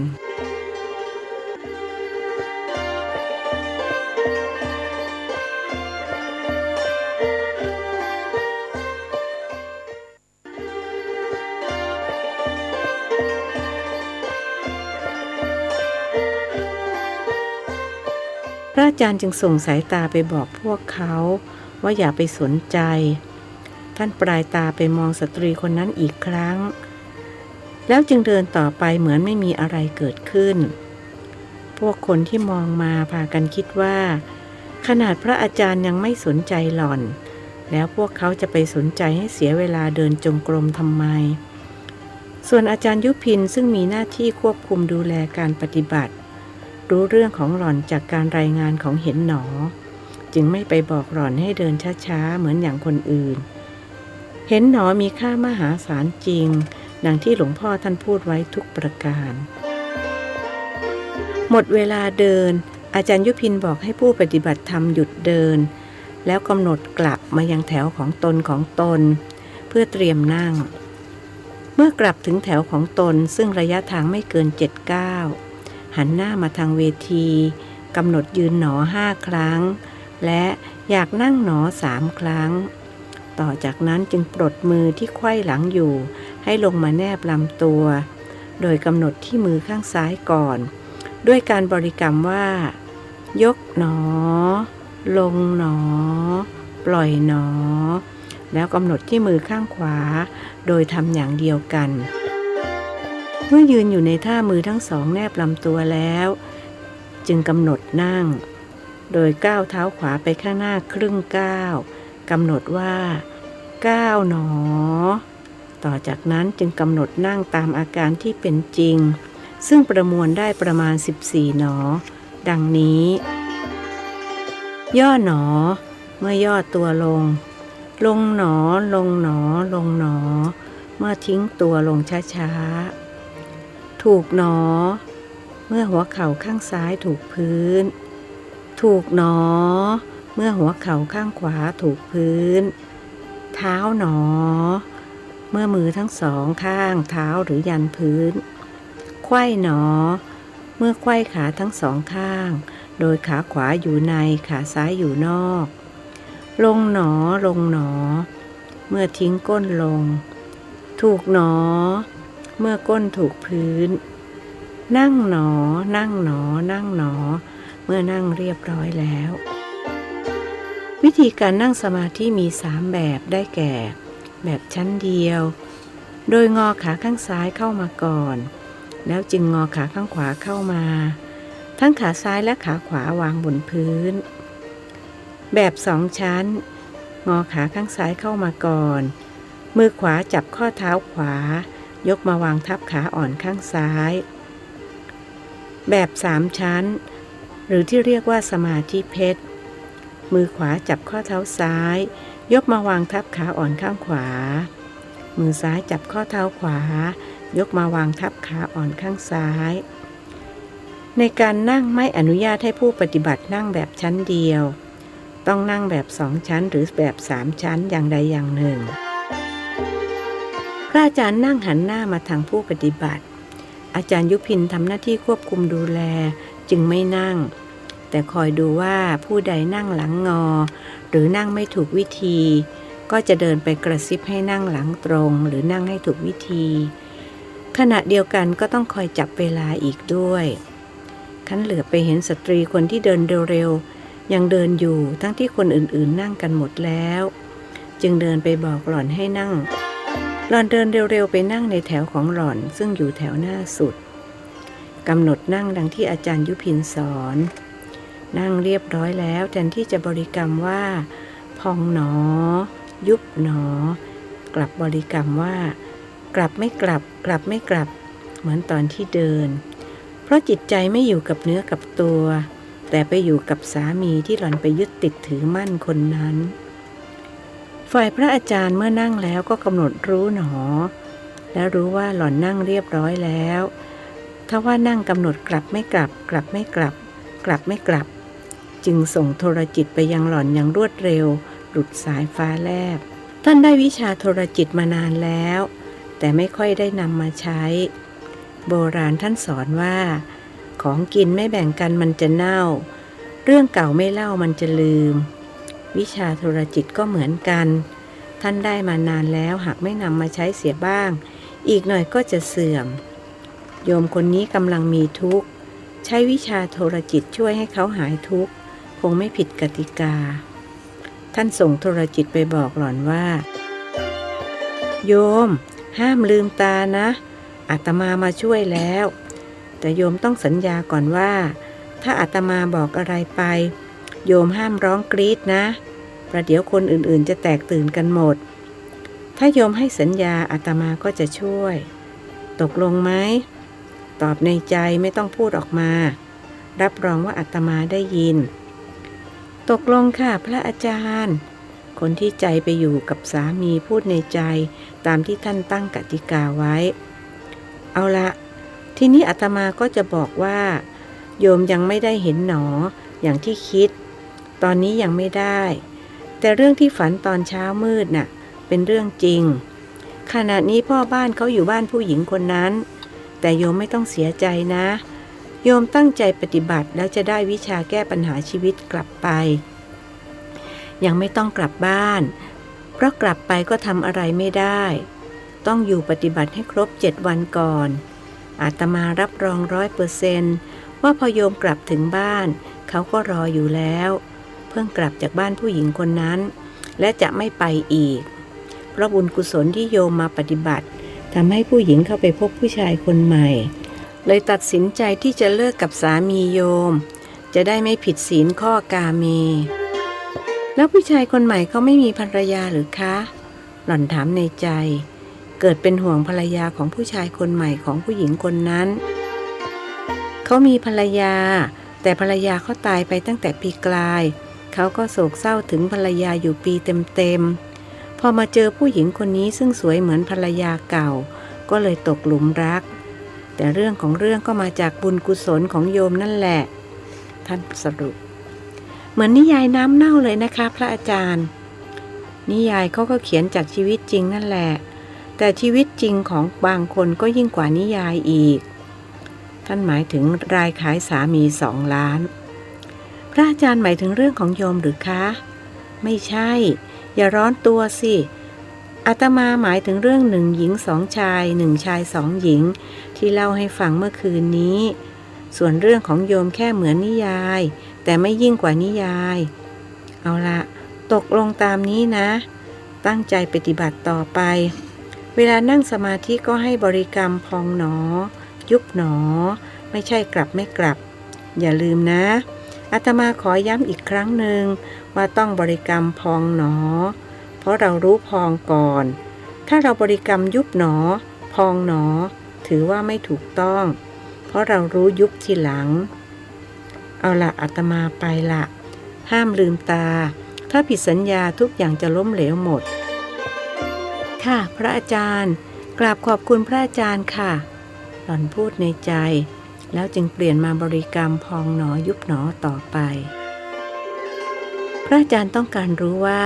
ในบรรดาผู้ที่มาเพื่อจะขอดูเลขเอาไปแทงหวยซึ่งมี10%ของผู้ปฏิบัติทั้งหมดนั้นเขาบริกรรมกันว่าอย่างไรท่านต้องการสุ่มตัวอย่างเพียงรายเดียวจึงส่งจิตไปยังบุรุษหนึ่งซึ่งดูภายนอกนั่งตัวตรงหลังตรงเหมือนดำรงสติไว้มั่นแท้จริงสติของเขากำลังเตลิดเปิดเปิงไปอยู่ที่กองสลากกินแบ่งถนนราชดำเนินโน่นสติไม่ได้คุมใจไว้กับพองหนอยุบหนอแต่ไปป้ออยู่หน้ากองสลากท่านจึงต้องอนุเคราะห์ด้วยการส่งจิตไปสอนเหมือนดังที่สงเคราะห์โยมผู้หญิงโยมตั้งสติไว้ที่ลิ้นปีแล้วก็ห้ามลืมตาอาตมารู้นะว่าที่โยมมาปฏิบัตินี่ไม่ได้มาด้วยศรัทธาแต่มาเพื่อจะดูเลขเอาไปแทงหวยจริงไหมตอบไม่ต้องพูดนะเดี๋ยวคนอื่นจะได้ยินให้ตอบในใจบุรุษผู้นั้นรู้สึกกลัวจนตัวสั่นถามในใจว่าตอบในใจแล้วพระอาจารย์จะได้ยินหรือครับได้ยินสินี่เห็นไหมขนาดโยมถามในใจอาตมายังได้ยินเลยทีนี้เชื่อหรือยังล่ะเชื่อแล้วครับผมผิดไปแล้วพระอาจารย์โปรดยกโทษให้ผมด้วยนะครับบุรุษนั้นอ้อนวอนตกลงว่าเชื่อแล้วนะท่านถามอีกเชื่อแล้วครับดีแล้วเมื่อเชื่อแล้วก็ต้องฟังถึงจะเรียกว่าเป็นคนเชื่อฟังอาจารย์สั่งสอน ต้องเชื่อฟังนะท่านสำทับอีกครับพระอาจารย์ผมเชื่อฟังแล้วครับพระอาจารย์โปรดยกโทษให้ผมนะครับเขาว้าวอนและวิงวอนเพื่อให้พระอาจารย์ใจอ่อนทว่าพระอาจารย์ก็ไม่ใจอ่อนเพียงแต่อ่อนใจหากก็ไม่มากนักจึงลองใจเขาว่าทำเรื่องใหญ่โตขนาดนี้จะยกโทษกันให้ง่ายๆได้อย่างไรท่านตั้งใจขู่เพราะคะเนดูแล้วว่าเขาจะไม่ถึงกับหัวใจวายตายใหญ่โตทำไมเป็นเรื่องใหญ่โตแล้วครับผมคิดว่าใครๆเขาก็เป็นอย่างผมมันเป็นเรื่องธรรมดานะครับพระอาจารย์เขารู้สึกใจฝ่อแฟแต่ก็ต้องแข็งใจโต้ตอบเรื่องใหญ่โตไม่ใช่เรื่องธรรมดาก็อาตมาให้ตอบคำถามที่ถามเมื่อตะกี้โยมยังไม่ยอมตอบแล้วจะมาบอกว่าเป็นเรื่องธรรมดาพระอาจารย์ถามว่าอย่างไรครับนั่นไงล่ะแค่นี้ก็ยังจำไม่ได้เพราะสติมันมัวแต่พาจิตไปเที่ยวกองสลากท่านพยายามคาดโทษขอความกรุณาพระอาจารย์ถามอีกครั้งได้ไหมครับผมขอสัญญาว่าคราวนี้ผมจะไม่ลืมเขาให้สัญญาถ้าอย่างนั้นก็ฟังให้ดีคืออาตมารู้สึกว่าที่โยมมาปฏิบัตินี้ไม่ได้มาด้วยศรัทธาแต่มาเพื่อจะดูเลขเอาไปแทงหวยใช่หรือไม่บุรุษนั้นตกใจนักคิดว่านี่เองที่พระอาจารย์เห็นเป็นเรื่องใหญ่โตทั้งที่เขาเห็นเป็นเรื่องธรรมดาเพราะใครๆเขาก็ทำกันความกลัวพระอาจารย์จะลงโทษจึงคิดปฏิเสธแต่แล้วเพียงแค่คิดพระอาจารย์ยังรู้เพราะท่านพูดสวนขึ้นว่าอย่าปฏิเสธโยมทำผิดก็ต้องยอมรับผิดในความรู้สึกของบุรุษนี้ดูเหมือนว่าพระอาจารย์กำลังยืนพูดอยู่ใกล้ๆด้วยเหตุนี้กระมังพระอาจารย์จึงห้ามไม่ให้เขาลืมตาผมผิดไปแล้วครับผมกราบขอโทษคราวนี้เขาคุกเข่ากราบลงตรงที่คิดว่าพระอาจารย์ยืนอยู่เจ้าอาวาสวัดป่ามะม่วงเห็นว่าได้ให้บทเรียนเขาพอสมควรแล้วจึงให้โอวาทคือให้คำแนะนำด้วยเมตตาที่ไม่เจือด้วยโทสะว่าโยมถ้าโยมจะมาวัดนี้เพื่อมาขอเลขเอาไปแทงหวยแล้วก็โยมมาผิดวัดแล้วเพราะอาตมาไม่เคยให้เลขใครและไม่สนับสนุนให้ญาติโยมหมกมุ่นมัวเมาในการพนันเพราะนั่นไม่ใช่ทางดับทุกข์ที่พระพุทธองค์ทรงสอนถ้าโยมอยากร่ำรวยอยากมีเงินมีทองมากๆไว้จับจ่ายใช้สอยโยมก็ต้องปฏิบัติตามที่อาตมาแนะนำโยมเคยได้ยินคาถาหัวใจเศรษฐีหรือเปล่าเป็นคาถาของพระพุทธเจ้านะไม่ใช่ของอาตมาเคยได้ยินไหมไม่เคยครับคาถาหัวใจเศรษฐีเป็นอย่างไรครับแล้วผมจะไปหาได้จากที่ไหนขอจากพระอาจารย์จะได้ไหมครับถ้าพระอาจารย์ให้แล้วผมเกิดรวยกลายเป็นเศรษฐีจริงผมจะถวายพระอาจารย์ 10% พระอาจารย์ลองคิดดูดีๆนะครับเกิดผมรวย100 ล้านผมก็ถวาย10 ล้านรับรองผมไม่โกงพระอาจารย์สาบานได้บุรุษนั้นพร่ำพรรณนาในใจเพราะท่านไม่ให้พูดออกมาทั้งยังไม่ให้ลืมตาอีกด้วยน้อยๆหน่อยโยมอย่าให้ล้ำเส้นจะไม่เป็นมงคลคำทรงสอนของพระพุทธเจ้าโยมจะขอจากคนอื่นไม่ได้ต้องทำเองเพราะคาถาหัวใจเศรษฐีย่อมาจากธรรมที่เป็นไปเพื่อประโยชน์ในปัจจุบันที่เรียกว่าทิฏฐธรรมิกัตถะซึ่งได้แก่ 1. อุตฐานสัมปทาถึงพร้อมด้วยความหมั่นคือขยันหมั่นเพียรในการปฏิบัติหน้าที่การงานประกอบอาชีพอันสุจริตมีความชำนาญรู้จักใช้ปัญญาสอดส่องตรวจตราหาอุบายวิธีสามารถจัดดำเนินการให้ได้ผลดี 2. อารักขสัมปทาถึงพร้อมด้วยการรักษาคือรู้จักคุ้มครองเก็บรักษาโภคทรัพย์และผลงานของตนอันตนได้ทำไว้ด้วยความขยันหมั่นเพียรโดยชอบธรรมด้วยกำลังงานของตนไม่ให้เป็นอันตรายหรือเสื่อมเสีย 3. กัลยาณมิตรตาคบคนดีเป็นมิตร คือรู้จักกำหนดบุคคลในถิ่นที่อาศัยเลือกเสวนาสำเนียกศึกษาเยี่ยงอย่างท่านผู้ทรงคุณมีศรัทธาศีลจาคะปัญญา 4. สมชีวิตามีความเป็นอยู่เหมาะสมคือรู้จักกำหนดรายได้และรายจ่ายเลี้ยงชีวิตแต่พอดีมิให้ฝืดเคืองหรือสุรุ่ยสุร่ายฟูมฟายให้รายได้เหนือรายจ่ายมีประหยัดเก็บไว้ทำ4ประการนี้ย่อเป็นหัวใจเศรษฐีได้ว่าปุอากะสะแล้วจะรวยได้อย่างไรล่ะครับผมยังไม่เข้าใจหรือว่านั่งท่องอุอากาสะทุกวันแล้วเงินจะไหลนองทองจะไหลมาอย่างนั้นหรือเปล่าครับเขายังกังขามันไม่ง่ายอย่างนั้นหรอกโยมไม่งั้นก็เป็นเศรษฐีกันหมดแล้วนะสิโยมเป็นชาวพุทธใช่ไหมท่านถามทั้งที่ทราบว่าเขาเป็นชาวพุทธครับพระอาจารย์เขาตอบในใจเพราะไม่ลืมกติกาเป็นชาวพุทธก็ต้องรู้และเข้าใจคำสอนในศาสนาพุทธเพราะศาสนาพุทธเป็นศาสนาแห่งการกระทำคือมีลักษณะเป็นกรรมวาทพระพุทธองค์ทรงเป็นกรรมวาทีแปลว่าผู้กล่าวกรรมไม่สอนให้อ้อนวอนนอนรอคอยผลเหมือนที่บางศาสนาเขาสอนกันอยากรวยก็ต้องลงมือทำคือปฏิบัติตามธรรม4ข้อข้างต้นที่ย่อเป็นอุอากาสะก็เพื่อจะให้จำง่ายแต่ไม่ได้หมายความว่านำมานั่งท่องนอนท่องแล้วจะรวยเข้าใจหรือยังถ้าไม่เข้าใจอาตมาก็จะไม่อธิบายต่อแล้วเพราะหมดเวลาพอดีเสียงแม่พินประกาศบอกหมดเวลาและบอกให้ผู้ปฏิบัติกล่าวคำแผ่เมตตาและอุทิศส่วนกุศลโดยออกเสียงพร้อมกัน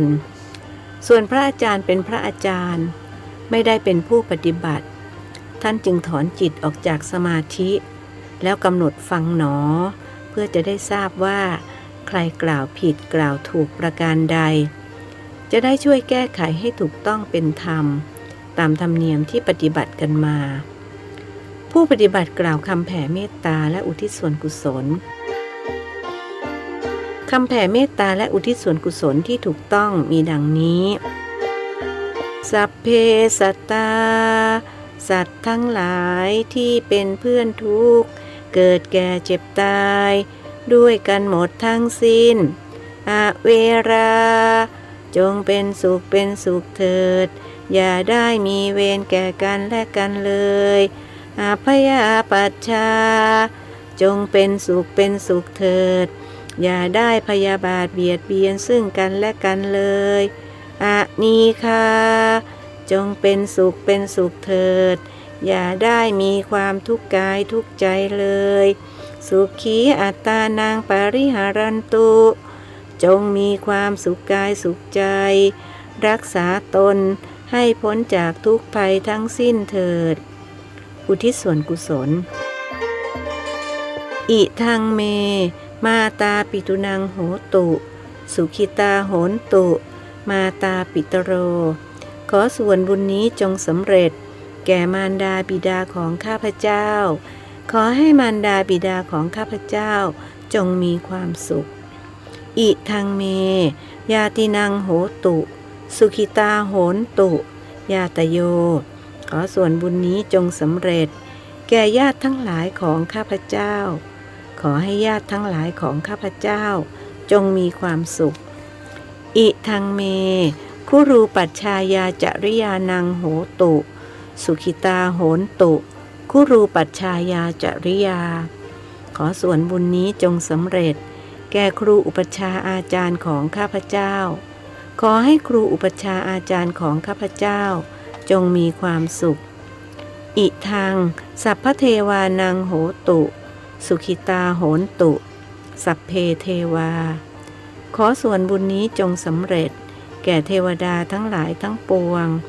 ขอให้เทวดาทั้งหลายทั้งปวงจงมีความสุขอิทังสัพพเปตานังโหตุสุขิตาโหนตุสัพเพเปตาขอส่วนบุญนี้จงสำเร็จแก่เปรตทั้งหลายทั้งปวงขอให้เปรตทั้งหลายทั้งปวงจงมีความสุขอิทัง สัพพเวรีนังโหตุสุขิตาโหนตุสัพเพเวรีขอส่วนบุญนี้จงสำเร็จแก่เจ้ากรรมนายเวรทั้งหลายทั้งปวงขอให้เจ้ากรรมนายเวรทั้งหลายทั้งปวงจงมีความสุขอิทังสัพพสัตตานังโหตุสุขิตาโหนตุสัพเพสัตตาขอส่วนบุญนี้จงสำเร็จแก่สัตว์ทั้งหลายทั้งปวงขอให้สัตว์ทั้งหลายทั้งปวงจงมีความสุขแผ่เมตตาและอุทิศส่วนกุศลเสร็จผู้ปฏิบัติกราบพระรัตนตรัยแล้วเข้าแถวเดินไปยังโรงอาหารพระอาจารย์เดินลงจากศาลาไปยังกุฏิเพื่อฉันภัตตาหารเช้าจากนั้นก็เตรียมตัวลงรับแขกในเวลา 10 นาฬิกาวันนี้คุณนายเฉลารัตน์จะมาปรับทุกข์เป็นทุกข์ที่ยิ่งใหญ่สำหรับผู้หญิงท่านจะต้องอนุเคราะห์เพราะต้องการตอบแทนบุญคุณที่คุณนายพยาบาลท่านครั้งที่ท่านไส้ติ่งแตกบนรถไฟเมื่อหลายปีก่อน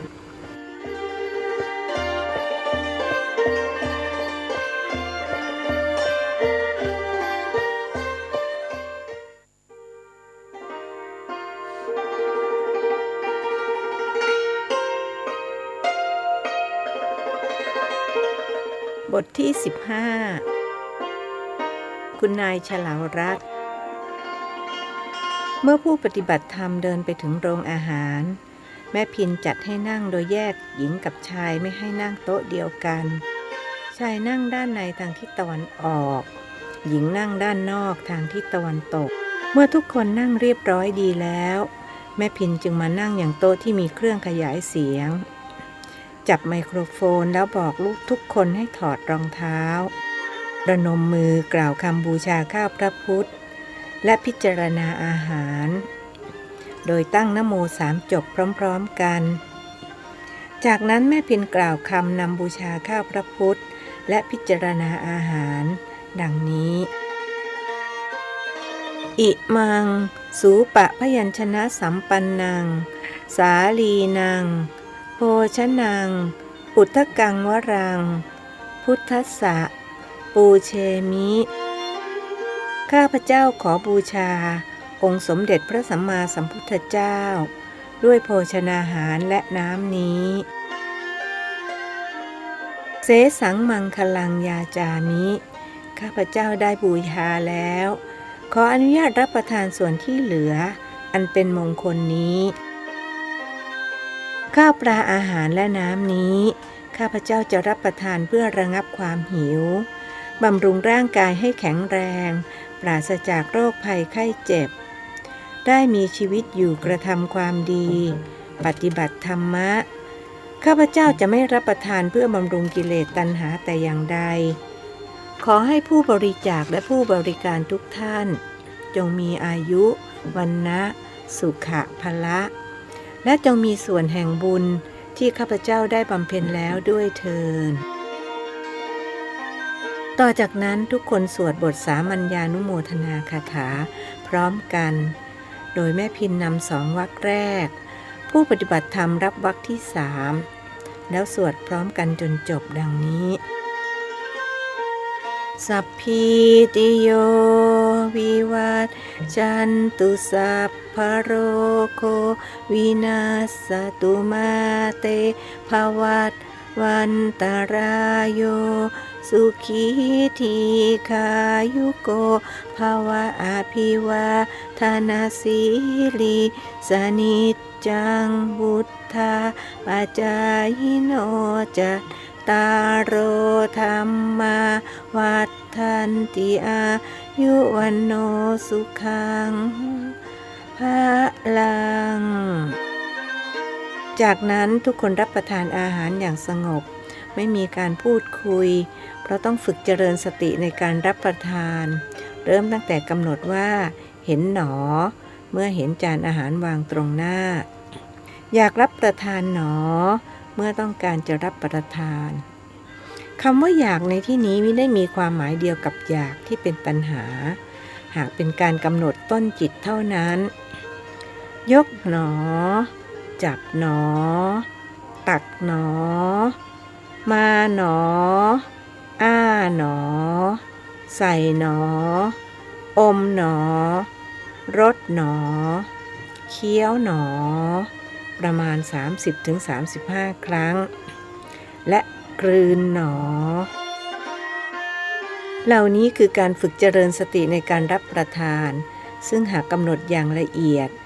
อาหารคำหนึ่งจะกำหนดถึง 41-46 หนอเริ่มตั้งแต่เห็นหนอจนถึงกลืนหนอกล่าวคือเมื่อเห็นและอยากรับประทานแล้วก็ยกมือไปจับช้อนตักอาหารมาจ่อที่ปากอ้าปากใส่อาหารลงไปในปากอมไว้รู้รสอาหารว่าหวานมันเผ็ดเปรี้ยวเค็มแล้วเคี้ยวช้าๆประมาณ 30-35 ครั้งจึงกลืนผู้ปฏิบัติควรฝึกกำหนดให้ได้ 41-46 หนอในคำแรกและเพิ่มในคำที่ 2 ที่ 3 ที่ 4 ไปเรื่อยๆผู้ที่มีบุญบารมีติดมาแต่ชาติปางก่อนและมีความเพียรไม่ยิ่งหย่อนในชาตินี้จะสามารถกำหนดได้ตั้งแต่คำแรกจนถึงคำสุดท้ายเลยทีเดียวสำหรับผู้ปฏิบัติธรรมที่ไม่ใช่ชาวพุทธหากไม่สามารถทำตามขั้นตอนดังกล่าวนี้ได้คือเริ่มตั้งแต่บูชาข้าวพระพุทธจนถึงสวดบทสามัญญานุโมทนาคาถาเพราะอาจขัดกับคำสอนของศาสนาที่ตนนับถือก็ไม่ต้องประนมมือแต่ต้องถอดรองเท้าและกล่าวคำพิจารณาอาหารตั้งแต่ข้าวปลาอาหารและน้ำนี้จนถึงที่ข้าพเจ้าได้บำเพ็ญมาแล้วด้วยเทินส่วนเรื่องอาหารการกินนั้นผู้ปฏิบัติที่เป็นชาวมุสลิมไม่สามารถรับประทานอาหารที่ปรุงด้วยเนื้อหมูหรือน้ำมันหมูเพราะขัดต่อคำสอนของศาสนาเจ้าอาวาสวัดป่ามะม่วงท่านก็จะสงเคราะห์ด้วยการสั่งแม่ครัวให้ปรุงอาหารสำหรับชาวมุสลิมโดยเฉพาะปกติชาวมุสลิมจะพากันมาปฏิบัติเป็นหมู่คณะในเดือนรอมฎอนซึ่งเป็นเดือนถือศีลอดของพวกเขาและจะขออนุญาตรับประทานอาหารวันละ2 มื้อคือก่อนพระอาทิตย์ขึ้น1 มื้อหลังพระอาทิตย์ตกอีก1 มื้อพวกเขาปฏิบัติเคร่งครัดมากเดินนั่งฟังเทศน์ไม่พูดคุยกันเลยดีกว่าชาวพุทธหลายคนที่มาปฏิบัติแก้บนซึ่งนอกจากจะไม่ตั้งใจปฏิบัติแล้วยังตั้งวงคุยกันเสียงดังไปรบกวนคนที่เขาตั้งใจมาปฏิบัติคนประเภทนี้ต่อให้ปฏิบัตินับ10 ปีก็ไม่ไปข้างเหนือข้างใต้มาให้เสียเข้าสุขวัดเปล่าๆรับประทานอาหารเสร็จแล้วผู้ปฏิบัติธรรมก็แยกย้ายกันกลับที่พักบางคนอาบน้ำไม่ทันตอนตื่นนอนก็จะถือโอกาสอาบตอนนี้จากนั้นก็จะไปปฏิบัติต่อที่หอประชุมภาวนากรศรีทิพาเวลา 8-11 นาฬิกาพักรับประทานอาหารกลางวันและพักผ่อนเวลา 11 นาฬิกาถึง 13 นาฬิกาไปปฏิบัติรอบบ่ายเวลา 13-16 นาฬิกาพักอาบน้ำ 16-18 นาฬิกาทำวัดเย็นและปฏิบัติรอบค่ำ 18-21 นาฬิกาหลังจากนั้นจึงพักผ่อนหลับนอนจนถึง 3:30 นาทีของวันใหม่ผู้ปฏิบัติที่มาด้วยศรัทธาจะเพลิดเพลินและมีความสุขกับการปฏิบัติเป็นความสุขทางใจที่ส่งผลให้เกิดความสุขทางกายกล่าวคือจะรู้สึกเบาเนื้อเบาตัวไม่หิวไม่อึดอัดไม่เครียดส่วนผู้ที่มาปฏิบัติเพื่อแก้บนนั้นจะรู้สึกอึดอัดขัดข้องกับสภาพความเป็นอยู่และเกิดความเครียดที่ถูกกำหนดด้วยตารางเวลาจะนอนให้สบายก็ถูกบังคับให้ตื่นตั้งแต่ตี 3:30วันทั้งวันก็ให้เดินนั่งจะพูดจะคุยกับใครก็ไม่ได้กลางคืนแทนที่จะได้นอนแต่หัวค่ำก็ต้องมานั่งฟังพระอาจารย์เล่าเรื่องอะไรต่อมิอะไรฟังไม่เข้าใจสักเรื่องเดียวพวกไร้บุญวาสนาจะพากันคิดอย่างนี้จึงสร้างความดีให้ตัวเองไม่ได้ฉันภัตตาหารเช้าแล้วท่านพระครูจดบันทึกเรื่องราวต่างๆที่ได้ประสบพบเห็นในช่วงเวลาที่ไปแสวงบุญยังแดนพุทธภูมิ ท่านคิดว่าคงเป็นครั้งแรกและครั้งสุดท้ายที่ท่านจะได้ไปยังดินแดนที่พระพุทธศาสนาอุบัติขึ้นในโลกเมื่อ 2,573 ปีมาแล้วอีก23 ปีข้างหน้าคือปี 2,555 พระพุทธศาสนาก็จะอุบัติขึ้นมาในโลกครบ 2,600 ปีและจะมีการเฉลิมฉลองกันในหมู่ชาวพุทธทั่วโลกท่านปลื้มใจที่ได้ไปนมัสการสังเวชนียสถานคือสถานอันเป็นที่ตั้งแห่งความสังเวชหรือที่ที่ให้เกิดความสังเวชคำว่าสังเวชในที่นี้มาจากคำบาลีคือสังเวคะแปลว่าแรงเร่งแรงกระตุ้นหรือพลังที่ปลุกเร้าหมายถึงแรงกระตุ้นเร้าเตือนใจให้ได้คิดหรือสำนึกขึ้นมาได้ให้คิดถึงธรรมตระหนักถึงความจริงของชีวิตหรือตระหนักถึงความจริงความดีงามอันทำให้ตื่นหรือถอนตัวขึ้นมาจากความเพลิดเพลินความหลงระเริงปล่อยตัวมัวเมาหรือความประมาทแล้วหักขันไปเร่งเพียรทำการที่ตระหนักรู้ว่าจะพึงทำด้วยความไม่ประมาทต่อไปแต่ในภาษาไทยสังเวชมีความหมายแคบลงและเพี้ยนไปกลายเป็นความรู้สึกสลดใจหรือเศร้าสลดแล้วหงอยหรือหดหู่เสียซึ่งกลายเป็นตรงข้ามกับความสังเวชที่แท้สำหรับท่าน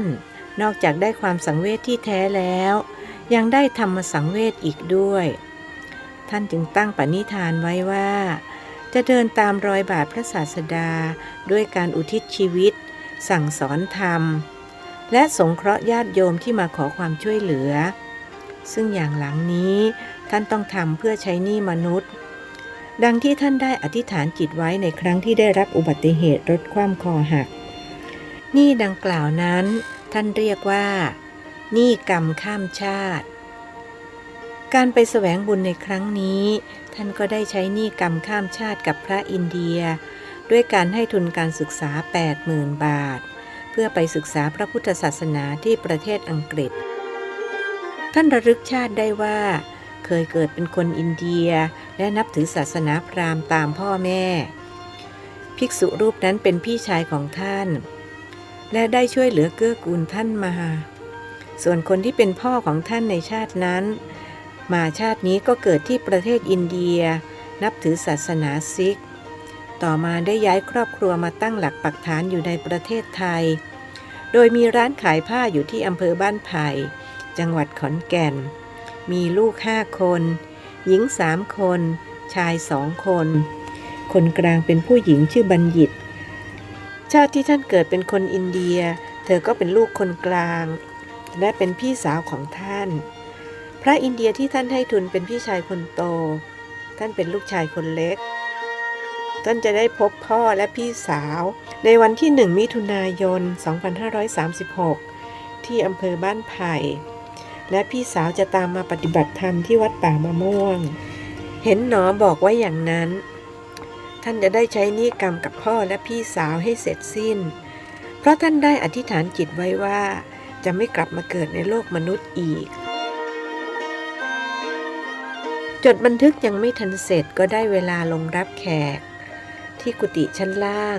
ญาติโยมมารอขอความช่วยเหลือกันมากหน้าหลายตาที่มาดีก็หลายที่มาร้ายก็มากมาดีคือมาขอให้ท่านช่วยมาขอธรรมะมาร้ายคือมาลองภูมิท่านเพราะคนประเภทนี้ไม่ได้มาด้วยศรัทธาแต่ตั้งใจมาหาเรื่องกับพระบางคนก็ได้เรื่องร้ายแรงกลับไปคือมีอันต้องตายในวันนั้นเพราะมีจิตคิดไม่ดีกับผู้ทรงศีลบริสุทธิ์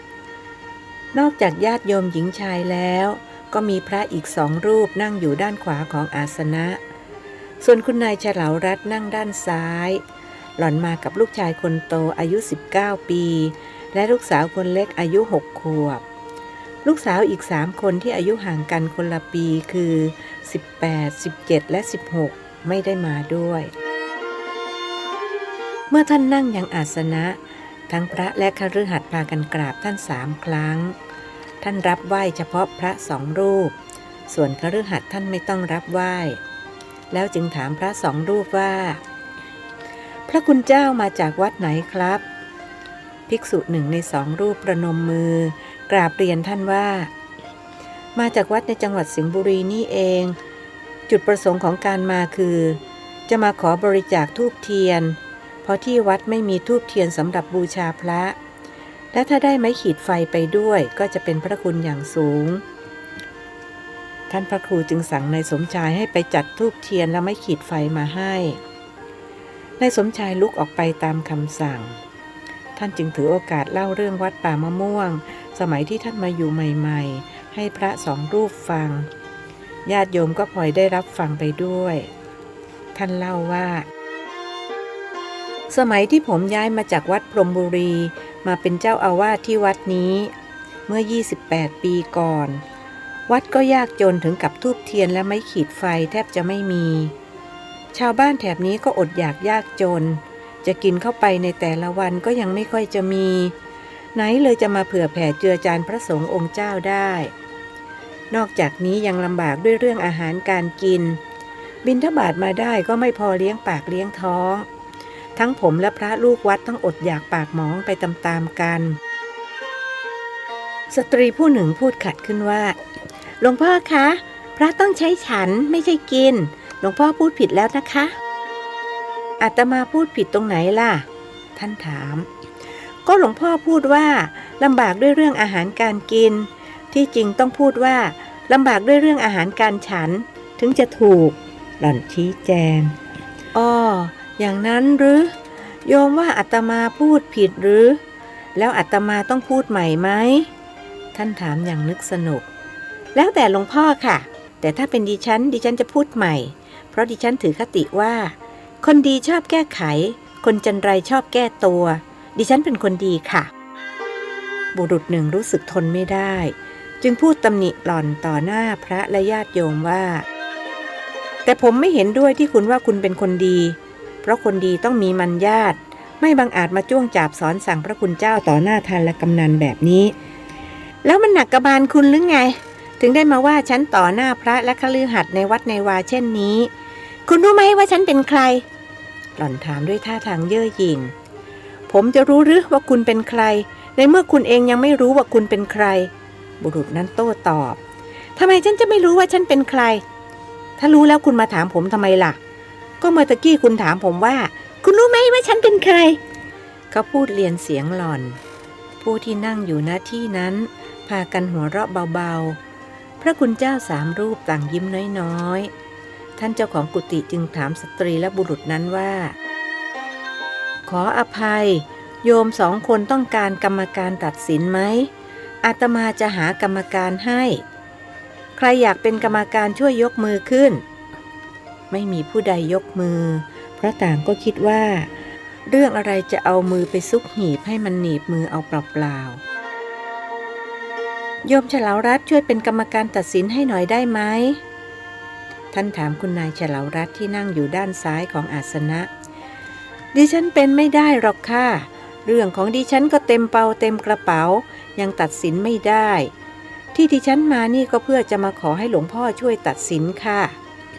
คุณนายฉลาวรัตน์ตอบเสียงเศร้าๆเพราะกำลังทุกข์หนักหนาสาหัสนักที่มานี่ก็เพื่อจะขอคำปรึกษาจากท่านพระครูเรื่องที่สามีนอกใจหลวงพ่อคะโยมขอรับอาสาเป็นกรรมการตัดสินค่ะสตรีที่นั่งถัดจากคุณนายฉลาวรัตน์ยกมือขึ้นและกราบเรียนท่านพระครูเพราะเห็นว่าถ้าปล่อยให้สตรีและบุรุษเถียงกันก็จะทำให้คนอื่นๆต้องเสียเวลาไปโดยเปล่าประโยชน์ขออนุโมทนาขอบคุณขอบใจถ้าอย่างนั้นก็ว่าไปเลยจะได้ไม่เสียเวลาอาตมาถือคติว่าขาดต้องเติมเกินต้องตัดเพื่อประหยัดเวลาเมื่อได้รับอนุญาตสตรีนั้นจึงพูดขึ้นว่าดิฉันต้องขออนุญาตแนะนำตัวดิฉันเป็นอาจารย์สอนภาษาไทยและจบคณะอักษรศาสตร์จุฬาคิดว่าตัวเองเหมาะสมกับการเป็นกรรมการตัดสินในครั้งนี้ดิฉันขอตัดสินว่าคุณผู้ชายทำถูกแล้วที่ทักท้วงคุณผู้หญิงความจริงแล้วการที่หลวงพ่อท่านพูดว่าอาหารการกิน นั้นถูกต้องแล้ว เพราะเป็นสำนวนไทยที่ใช้กันมานาน ส่วนอาหารการฉันไม่มีในสำนวนไทย จึงถือว่าคุณผู้หญิงใช้ภาษาไม่ถูกต้อง ผู้ที่นั่งณที่นั้นต่างยกมือขึ้นสาธุด้วยความโล่งใจยกเว้นสตรีที่ถูกตัดสินหล่อนชี้หน้าอาจารย์ที่จบอักษรจุฬาและถามคำถามเดียวกับที่ถามบุรุษคนนั้นนี่คุณรู้ไหมว่าฉันเป็นใครอาจารย์วัยกลางคนตอบเสียงเรียบว่าคำตอบของดิฉันเหมือนที่คุณผู้ชายตอบไปเมื่อตะกี้ค่ะเท่านั้นเองสตรีนั้นก็แหวะเข้าใส่กรรมการตัดสินพร้อมกันนั้นก็พูดแขวะบุรุษนั้นว่าโอ้ยอะไรกันนักกันหนาเป็นอาจารย์ยังพูดไม่รู้เรื่องIQ ต่ำโง่เง่าเต่าตุ่นเหมือนผู้ชายคนหนึ่งในที่นี้ที่ไม่รู้ว่าฉันเป็นใครผู้ที่นั่งณที่นั้นทั้งพระและคฤหัสถ์ต่างพากันร้อนตัวเพราะไม่มีใครสักคนที่รู้ว่าหล่อนเป็นใครมาจากไหนพูดแขวะเสร็จแล้วหล่อนจึงแนะนำตัวด้วยท่าทางเย่อหยิ่งว่าเอาละฉันจะบอกให้เอาบุญฉันนี่นะเป็นคนมีมัญญาติชาติผู้ดีแล้วก็มีเงินมีทองแถมยังเป็นน้องนายกรู้ไว้ซะด้วยสงสัยจะเป็นน้องนายกสมาคมชาปนกิจวัดโคกอีแร้งท่านเจ้าของกุฏิคิดติดตลกหลังจากที่เห็นหนอรายงานว่าสิ่งที่หล่อนพูดมานั้นเป็นเท็จทั้งหมดหล่อนเพิ่งออกจากศรีธัญญามาเมื่อวานนี้เองเอาละโยมอาตมาต้องขออภัยแทนญาติโยมในที่นี้ด้วยที่ไม่รู้ว่าโยมเป็นใครบัดนี้ทุกท่านคงรู้แล้วใช่ไหมว่าโยมท่านนี้เป็นใครท่านจงใจใช้คำว่าโยมท่านนี้จะได้สมศักดิ์ศรีของคนเป็นน้องนายกแล้ววันนี้ท่านน้องนายกจะมาให้อาตมาช่วยอะไรก็ว่ามาขออภัยญาติโยมอาตมาขอให้โยมน้องนายกลัดคิวได้เพราะท่านจะต้องรีบไปรีบมาใช่ไหมจ๊ะท่านถามน้องนายกใช่เจ้าค่ะขอบพระคุณเจ้าที่เมตตาให้ลัดคิวคือว่าดิฉันก็ไม่มีอะไรมากเพียงแต่อยากมาทำบุญถวายปัจจัยพระคุณเจ้าสัก500,000 บาทดิฉันเขียนเช็คมาเรียบร้อยแล้วเจ้าค่ะทุกคนที่ได้ยินพากันอนุโมทนาบุญกับหล่อนลืมเรื่องที่หล่อนแสดงกิริยาไม่สมควรเมื่อสักครู่เสียสิ้นสตรีนั้นคลานเข้ามาถวายซองสีขาวที่ทุกคนณที่นั้นคิดเหมือนกันว่าในซองเป็นเช็คเงินสดจำนวน500,000 บาทท่านพระครูก็คิดอย่างนั้นเช่นกันนึกกระยิมยิ้มย่องในใจว่าแม้เรากลับจากนมัสการสังเวชนียสถานได้2 วันเงินก็ไหลนองทองก็ไหลมาเมื่อวานมีคนมาถวาย200,000วันนี้อีก500,000เห็นหนอขัดขึ้นว่าช้าก่อนอย่าเพิ่งดีใจลองเปิดซองดูสิว่าข้างในมีอะไรช่วยดูให้หน่อยก็แล้วกันท่านบอกเห็นหนอไม่ช่วยลองเปิดซองต่อหน้าญาติโยมจะได้เห็นกันทั่วเดี๋ยวโยมเขาถวายเสร็จก็กลับแล้วจริงดังที่เห็นหนอบอกเพราะโยมน้องสาวนายกลากลับทันทีที่ถวายซองเสร็จท่านพระครูจึงพูดกับญาติโยมว่าอาตมาจะขออนุญาตเปิดซองจะได้ให้ญาติโยมช่วยกันเป็นพยานว่าโยมเขาถวายเช็คจริงหรือเช็คปลอมตกลงนะจากนั้นท่านจึงเปิดซองพระ2 รูปมองอย่างใจจดใจจ่ออยากรู้ว่าเช็คเงินสดจำนวน500,000 บาทหน้าตาเป็นอย่างไรตั้งแต่บวชมายังไม่เคยมีใครถวายเช็คเงินสดท่านเลยสักครั้งท่านพระครูหยิบแผ่นกระดาษขนาด9 คูณ 20 เซนติเมตรออกมาจากซองไม่ใช่เช็คแต่เป็นกระดาษที่ตัดให้เท่ากับขนาดของเช็คบนกระดาษเขียนว่าดิฉันขอถวายเงินสดแด่พระคุณเจ้า500,000 บาทเจ้าค่ะลงชื่อนางสาวออนอุมาน้องนายกท่านพระครูชูแผ่นกระดาษแผ่นนั้นให้ญาติโยมดูถามยิ้มว่าใครอยากได้เช็คใบละ500,000ก็มารับได้อาตมายกให้แล้วท่านจึงอ่านข้อความในกระดาษแผ่นนั้นให้ญาติโยมฟังหลวงพ่อไม่โกรธโยมคนนั้นหรอกหรือครับที่ทำกับหลวงพ่ออย่างนี้บุรุษที่ถกเถียงกับสตรีที่ถวายเช็ค เรียนถามท่านพระครูอาตมาจะไปโกรธเขาทำไมล่ะโยมอาตมาถือคติว่าอย่าถือคนบ้าอย่าว่าคนเมาโยมคนนั้นเขาเพิ่งออกจากศรีธัญญามาเมื่อวานนี้เองหลวงพ่อทราบได้อย่างไรครับก็ตำราดูโง่เฮงบอกตำราดูโง่เฮงของคนจีนนี่เขาแม่นนะถ้าเราดูเป็นอาตมาดูโง่เฮงคนจะรู้เลยว่าคนที่กำลังเดินมานี้นิสัยใจคอเป็นอย่างไรดีหรือร้ายหรือเป็นมิตรตอนกู้เป็นศัตรูตอนทวงไม่เคยพลาดเลยนะถ้าอย่างนั้นเราก็ฟังคนบ้าพูดมาตั้งนานทำไมหลวงพ่อไม่ไล่ไปเสียตั้งแต่แรกล่ะคะเสียเวลาคนอื่นเขาสตรีอีกผู้หนึ่งพูดเหมือนบ่นท่านเจ้าของกุฏิรู้ว่าหล่อนกำลังมีทุกเรื่องที่สามีนอกใจเช่นเดียวกับคุณนายเฉลารัตน์จึงบอกหล่อนว่าอาตมาทำอย่างนั้นไม่ได้หรอกโยมอาตมาเปรียบเสมือนเจ้าของบ้านถ้าแขกมาเยี่ยมบ้านเราจะไล่แขกได้หรืออีกประการหนึ่งโยมคนนั้นเขาก็เพิ่งออกมาจากศรีธัญญายังไม่หายเป็นปกติเขามีจิตศรัทธาอยากจะทำบุญกับอาตมาถึงจะถวายเช็คปลอมเขาก็ได้บุญเพราะเจตนาของเขาเป็นกุศลแล้วทำไมเขาถึงเป็นบ้าคะท่านพระครูได้โอกาสที่จะช่วยหล่อนให้คลายทุกข์จึงตอบว่าเพราะเขายึดมั่นถือมั่นในสามีจนเกินไปพอถูกสามีนอกใจก็เลยสติสตังไม่อยู่กับเนื้อกับตัวเสียอกเสียใจทั้งรักทั้งแค้นอัดแน่นในซวงทั้งหึงทั้งหวงจนกลายเป็นคนสัญญาวิปลาสอย่างที่เห็นเลยต้องไปบำบัดที่ศรีธัญญาและถ้าจะให้หายขาดต้องใช้เวลานานหลายปีทางที่ดีก็อย่าให้ถึงกับสัญญาวิปลาสท่านพระครูยิงปืนนัดเดียวแต่ได้นกกว่า10 ตัวเพราะนอกจากคุณนายเฉลารัตน์และสตรีผู้นี้แล้วยังมีสตรีอีกหลายคนในที่นี้ที่ถูกสามีนอกใจและพากันมาให้ท่านช่วยแล้วมีวิธีป้องกันไหมคะสตรีนั้นเกิดรักตัวกลัวตายจึงคิดหาวิธีป้องกันมีวิธีเดียวเท่านั้นคือการมาเข้ากรรมฐานเจริญสติปัฏฐาน4อย่างน้อย7 วันและต้องปฏิบัติอย่างเคร่งครัดไม่พูดไม่คุยกับใครถึงจะป้องกันสัญญาวิปลาสได้ถ้าไม่ใช้วิธีนี้ก็ไม่สามารถป้องกันได้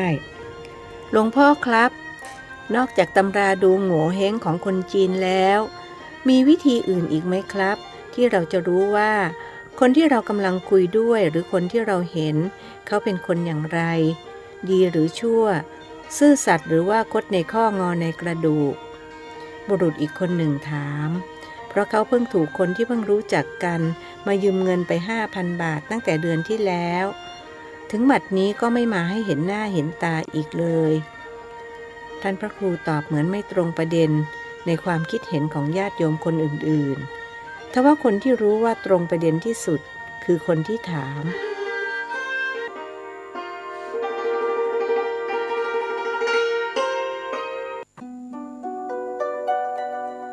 โปรดติดตามในตอนต่อไปสวัสดีครับ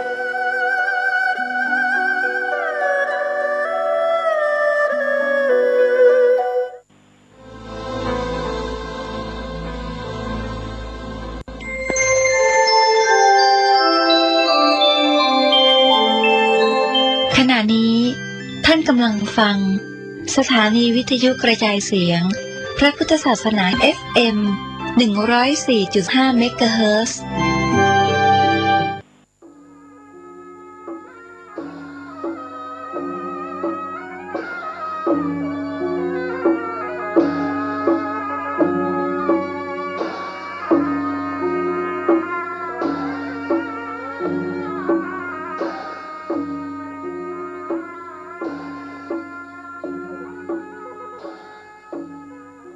ขอความเจริญในธรรม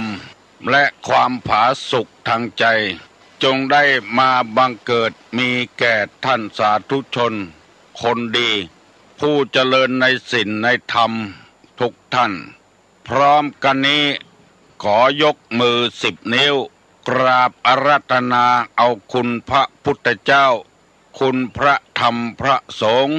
คุณพ่อคุณแม่คุณครูบาอาจารย์ผู้ประสิทธิ์ประสาทวิชาความรู้บุญศีลบุญทานสิ่งศักดิ์สิทธิ์ทั้งหลายอันมีพระสยามเทวาธิราชพระบรมธาตุดอยสุเทพและครูบาเจ้าศรีวิจัยเป็นต้นขอได้โปรดมาอภิบาลปกปักรักษาพระสงฆ์พระเจ้าพระเนนเถนน้อยและท่านผู้รับฟังรายการทุกคนทุกท่านเพื่อปากันมีความสุขกายสุขใจเหมือนกันทุกตนทุกองค์ทุกผู้ทุกคนตลอดกาลนานมาแถมแล้วเนอเสียงก้องเสียงกองเสียงมองต่ำเข้า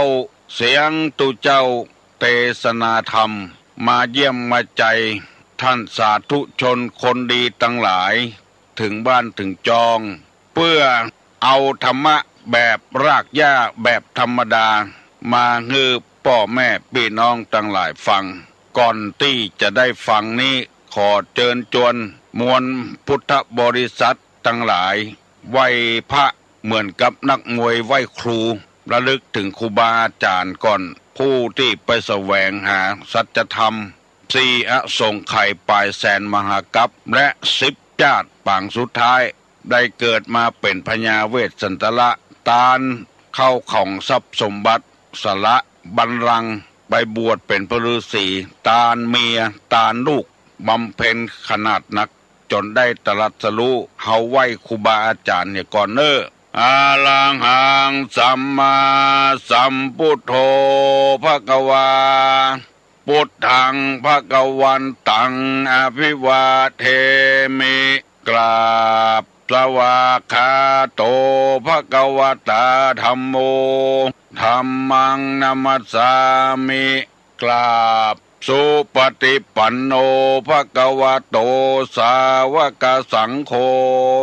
สังฆังนะมามิกราบหันทัพไมยังพุทธัสสะภควโตบุพาภะคณะมะกะลังกะโลมาเสนะโมตัสสะภะคะวะโตอะระหะโตสัมมาสัมพุทธัสสะนะโมตัสสะภะคะวะโตอะระหะโตสัมมาสัมพุทธัสสะนะโมตัสสะภะคะวะโตอะระหะโตสัมมาสัมพุทธัสสะพุทธังสรณังกัจฉามิธัมมังสรณังกัจฉามิสังฆังสรณังกัจฉามิตุติยัมปิพุทธังสรณังกัจฉามิตุติยัมปิธัมมังสรณังกัจฉามิตุติยัมปิสังฆังสรณังกัจฉามิตติยัมปิพุทธังสรณังกัจฉามิตติยัมปิธัมมังสรณังกัจฉามิตติยัมปิสังฆังสรณังกัจฉามิอิติปิโสภะคะวาอะระหังสัมมาสัมพุทโธวิชชาจรณะสัมปันโนสุขโตโลกาวิทูอนุตตโลปุริสาธัมมสาละถิสัทธาเตวะมนุสสานังพุทโธภควาติสวากขาโตภควตาธัมโมสันติติโกอากาลิโกเอหิปัสสิโกโอปนะยิโกปัจจัตตังเวทิตโพวินยูหิติสุปฏิปันโนภควโตสาวกสังโฆอุจุปฏิปันโนภควโตสาวกสังโฆญาญะปฏิปันโนภควโตสาวกสังโฆสามิเจปฏิปันโนภควโตสาวกสังโฆญาติตังจัตตาลิปุริสายุคานิอัฏฐปุริสาปุคลา เอสาภะคะวะโตสาวกสังโฆอาหุไนโยปาหุไนโยทักขิไนโยอัญจลิกาละนิโยอนุตตะลังปุญญเขตังโลกัสสาติกราบหนึ่งกราบสองกราบสามกาเลนะธรรมัสสวนังเอตัมมังคารมุตตมังมาแล้วเนอะมาแล้วอันยังมาเสียงก้องเสียงก้องเสียงมองต่ำเข้าเสียงตุเจ้าเทศนาธรรมในความหันของชาวพุทธว่าเป็นเสียงแห่งเป็นสิริมงคลเสียงก้องเสียงกองแห่แสดงว่าจะมีกินมีตาละทำบุญทำทานกันละสร้างตานะปารมีเสียงมองต่ำเข้าเป็นเสียงที่เป็นสิริมงคลแสดงว่าเข้าในหล่องยังมีอยู่บ่กั้นบ่อยากคนยังต่ำเข้ากันอยู่บ่อดบ่อยากมีเข้ากินเสียงตุเจ้าเทศนาธรรมเพิ่มเติมกุศลจิตให้เกิดในจิตในใจคนใดฟังโดยดีย่อมได้ปัญญาเพราะว่าปัญญานี้เป็นสิ่งที่ทุกคนต้องการใครได้อันอย่างมันจะสมใจกึดอันอย่างจะสมใจถ้าคนที่มุ่งหวังทรัพย์สมบัติอย่างเดียวเพิ่นก็จะใครได้ทรัพย์สมบัติบางเตื้อตุลุงปั่นปอนว่าคืออยู่ดีมีสุขเนอมีสติปัญญาเฉลียวฉลาดบางคนบอกว่าขอเปลี่ยนเป็นเงินเถอะใครได้เงินนะคนที่บ่มีความรู้บ่มีสัจธรรมไปครอบครองเงินก็อยู่บ่เหมือนเพราะบ่จ้างใจเงินบ่ฮื้อเงินต่อเงินพอได้เงินมาไปกินไปใช้ให้หมดละบางทีพ่อแม่ทิ้งมรดกไว้ฮื้อเป็นกอบเป็นกำบ่เหมือนหมดขายที่ดินของพ่อของแม่เอาไปกินไปจ่ายหมดเปลี่ยนรถยนต์ปีในเปลี่ยนเตื้องน้อยไปจนหมดเกลี้ยงหมดเพราะว่าบ่มีสติปัญญาที่จะไปครองสมบัติของพ่อของแม่ที่ตายทิ้งไว้เพราะฉะนั้นปัญญานี้เป็นสิ่งสำคัญมากในภาษิตพุทธศาสนาว่าสุดสูสังละพะเตปัญญังฟังด้วยดีย่อมได้ปัญญานี่มีโบราณบทหนึ่งว่าหางนกจอกฟ้านี่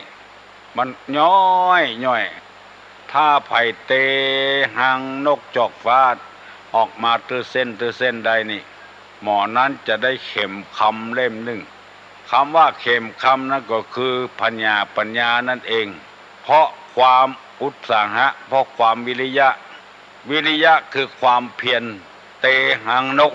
ออกเตือนน้อยได้ปัญญาอันเฉียบแหลมเพราะมีพุทธภาษิตรับรองว่าวิริเยนะทุกขมัจเจติแปลว่าคนล่วงทุกข์ไปได้เพราะความเพียรจนอย่างบ่มีความเพียรนี้บ่พ้นจากทุกข์เตื้อ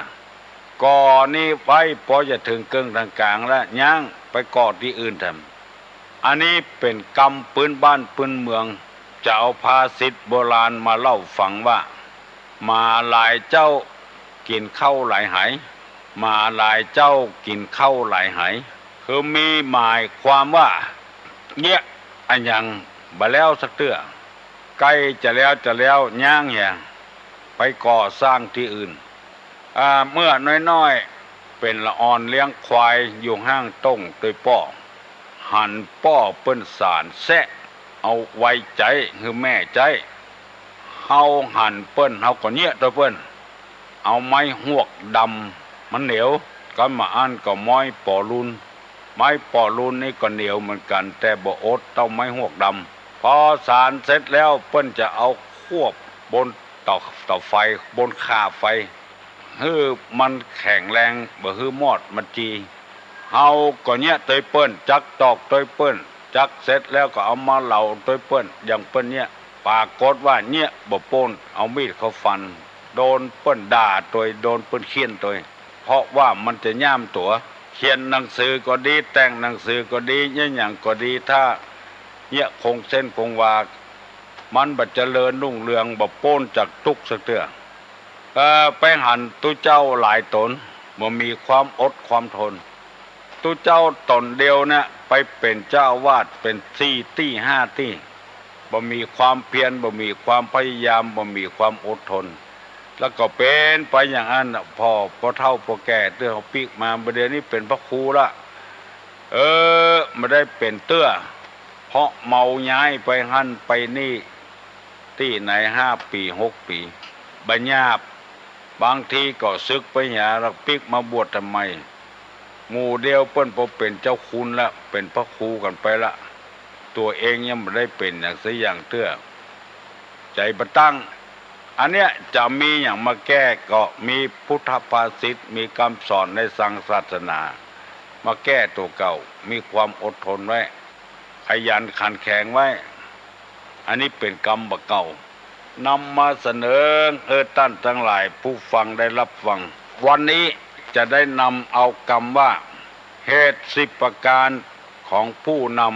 ำที่หายนะมันหมายความว่าผู้ใดปฏิบัติตาม10 อย่างเนี้ยจะนำความหายนะความเสื่อมมาสู่ผู้นำนี่ก็ยังหูตั้งแต่เป็นหัวหน้าครอบครัวเป็นต้นไปหรืออยู่ในโรงเรียนเปิ้นตั้งหรือเป็นหัวหน้านักเรียนหัวหน้าชั้นอันนี้คือผู้นำหมดแต่งงานมีผัวมีเมียมีผัวมีลูกมีเมียมีลูกก็ต้องเป็นหัวหน้าคนหัวหน้าเป็นคนอย่างผัวก็ไปอย่างเมียก็ไปอย่างมอบครอบหัวคอหัวครัวเฮือนไว้ให้เมียเป็นภาระของเมียถ้วยโอโถโอจามเป็นใหญ่ในทางนั้นมันซักมันถูมันล้างเป็นหน้าที่ของเมียการปกครองอย่างอื่นรายได้จะพอใจกับบ่พอใจการลูกจะเอาเข้าโรงเรียนที่ไหนบางทีที่แปลงก็เฮียสอนดีน้อยที่ถูกก็สอนถูกน้อยหมู่นี้เป็นหน้าที่ของผู้นำหมดเป็นกำนันผู้ใหญ่บ้านเป็นเจ้าอาวาสเป็นหัวหน้าของชั้นผู้นำหมดเพิ่นบอกว่าถ้าประกอบด้วย10 ข้อเนี้ยมันจะบัดเจริญผู้นำทั้งหลายต้องปรับปรุงให้ดีขึ้นมันจะเจริญแน่นอนผู้นำที่จะหายนะนี่คือ1สายตาสั้นว่าอันเดอไม่ใช่สายตาคำว่าตาสั้นนี่ก็คือบ่มองไกลบ่พอไกลเอาคงเส้นคงวาเอาใกล้ๆเอากินง่ายว่าอย่างคนเอาซื้อหวยถึงวันเนี่ยต้องการนึกถูกหวยได้เงินนักๆเนี่ยโดยบัดลงบาทลงแหงอย่างตะใดลงทุนซื้อมันบางคนก็เสี่ยงเป็นพันเป็นร้อยหลายร้อยใครได้เงินใครได้ทองมาจุนเจือครอบครัวเธอได้อยู่ดีกินดีอันนี้กึดสั้นไปสายตาสั้นไปคนที่จะได้เงินได้ทองนั้นต้องมันต้องขยันพุทธภาษิตว่า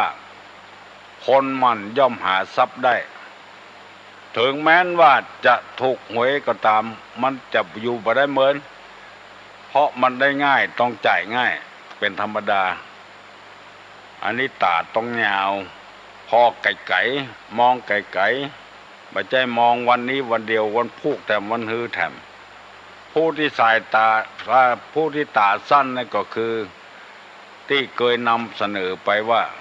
เพิ่นเอาป่ากับเบ็ดฮือผู้ที่ตาสั้นนั้นจะเอาป่าไปแกงผู้ที่ตายาวนั้นจะเอาเบ็ดเพราะว่าเอาไปจอมก็ดีเอาไปปักเบ็ดกองก็ดีจะได้กินปลาแถมหลายตัวอยู่เอาจนเบ็ดพวกว่า2มันสมองตื้นอันนี้ก็เอากันไปบ่ฮอดคือบ่มีความรู้ตัวใด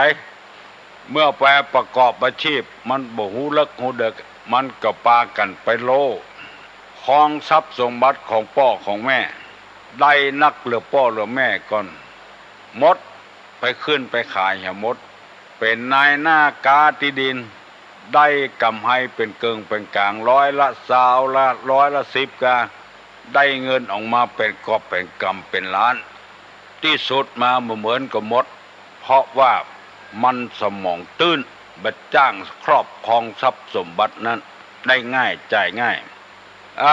วันนี้จะอธิบายข้อที่3ให้ฟังว่าตื่นสายในนี้บ่ได้บอกว่านอนตื่นสายเพิ่นว่าตื่นสายคือจ้าหรือเปิ้น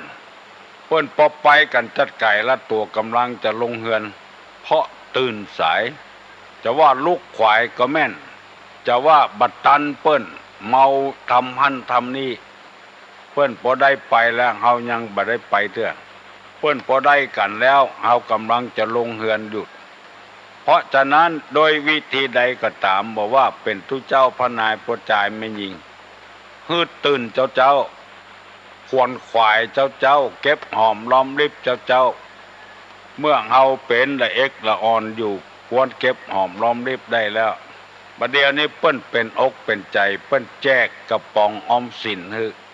ผู้ใดทำเสมอต้นเสมอปลายนั้นพอขึ้นมัธยมแล้วบ่ได้รบกวนพ่อรบกวนแม่แล้วเพราะมีเงินเก็บคนที่ตื่นสายนะกำลังจะเก็บอยู่นี่บัดตันเปิ้นละเก็บหอมรอมริบไว้เงินทองบัดเจ้ปี้ไผน้องไผเนี่ยอย่างเฮ้ยเนี่ยก่อนทำอะไรก็ทำโวยๆทำก่อนตื่นเจ้าถ้าตื่นสายนี่บัดตันเปิ้นการเป็นวัดการเป็นไอนี่มันเป็นธรรมชาติบาดท่าวิตกอย่างมันเป็นเองมันหายไปเองวัดนี่นะบัดต้องยาก็หายบัดกินยาก็หายวัดนี่มันถึงขวบมันก็หายคนเดียวมันจะหูดังตันพ่องไอพ่องเป็นธรรมดาใครจะไปรำคาญเนอะเปิ้นเฮียนหนังสือกันเมื่อหนุ่มๆเปิ้นฮ้องว่าตื่นแต่ดึกศึกแต่หนุ่มตื่นเจ้าแล้วก็ศึกษาเล่าเรียนเมื่อยามหนุ่มยามกำควรขวายเมื่อยามหนุ่มยามกำจะไปท่าเฮียนเมื่อเฒ่าเมื่อแก่โอ้บางรายก็น่าเสียดายเอาเวลาที่กำลังศึกษาเล่าเรียนเอาไปหายไปขาดไปคบหมู่คบเพื่อนเฮียเอาเวลาไปเสียไปดอยสุเทพไปบรรยายธรรมพระนิสิตมหาจุฬาลงกรณราชวิทยาลัยมูนขึ้นไปจะน่ะไปบรรยายเพิ่งก็ถ่ายทอดพอเสร็จแล้วลงมาโอ้อย่างเฮอบินอดปรากฏว่าละอ่อนหนุ่มทั้งนั้นขี่รถเครื่องขึ้นดอยบิดแฮนกันปลุ่มล่ำขึ้นแล้วก็บ่ขึ้นไปอย่างลงมาพอดึกพอเดินแล้วพอ4 ทุ่มละเปิ้นเนี่ยอย่างจะอ่านเปิ้นอย่างมาค่ำตัวเก่าค่ำพ่อค่ำแม่ตัวเอาเวลาดึกเดินไปแข่งรถเครื่องกันลุบลับไปเอี่ยวกันแทนที่จะเอามานั่งอ่านหนังสือดูหนังสืออยู่กับบ้านกับจองสุขภาพอันยังก็บ่เสียเอาไปเสียอย่างอันบ่ดึกบ่ดื่นลาที่เปิ้นเล่าให้ฟังเหลือกว่านี้ก็มี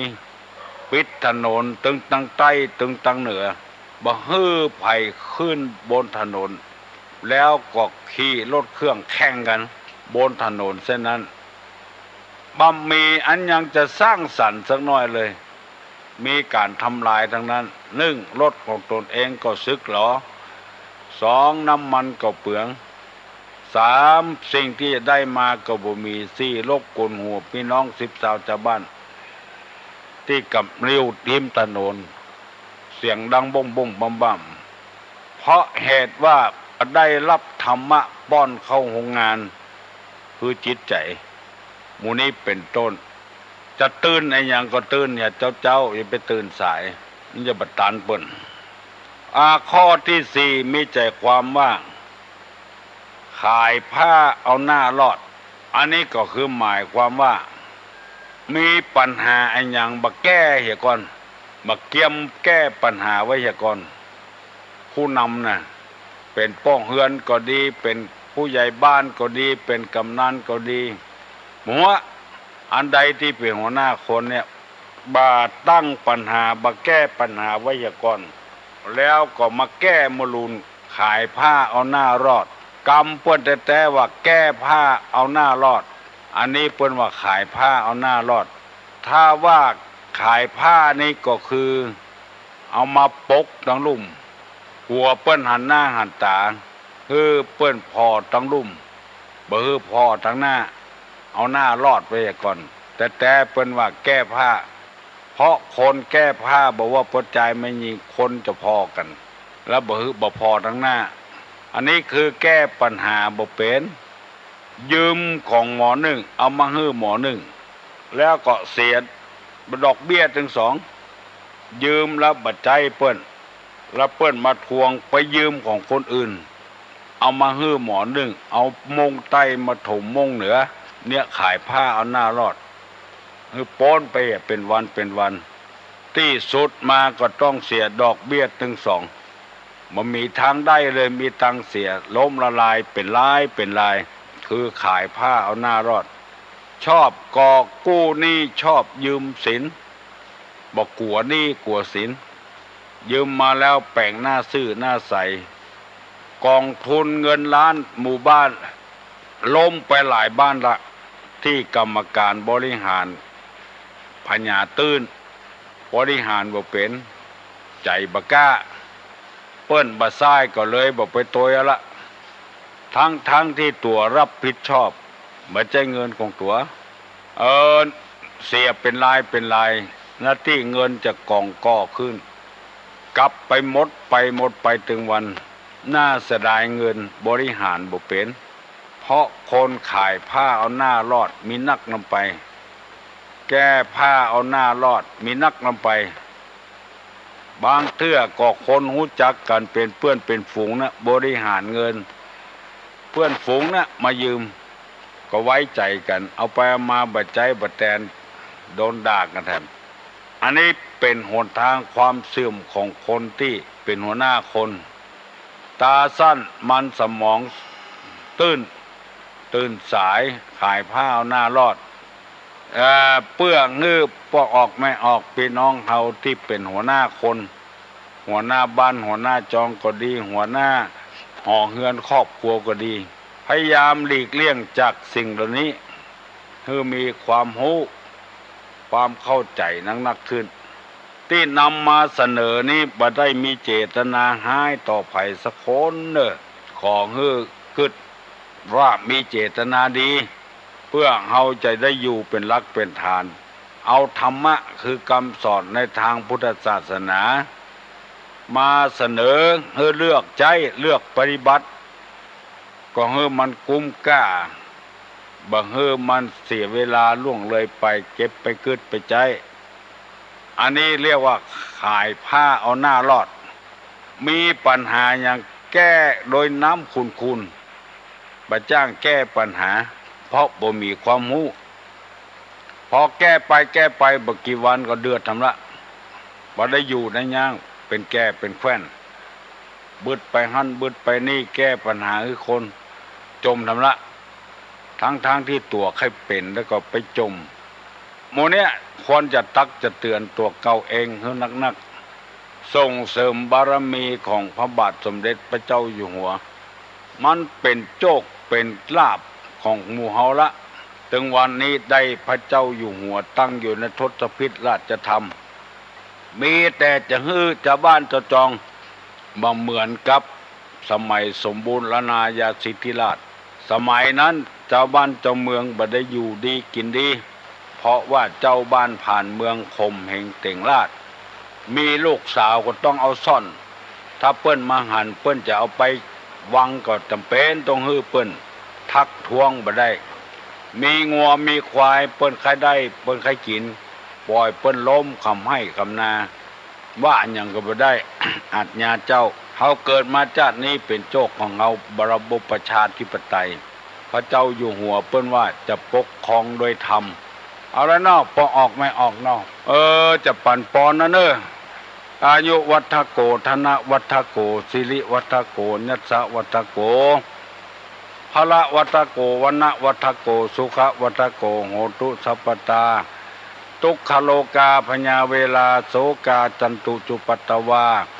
อเนกาอันตะลาญาปิวินาสันตุจติจัสสาใจญะสิทธิธนังลาพังโสถีภกัญญังสุขังพลังสิริอายุจะวันโนจะโพคังวุธิจยะสวาสตาวาสาจะอายุจะจีวสิทธิภวันตุเตสัพพิติโยวัจจันตุสัพพะโลโควินัสสตุมาเตภวะตวนตรายโยสุขีทิคายุโกภวะอภิวาทานาสีริสานิจังวุธาปจายโนจัตตาโลธรรมาวัฏันติอายุวันโนสุขังปลัง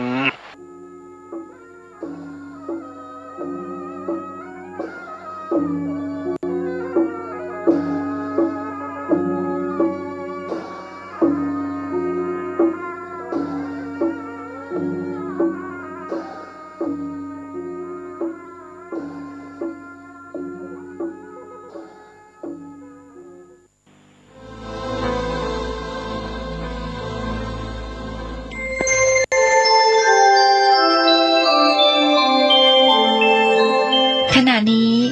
ท่านกำลังฟังสถานีวิทยุกระจายเสียงพระพุทธศาสนา FM 104.5 เมกะเฮิรตซ์ คำว่าปอเขาก็ยุงอู้กันว่าเฮาตัดไปอยู่4ทิศมีของวิเศษเกิดขึ้นมากมายเกิดพอกะถ้าเฮาล้มตึงต้นเนี่ยมันจะมีก้ามหาศาลขนาดไหนเพียงกึดต่ออันญาติโยมทั้งหลายโพธิสัตว์เจ้าผู้เดียวที่บาหันตวยอันเป็นปอกาหัวหน้าก็เลยกล่าวเตือนบรรดาเหล่าปอกาทั้งหลายว่านอกจากที่เฮาจะมาอาศัยห่มเงาเปิ้นอยู่แล้วเฮายังได้ทรัพย์สมบัติกลับไปแถมตัวเหตุใดหมู่เจ้าทั้งหลายบ่ทำคุณตอบแทนแต่กลับจะปากันทำลายตัดเอาเหี่ยตึงต้นหมู่ปอกาก็บ่ฟังคำเตือนช่วยกันขุดเอาไปที่งูนที่เก้าที่โคนต้นไทรบ่สนใจกำตักเตือนพญานาคหันความโลภของบรรดาหมู่ปอกาก็เลยสั่งฆ่าบริวารปอกานั้นไปเหลือเพียงหัวหน้าปอกาที่เป็นโพธิสัตว์เจ้าผู้เดียวเพราะเป็นคนมีศีลมีธรรมสุดท้ายแล้วทรัพย์สมบัติก็ตกเป็นหัวหน้าปอกาแต่เพียงผู้เดียวชาดกเรื่องนี้จบลงไปชาดกเรื่องนี้ได้ข้อคิดสอนใจว่าโลภมากลาภหายความบ่ฮู้จักพอนำไปสู่หายนะมีพุทธศาสนาสุภาษิตรองรับไว้ว่าพยมันตรโตชาตังตังชาโนนวะพุทธติคนโลภบ่ฮู้ตันว่าความโลภนั้นเป็นภัยที่เกิดขึ้นภายในต่อไปก็มาพบกับชาดกจาติ90ในพระเจ้า500จาติ90แปะกับเสือเหลืองคนเลี้ยงแปะตอนแปะมากินหญ้าในป่ามีแปะตัวหนึ่งเกิดพัดหลงมูเข้าหามูบ่ได้เนี่ยโจกหายของแปะตัวนี้มันหลงมูก็มาปะกับเสือตัวหนึ่งเป็นเสืออันธพาลที่กำลังหิวโซแปะกึดหาวิธีจะเอาตัวรอดเพื่อรักษาชีวิตก็เลยอู้กับเสือว่าน้าจ๊ะฉันฮู้ว่าน้าเนี่ยเป็นผู้มีศีลมีรูปร่างสวยงามไผเปรียบบ่ได้เลยน้าบ่ต้องฆ่าฉันเด้อเสืออันธพาลก็ตรัสว่าแหมเจ้าแปะน้อยอย่าทำทีทำท่าแกล้งมาชมเชยข้าเนี่ยเจ้าเหยียบหางข้าแล้วแต่งมาเรียกข้าเป็นน้ากึดก็ว่าข้าจะให้อภัยแปะก็ว่าน้านั่งหันหลังไปแหมตังส่วนฉันเนี่ย อยู่หน้าของหน้าเนี่ยฉันจะไปย่ำหางได้อย่างไรไอ้หรอเสือก็ว่าโอ้เจ้านี่สถานที่นี่เนี่ยจะพ้นจากเฮาบ่มีหูไว้เนอะที่มีหางของเฮาเนี่ยไปเหี่ยกุฏิเนี่ยมีเหี่ยมดกุฏิเนี่ยหมายความว่าเสือมันนั่งที่ไหนมันก็เอาหางแกว่งมันก็มาหมายไว้มดไอ้เต้เนาะจะยืนอยู่ที่ไหนก็ย่ำหางฆ่ามดไอ้เนี่ยมันหาเรื่องกินเพื่อนเลยเนาะทีนี้ก็ว่าพ่อแม่ของฉันเลยบอกว่าหางของหน้าสวยงามสะอาดแปะไว้อีกเพื่อรักษาหางหน้าฉันเลยมาทางอากาศไม่ได้เตียวดินมาทางอากาศอีกหรอแปะไว้อีกข้าหูว่าเจ้ามาทางไหนแต่เจ้าเข้ามาก็จะต้องเป็นอาหารของข้ามดแปะก็ว่านะเฮ้ยปล่อยข้าไปเถอะอย่าทำกรรมทำบาปทำเวรแถมเลยเสือบ่ฟังเพราะกำลังหิวก็ตะคุบแปะข้ากินเหี่ยเสียมเล็ดญาติโยมทั้งหลายอันนี้ชาดกชื่อว่าทีปิชาดกแปะกับเสือชาดกเรื่องนี้จบลงไปได้ข้อคิดสอนใจที่ว่ากรรมอู้ดีๆใจบ่ได้กับคนชั่วอย่าเสียเวลาขอความปรารถนาดีจากคนชั่วเลยนะคนชั่วนี่ยังได้มันดื่มฟังอธิบายยังได้ก็มีเหตุผลคนชั่วก็คือคนพาลจะม่วนจะหวานยังได้ก็ตีความหมายไปตามบดีหมดกรรมดีๆใจบ่ได้ผลกับคนพาลอย่าเสียเวลาขอความปรารถนาดีขอความปราณีจากคนโฉดคนชั่วเลยมีพุทธศาสนสุภาษิตรองรับไว้ว่าสังเกเทวะอมิตตสมิงคนควรระแวงคนที่บ่ใจมิตรหือดีนะอันนี้เป็นพุทธศาสนสุภาษิตรองรับบรรพบุรุษจะมาว่าต่อภรรยาที่แสนดีภรรยาที่แสนดีสุดจะชาดก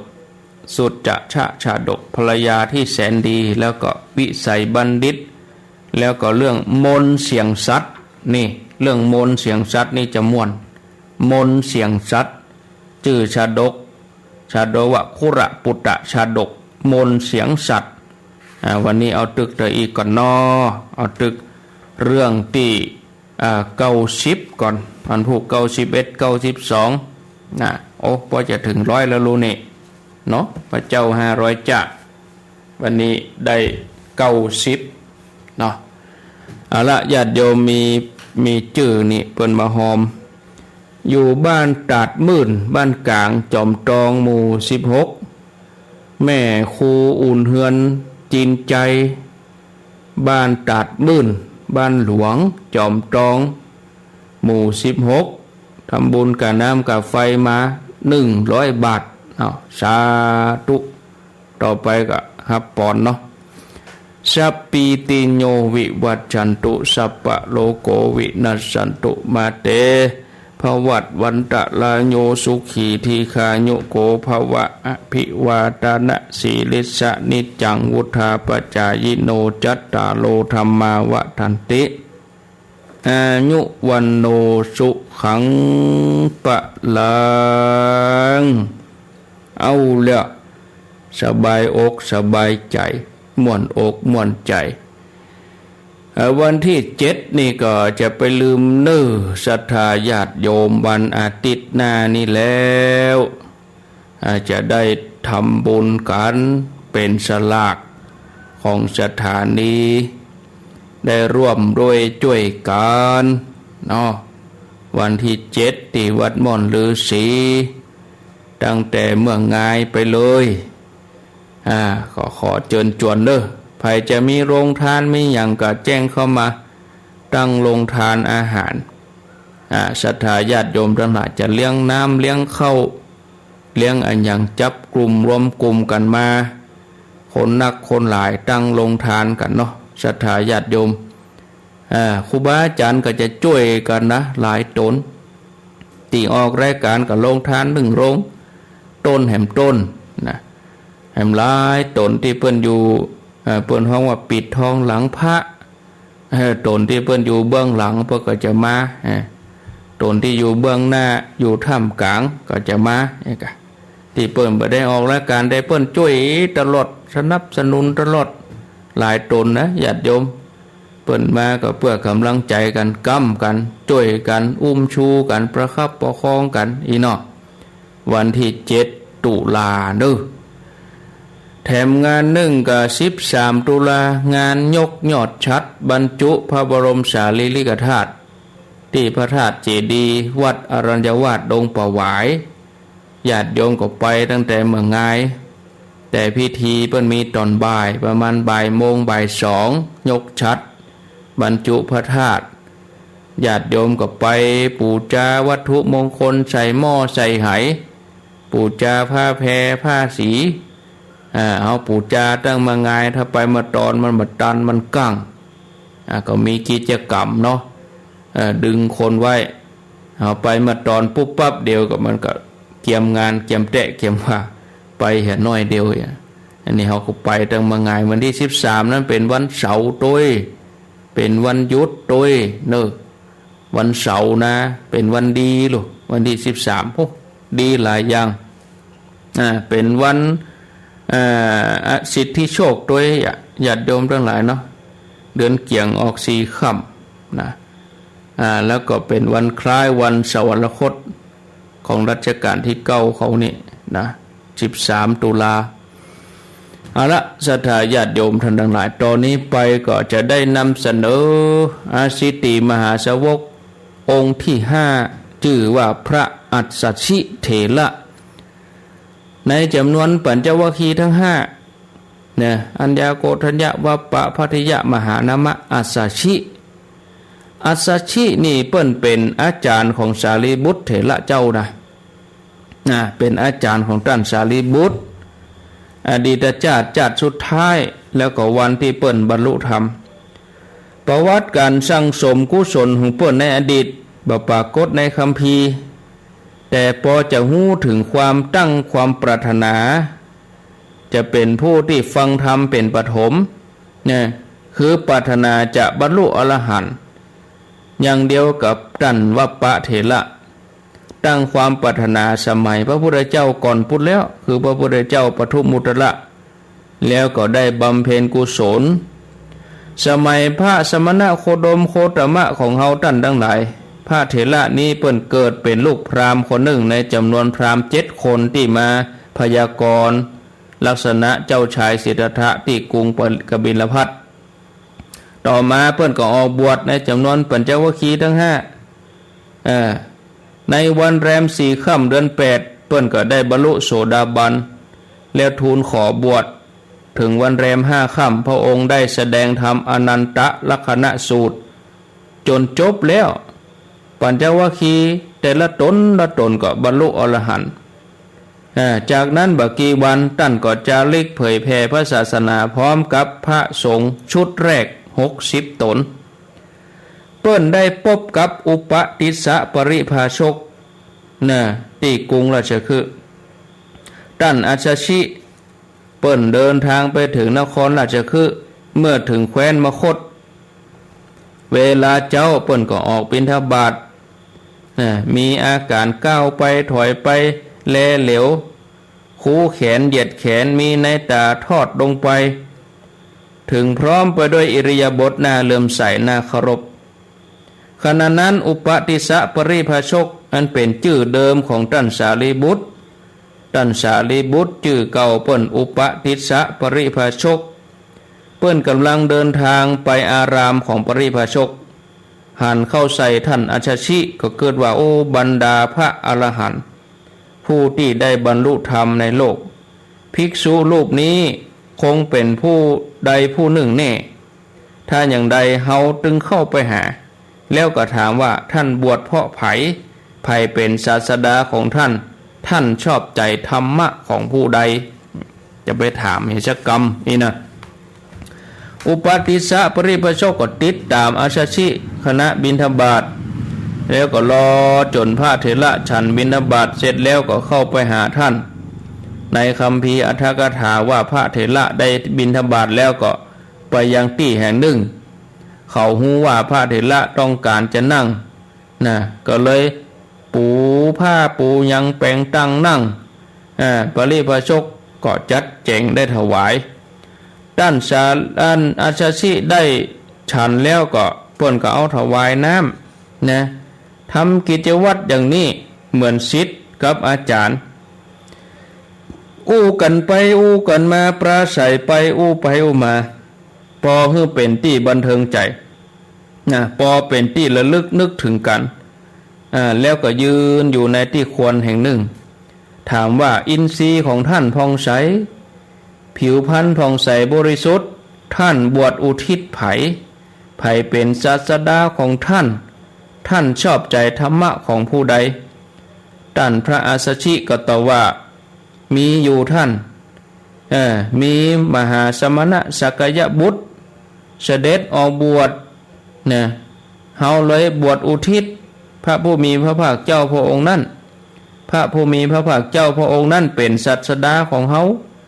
าชอบใจในธรรมของพระสัมมาสัมพุทธเจ้าพระองค์นั้นอุปติสสะปริภาชกก็ถามต่อไปถามว่าก็พระศาสดาของท่านสอนอย่างใดแนะนำอย่างใดท่านอาชาชิก็ตอบว่าเฮาเป็นคนใหม่ยังบวชบ่เมินเตื้อกำลังเข้ามาในพระธรรมอยู่ในนี้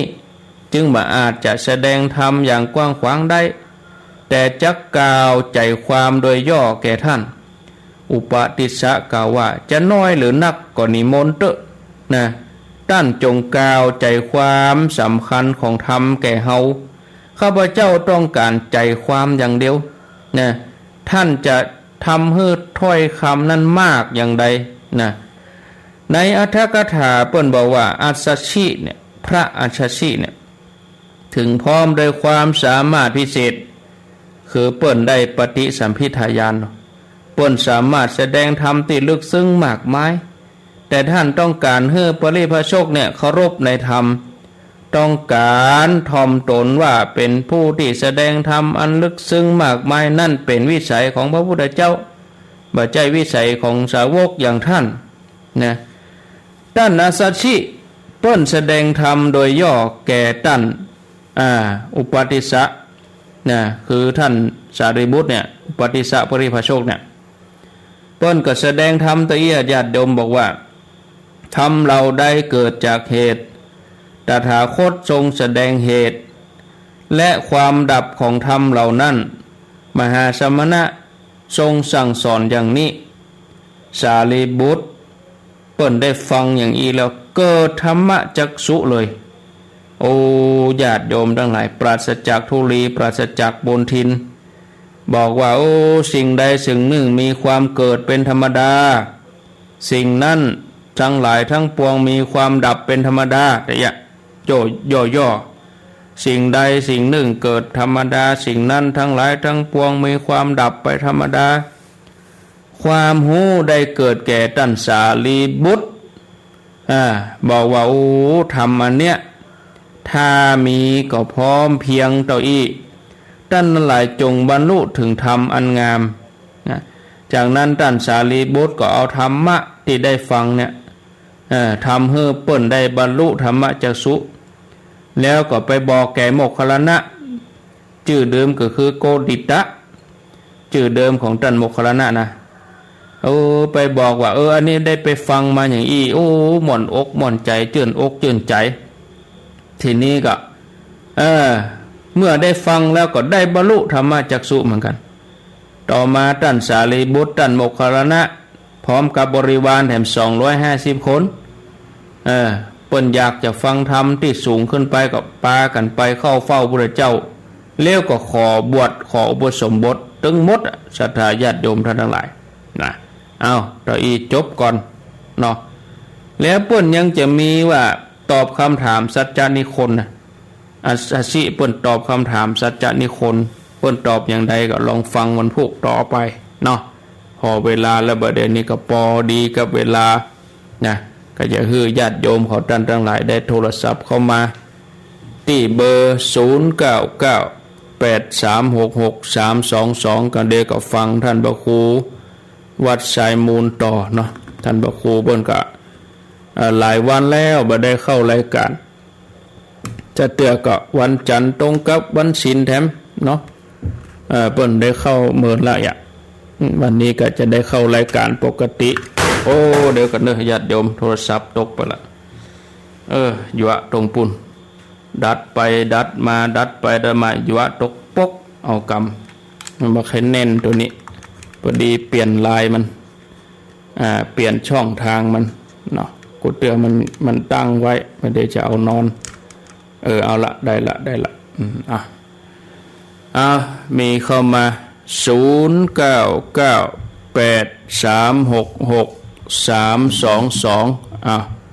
ไผจะโทรเข้ามาร่วมสนทนาจะจะแจ้งผลการรับฟังก็เข้ามาที่เบอร์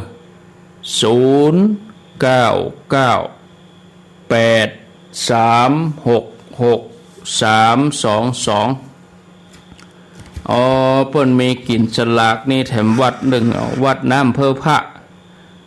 วันที่6 ตุลาอันนี้จะได้ไปห่วมอาตมาจะไป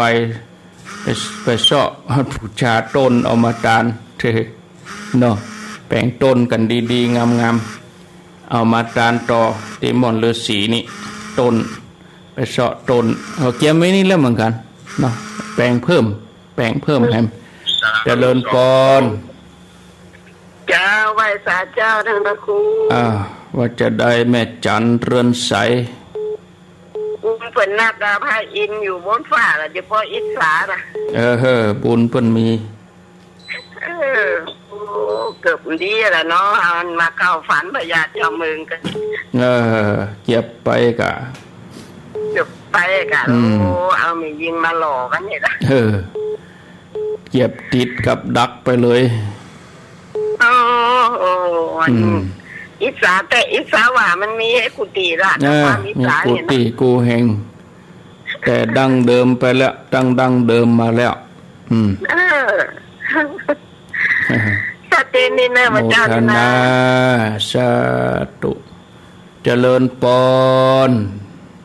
เจ้ากับพระสาเจ้าท่านพระครูไม่ฟังเป็นวันเลยนะแต่ไม่ท้องใจเด้อแม่สายพินก็เสียงเหมือนพินเนาะเจ้าแม่สายพินกัลยาบ้านนั้น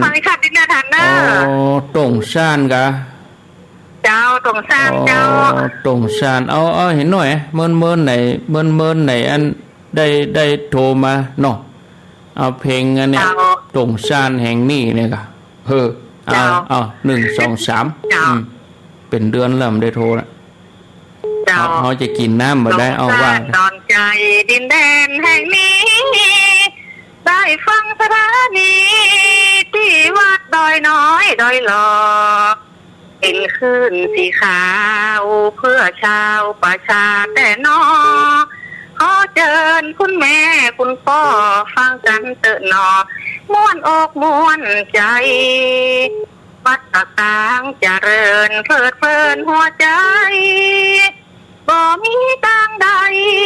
จะดังฟังชัดเลยเนาะพระอาจารย์บรรยงผู้คนเปิ้นปากันรอสถานีได้น้อยได้หล่อเป็นที่เกิดก่อสติปัญญารักษาจะทำท่านนำมาสอนทินมาวันชนธรรมาสัมพุทธเจ้าเพื่อปลดปลงลักโลกปลดลงบางเบาบ่มีสุขใดในเต้าสุขใจหมู่เฮาถึงเจ้าถึงแหลงที่ขึ้นFMฟังเป็นประจำเสียงน้ำเสียงธรรมดังก้องกับผ่านถึงตีป้อนานอาคมก็มีสาระกรรมดีจะขอจด จำไว้นี่นั่นเป็นของดีมีไว้หมู่เฮาขอขอบคุณท่านพระอาจารย์เสียงน้ำเสียงธรรมที่ดังถึงบ้านตรงสานเคยได้ร่วมบุญจะขอเป็นทุนยาวนานน้ำคำสอนของท่านจะขอน้อมจำไว้นำหนทางขอขอบคุณท่านพระอาจารย์เสียงน้ำเสียงธรรมที่ดังถึงบ้านตรงสานเคยได้ร่วมบุญจะขอเป็นทุนยาวนานน้ำคำสอนของท่านจะขอน้อมจำไว้นำหนทางเจ้าขอบคุณเนอะท่านพระครูที่อันคือทำมาตึงวันนะเจ้าเนาะอ้าวโอ้สาธุเนอะดีมีสุขอ้าวสาธุแม่สายพินเนี่ยก็เปลี่ยนอาตมาไปดื่มน้ำจับพอดีเจริญปอนไม่สาเจ้าท่านจากตังใดจ่ายน้ำลัดจ้ะอ๋อน้ำลัดฟังชัดดีกอจ้ะชัดดีจ้ะติดตามกันเนาะตลอดเนาะจ้ะจังตลอดสดพระองค์จ้ะมีหยังก็ถามปัญหาก็แม่ถามว่าจะลากแม่กับปลายน่ะหลายคนใส่ต้นเดียวกันได้ได้กะมันเป็นหยังจ้ะหลายคนใส่ต้นเดียวก็ได้ไม่เป็นไรเอาไว้ไม่ใช่เอาใส่ต้นเดียวกันเนี่ยอากะเอาเปาะกันเนาะจ้ะเอาเปาะกันจ้ะบ้านแม่กับวันที่5จ้ะโอ้ดีแล้วกะจ้ะวันที่7เกิดปลายม่อน4โอ้ดีแล้วจ้ะฟังตั้งเมื่อตุลุงแล้วกะจ้ะฟังตุลุงฟังคุตนตุลุงได้ยินทีก็จ้าชัดเจนเบอร์โทรศัพท์ส่วนนี้ชัดเจนจ้ะอนุโมทนาจ้าไว้สาธุ0993660322 กะที่ไปบ้านแม่ใส่พินได้กะที่คลื่นนี้คลื่น 103.50 แดนดินถิ่นล้านนาเนี่ยพดไปตรงซ่านเมืองปานปุ่นนะเมืองปานลำปางเจริญปอนสวัสดีจ้าพระอาจารย์แม่ครั้งนี้เลยแม่ตัวแม่ตุบ้านล่องเนี่ยจ้า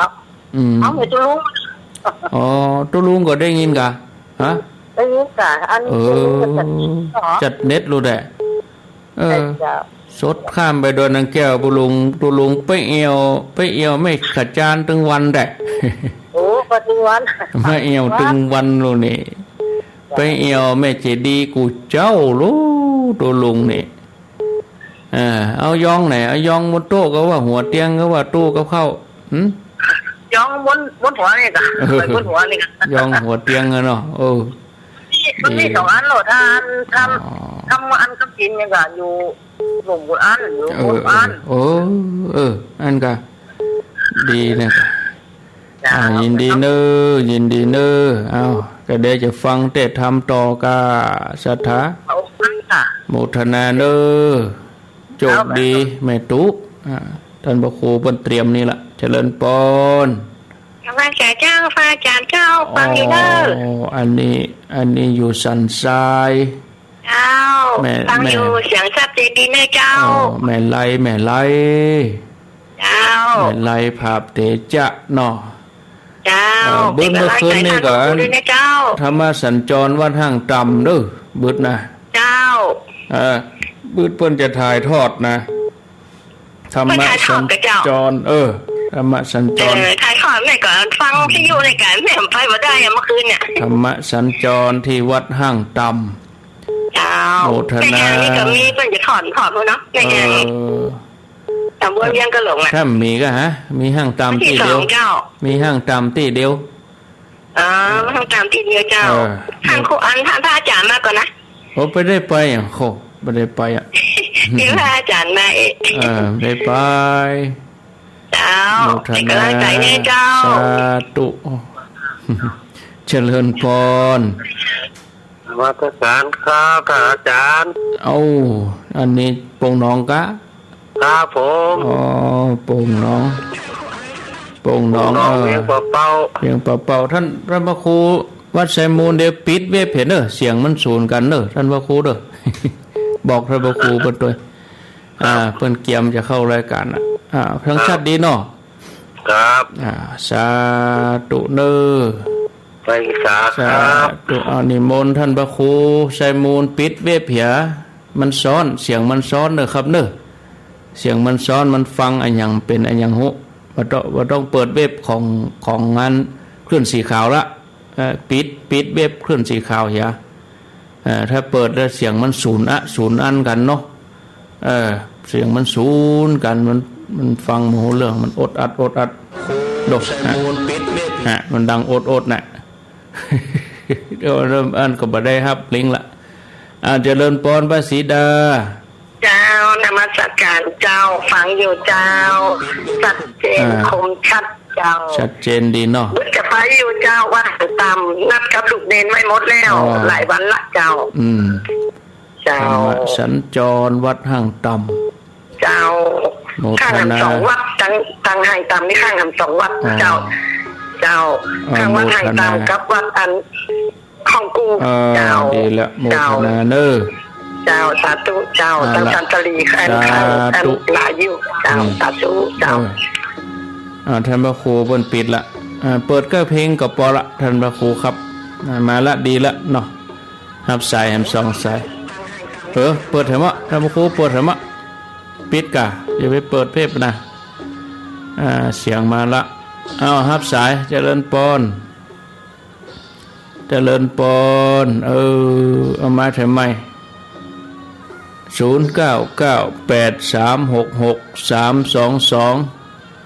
ได้ยินเสียงเปิ้นเพลงฟ้อนเล็บมันเปิงนี่ลูเปิงดีกับอันนี้อย่างก็เปิงดีกับอันกลางภาษาหน้าสลากเอาสายสุดท้ายเจริญพรจากพระเจ้าท่านพระครูฟังจากแม่วางนาชายกะเจ้าฟังชัดดีเนาะเจ้าเป็นดีเจ้ายินดีนักเด้อสวัสดี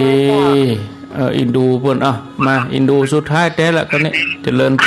รจากพระเจ้าลูกลาควงหอมอันนี้จากที่ไหนปัจจันแม่ขมูลปัจจันได้ยินทีก็เจ้าได้ยิน7 ทีเจ้าเป็นหมอกเป็นเหมยแล้วก็เดี๋ยวนี้เจ้าเป็นหมอกเป็นเหมยแล้วเจ้าเปิงดิกินสลากเปิงเรืออันกินสลากเนาะแฮมสัก10 กว่าวันนี่เขาจิบทบแล้วก็บ่มบ่ำเรามีสลากวันที่3 พฤศจิกาเจ้า3 พฤศจิกาเนาะเจ้าเขาไปอยู่กะอย่าไปอยู่กะเจ้าไปอยู่เนาะมาอยู่เนาะเจ้าวันที่เจ้าจะไปเหรอสาธุเนาะเจ้ากลับไปตุเอาละลาก่อนศรัทธาญาติโยมเพราะเวลาไล่กลท่านพระครูเพิ่นก็เอาแห่มาแล้วยะมีก็แห่ยะเนาะต่อไปนี้ก็จะตัดสัญญาณไปวัดไซมูลเชิญทุกท่านฟังเทศธรรมอาตมาลาไปก่อนปะกันแต่ไม่วันพุธมาเจ้าเวลาเดิมโชคดีมีใจอายุวันโนสุขังปลัง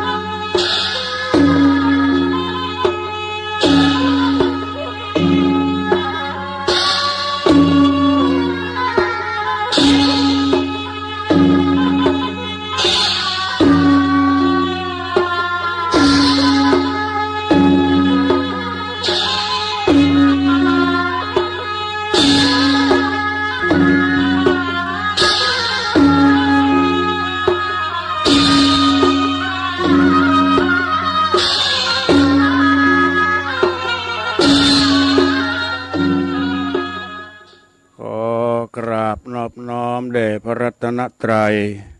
อันมีพระพุทธเจ้าพระธรรมเจ้าพระสังฆเจ้าพระสงฆ์องค์เนนจุตนจุองค์ขอเจริญปอนกับคณะศรัทธาสาธุชนทุกท่านวันนี้กระผมอาตมาภาพพระครูสังวรศิราภิรักษ์เจ้าอาวาสวัดสายมูลตำบลแม่กาอำเภอสันป่าตองจังหวัดเชียงใหม่ก็ได้มาพบปะกับคณะศรัทธาสาธุชนทั้งหลายแถมครั้งหนึ่งซึ่งได้ห่างเหินกันไปหลายจันทร์คัดข้องทางเทคนิคหรือตรงกับวันพระวันศีลหลายวันก็เพิ่งมาปะกันวันนี้ตรงกับวันที่ขึ้นเดือนตุลาวันที่ตุลาคมพ.ศ. 2561พอกสถาญาติโยมทั้งหลายวันนี้เป็นวันขึ้นเดือนใหม่เดือนที่10ละของพ.ศ. 2561ตรงกับวันที่1เดือนตุลาคมแรม7 ค่ำเดือน12เหนือวันพวกนี้ก็เป็นวันพระวันศีลพอออกศรัทธาญาติโยมทั้งหลายวันนี้จะไปวัดวันพวกนี้ก็วันนี้ก็ต้องแต่งดาเตรียมข้าวตอกดอกไม้เครื่องไตรยทานไปทำบุญตักบาตรหรือจะไปทำบุญหาญาติกาวงศาที่เขาเจ้าเหล่านั้นได้ล่วงลับดับขันไปก็เขาได้กึศได้แสดงออกซึ่งความกตัญญูกตเวทิตาต่อบุพการีที่ได้ล่วงลับดับขันไปรายการนี้ชื่อว่ารายการมรดกธรรมกำเมืองเทศนาอยู่ที่วัดสายมูลส่งสัญญาณไปที่วัดปักจางเจริญ 91.0 และก็สถานีวิทยุหลายแห่งที่รับเอารายการนี้ไปเผยแผ่แก่ศรัทธาประชาชนนับว่าเป็นบุญเป็นกุศลแก่เจ้าของสถานีแก่เจ้าหน้าที่ทุกท่านทุกคนทุกที่ทุกแห่งหลายจังหวัดโดยต้องขอขอบคุณอนุโมทนาแก่เจ้าของสถานีวิทยุที่มีจิตใจเพื่อแผ่เมตตาแก่ศรัทธาประชาชนขอขอบคุณอนุโมทนาต่อเจ้าหน้าที่ที่มีความเกี่ยวข้องในการออกรายการธรรมะทุกรายการทุกเจ้าทุกค่ำต้องเป็นบุญเป็นกุศลแก่ศรัทธาเจ้าของสถานีวิทยุและเจ้าหน้าที่ทุกท่านขอขอบคุณมาณที่นี้โดยวันนี้ตอนแรกตั้งใจว่าจะเอาพระธรรมเทศนาชะตาปีเกิดชะตาปีเกิดเตรียมไว้หมูเอาไปไว้ไหนชะตาปีเกิดเริ่มตั้งแต่ปีชวดหนูจะรู้วัวขานเสือเถาะกระต่ายปีแรกนี่ก็คือทำเตมิยะชะตาปีเกิดของศรัทธาผู้เกิดปีหนูบอกว่าเอาไปไว้ที่ไหนเสาะหามเมื่อวานก่อนปะเมื่อวานตอนแรงเป็นว่าแก้คัดไปก่อนวันนี้เจ้านี้จะได้เอาทำพระธรรมเทศนาคงจะเคยฟังมาแล้วตุก108ตุกของเฮามีหลายอย่างปอกศรัทธาญาติโยมทั้งหลายคนเฮาเกิดมาย่อมประสบเหมือนกันจุคนคำว่าตุกเฮามาทบทวนดูความตุกทั้งหลายทั้งปวงที่มีกับตนกับตัวของเฮาเพราะว่ามันเป็นธรรมชาติอนิจจังทุกขังอนัตตาเนี่ยมันมาพร้อมกันมันมาอยู่ด้วยกันคนเฮาอยู่ตึงมือตึงวันเพราะมีเพราะความบัดเที่ยงทุกขังอนัตตาอนิจจังทุกขังอนัตตานี่มันมีเหมือนกันจุคนบางครั้งบางทีเฮาสุขสบายอันนั้นก็คือความทุกข์น้อยลงบัดใจความสุขดิแต่ดังนั้นความทุกข์ของเฮามีกี่อย่างมีอะไรอย่างพ้องลองมาทบทวนฟังเป็นพระธรรมเทศนาแบบพื้นเมืองเหนือของเฮาดังนั้นก็ขอพระออกศรัทธาญาติโยมทั้งหลายได้ตั้งอกตั้งใจสดับรับฟังพระธรรมเทศนา เรื่องตุก108เป็นลำดับต่อไปนะโมตัสสะภะคะวะโตอะระหะโตสัมมาสัมพุทธัสสะทุกขะเมวะหิสัมโพธิทุกขังติถันติเวติจนายัญจะทุกขาสัมโพธินิรุจจติเตสานทโว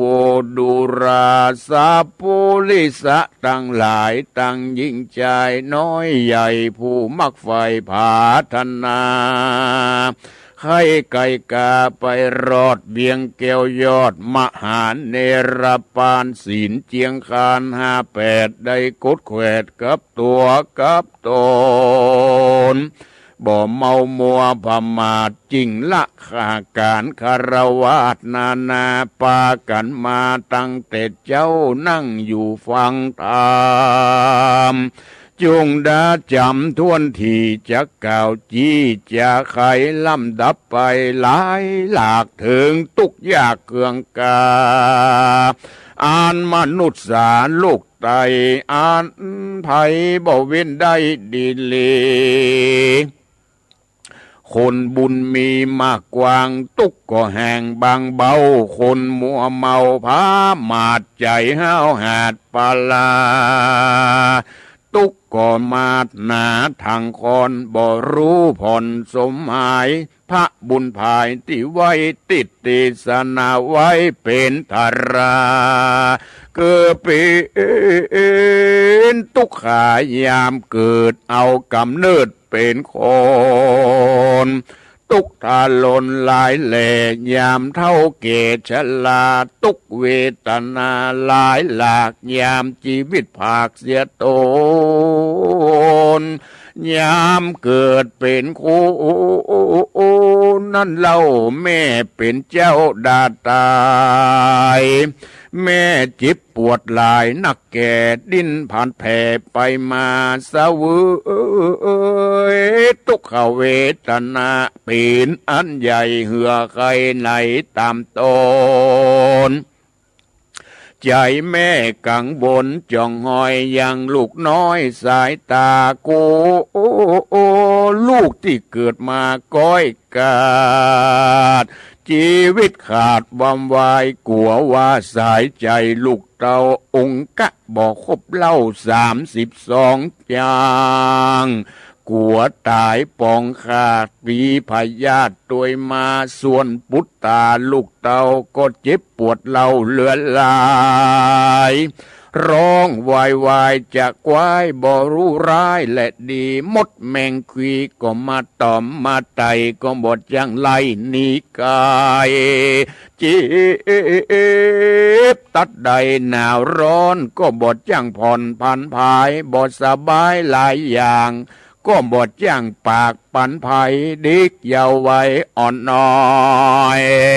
ตุกจ่องห้อยนำนาตุกตัวมาต้องปาดยามเกิดเอาจาดเป็นคนตุกทารนยามแก่ยามเท่าปีนตุกแถมเล่าตัวมาจักไกลกาเตียวต่องก็บ่ได้ว่องดังอ่อนลุกนั่งนอนยินยากเตียวลำบากนำนาเจ็บแข้งเจ็บขาหัวเข่า2มือเต้าและมือยานตั้งเขี้ยวฟันก็มาลูดมาหล่อนกินแต่ของอ่อนๆยำเตาบะเขือผักเผาไม้ก้อยยำได้ขืนลงของอ่านเป็นโพงกินก็แกนบ่อิ่มแน่นดังอกดังใจกินอันใดก็ได้ยุดได้ย่อนธาตุอ่อนเลือนลายเหี่ยวจักกายเดือดไม่จิบเมื่อยไข้ก็ตัวมาตั้งกีสาผมก็มางอกปานดำปานแดงออกอยู่ในเต็มโตตาก็มามืดมามัวบ่เป่งบ่แจ้งพออันใดจุแห่งก็ลุยลายตุ ตุกตั้งหลายนี่เล่าเป็นตุกย้อนความแก่ความเท่าชราตั้งกายยาไหววันเตียวยังสันเสสามตาก็มามืดดำเป็นตังจุกหยอกย่ำเป็นโหนหายใจเลยลุ้นตุกตอดดูหิวหอดน้ำนาแยกการนาน้อยใหญ่ก็แยกบ่ได้เหมือนอกเหมือนใจดังไม้จะใครหลายหลากลูกหลานหากลุมจังปีนตุกขังแต่เล่าย่ำแก่ยำเท่าชราตุกมารัตนานั้นใสปีนตุกใหญ่เหลือลายตุกจนตายก็เอกกาดชีวิตขาดกายาพองมะละนาความหน้าย้อนตันค่าฟันแตงพองแอวเสวงหาสดลาตามตาน้ำสากรกำเดิมอ่อนมารอดตายตกตอดวังทานพองแอวดงดานดันป่าสัตว์หยาบจ้าขบตายพองผ่านภายเกาะกอดขึ้นบนยอดรุกขาโตกลงมาความหน้าอยู่แกงป่าดงไผ่บ่มีไผ่สักโพจักไปหูและหันพองใจชักกันหยาบจ้าพ่อแม่ด่าจ้าสอนเยะหน้างอนโคดไม่กินยาพิษใหญ่วำวายพองกินอาหารหลายเหลือแลพยาธิแผ่ก็โตยมาบทตัญญาสักปากชีวิตก็ผากอาพรากตายไปพองเปียวไฟเอาไม่หนีบทได้ก็เลยตายผ่านพ้องกันอาหารอยากชีวิตพรากวำวายพ้องจังปังปายคำคาจ้างปังปายคำคาพ้องฟ้าผ่าจับตุนพ้องปีนกังบนบ่เหือดร้อนไม่เดือดเรโรโอนบางพองก็แขวนคอตนหลีกลี่หนีละนี่เงินคำละลูกตาดำอ่อนน้อยให้สะซ้อยกองหาพองปาลาหยาบกระทำบาปเหลือลายยามจักตายกระพากตุกลำบากเลโรออนพองบุญกุศลจ่องหอยยามจักกาดก้อยมรณาบ่เววากังไกตั้งสติได้ฉันเดคนในโลกีลายแลบ่เว้นแว่ยิ่งใจเตียนยอมตายเหมือนกันจุโพบ่ข้างอยู่คนใดเล่นนาแถมประการหนึ่งเล่าคือตุกโศกเศร้าเครื่องกาตุกปริเวตนาร้องห่มร้องไห้ตุกเอาไม่ในใจย้อนสายใจเมื่อพ่อแม่ตั้งเท่าเกตานายหรือคนยิ่งใจใหญ่น้อยได้กาดก้อยมรณาหรือผิดอาจยาเต้าไทยตันยับได้ปรับใหม่หรือนำไปใส่คุกใส่คอกบ่ได้ออกเหิงเมินนานสายวงวานพี่น้องอยู่ต่างห้องไก่กันใจติดพันกึดควายตุกเอาไม้ก็ตอยมาคนบ่ปิยารักมักไฟปล่อยมาอยู่ใกล้ติดกันตุกก็วันไม่มาดบ่ได้ขาดสูญหายคะนิ่งหมายใครใดสมบัติน้อยใหญ่อันใดกันบ่สมใจฝ่ายอ้างก็ได้วิตว่างเสียดโยมตุกก็มาลุมทางคอนบ่หูผ่อนไม้หายลูพระหลายอยากใดก็ปีนตุกใหญ่ตัวมาตุกแถมประการหนึ่งใส่ปีนตุกเกิดได้กับตัวกับตัวเรรนไม่มาดบ่ได้ขาดเป็นนิรันดร์ ลางคนนั้นหันแจ้งจอดลางคนบอกกึดรอดตันพยาตุกตัวนี่นาจ่องหอยตั้งแต่อ่อนน้อยเยาว์วัยลำดับไปต่อเต้าถือความแก่ความเฒ่าชราคือฤดูหนาวมาฮอดฤดูหนาวฮ้อนอิดหิวอ่อนกระหายกินอาหารหลายนักแก่เป็นตุกแผ่ตัวมาตุกนานิสัยหากระงับได้เป็นครั้งเป็นข่าวคือฤดูหนาวมาควายคนเงินนาใหญ่ถมนาก็ซื้อเสื้อผ้าวัฏฐาผ้าผ่อนมาห่มซ้อนตัวตนส่วนคนอยากจนกันอยากตุกลำบากเครื่องใจ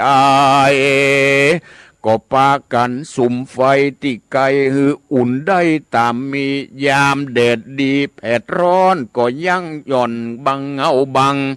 ยามต้องหวังใครยากก็เสาะใส่ปากตามมียามต้องบดดีปวดห้อนก็เข้าสู่บ่อนบังตา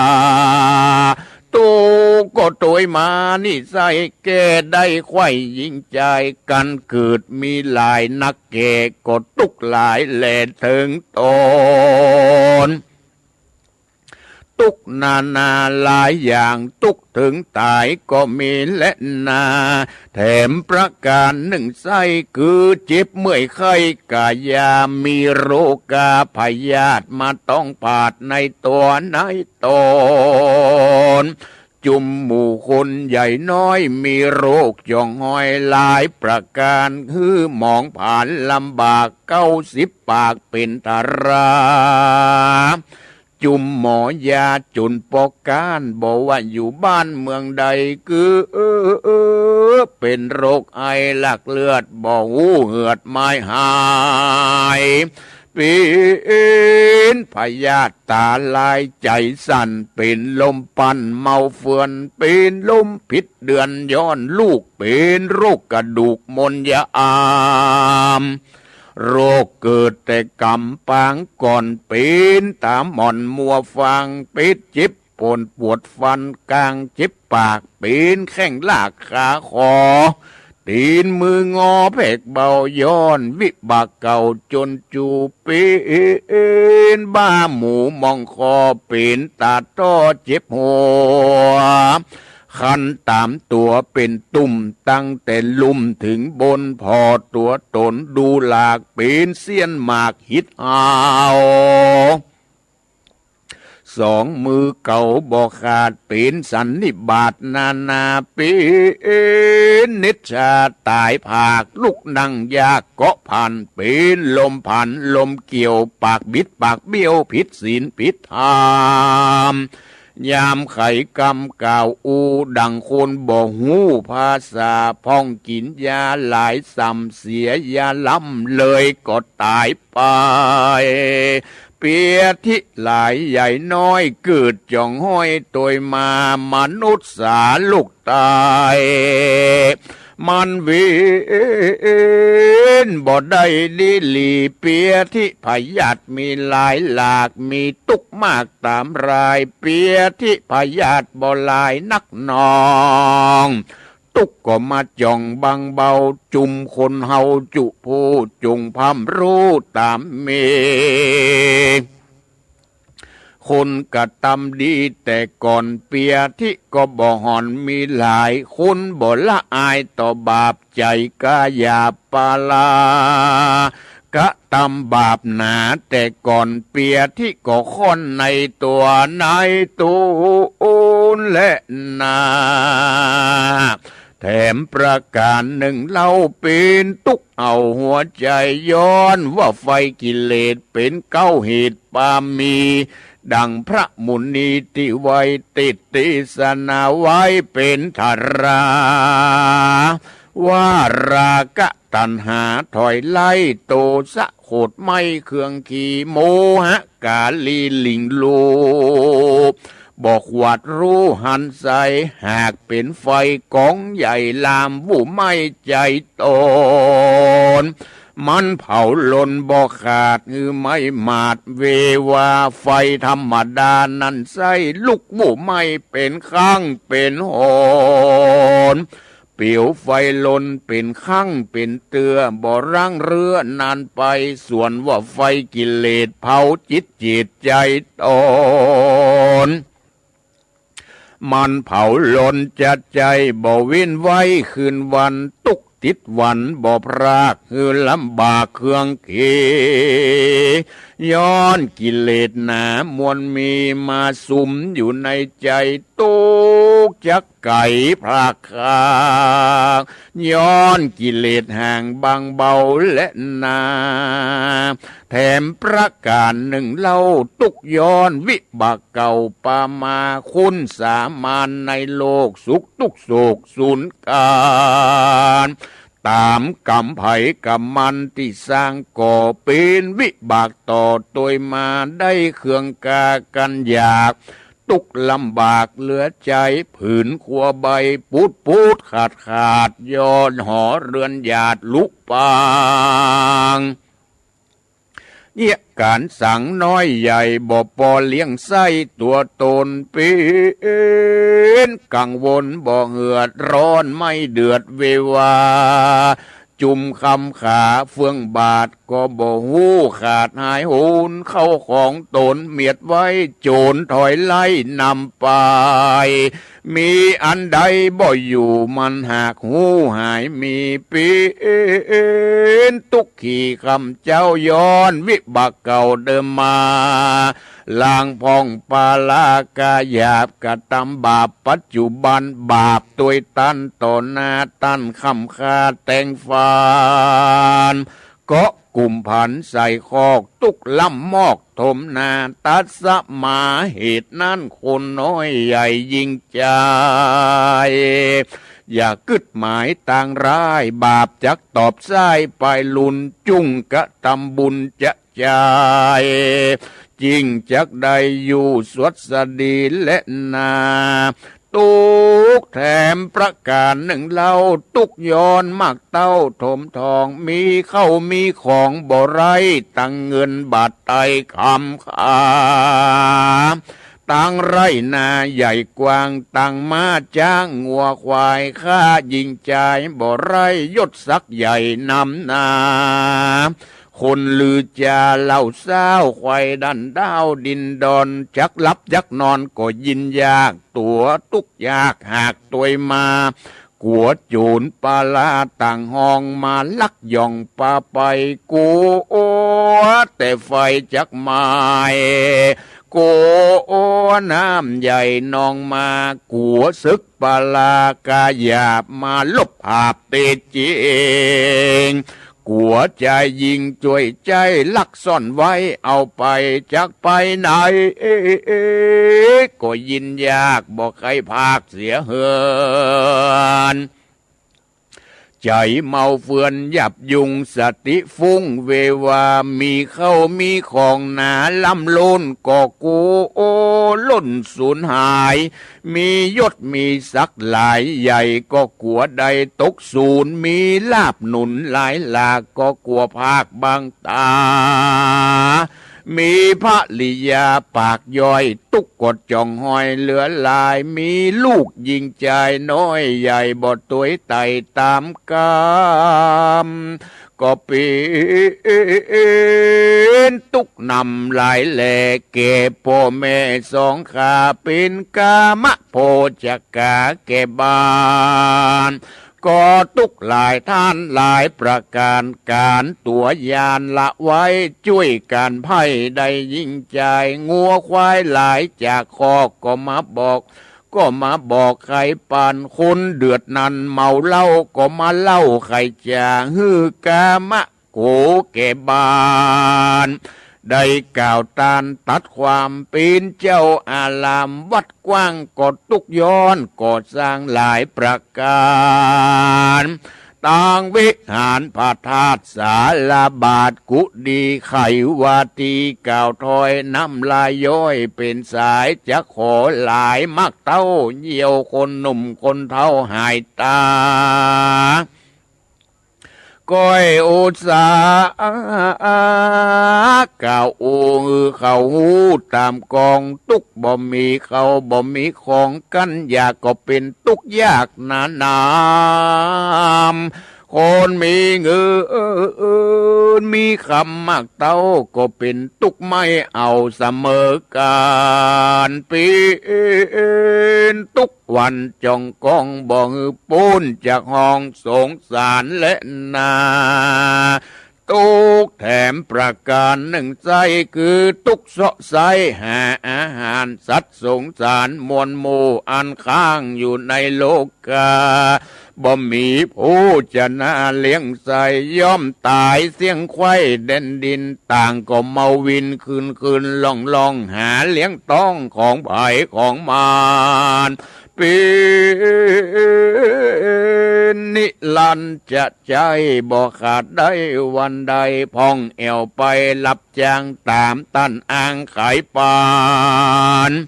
พ้องผายผ่านคืนล่องตามบ่วงห่อล่องวังทานกำมาปานควายจอดตายตกตอดวังทานละลูกเมียตนต่ำก้อยตุกส่งหอยตัวมาพ้องเข้าดงหนาหอมหวยหาหยุกกวยหัวปีฮิตหอนมีในป่าสัตว์ร้ายลาคบโดนบ่ได้หูปิกปอกว่ายนาออกขึ้นมาพ้องไก่กาไปกาบโจรพกข้าววำวายพ้องขงขวายสร้างให้พ้องก็ใส่นาปี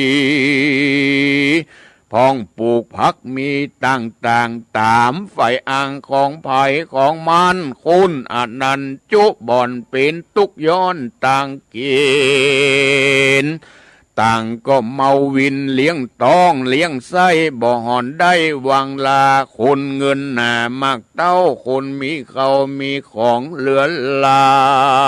ยการขงขวายเลี้ยงปากก็บ่พอยากบ่พอลำบากปานใดส่วนคนเข็นใจยากไรบ่มีเงินใต้คำคาบ่มี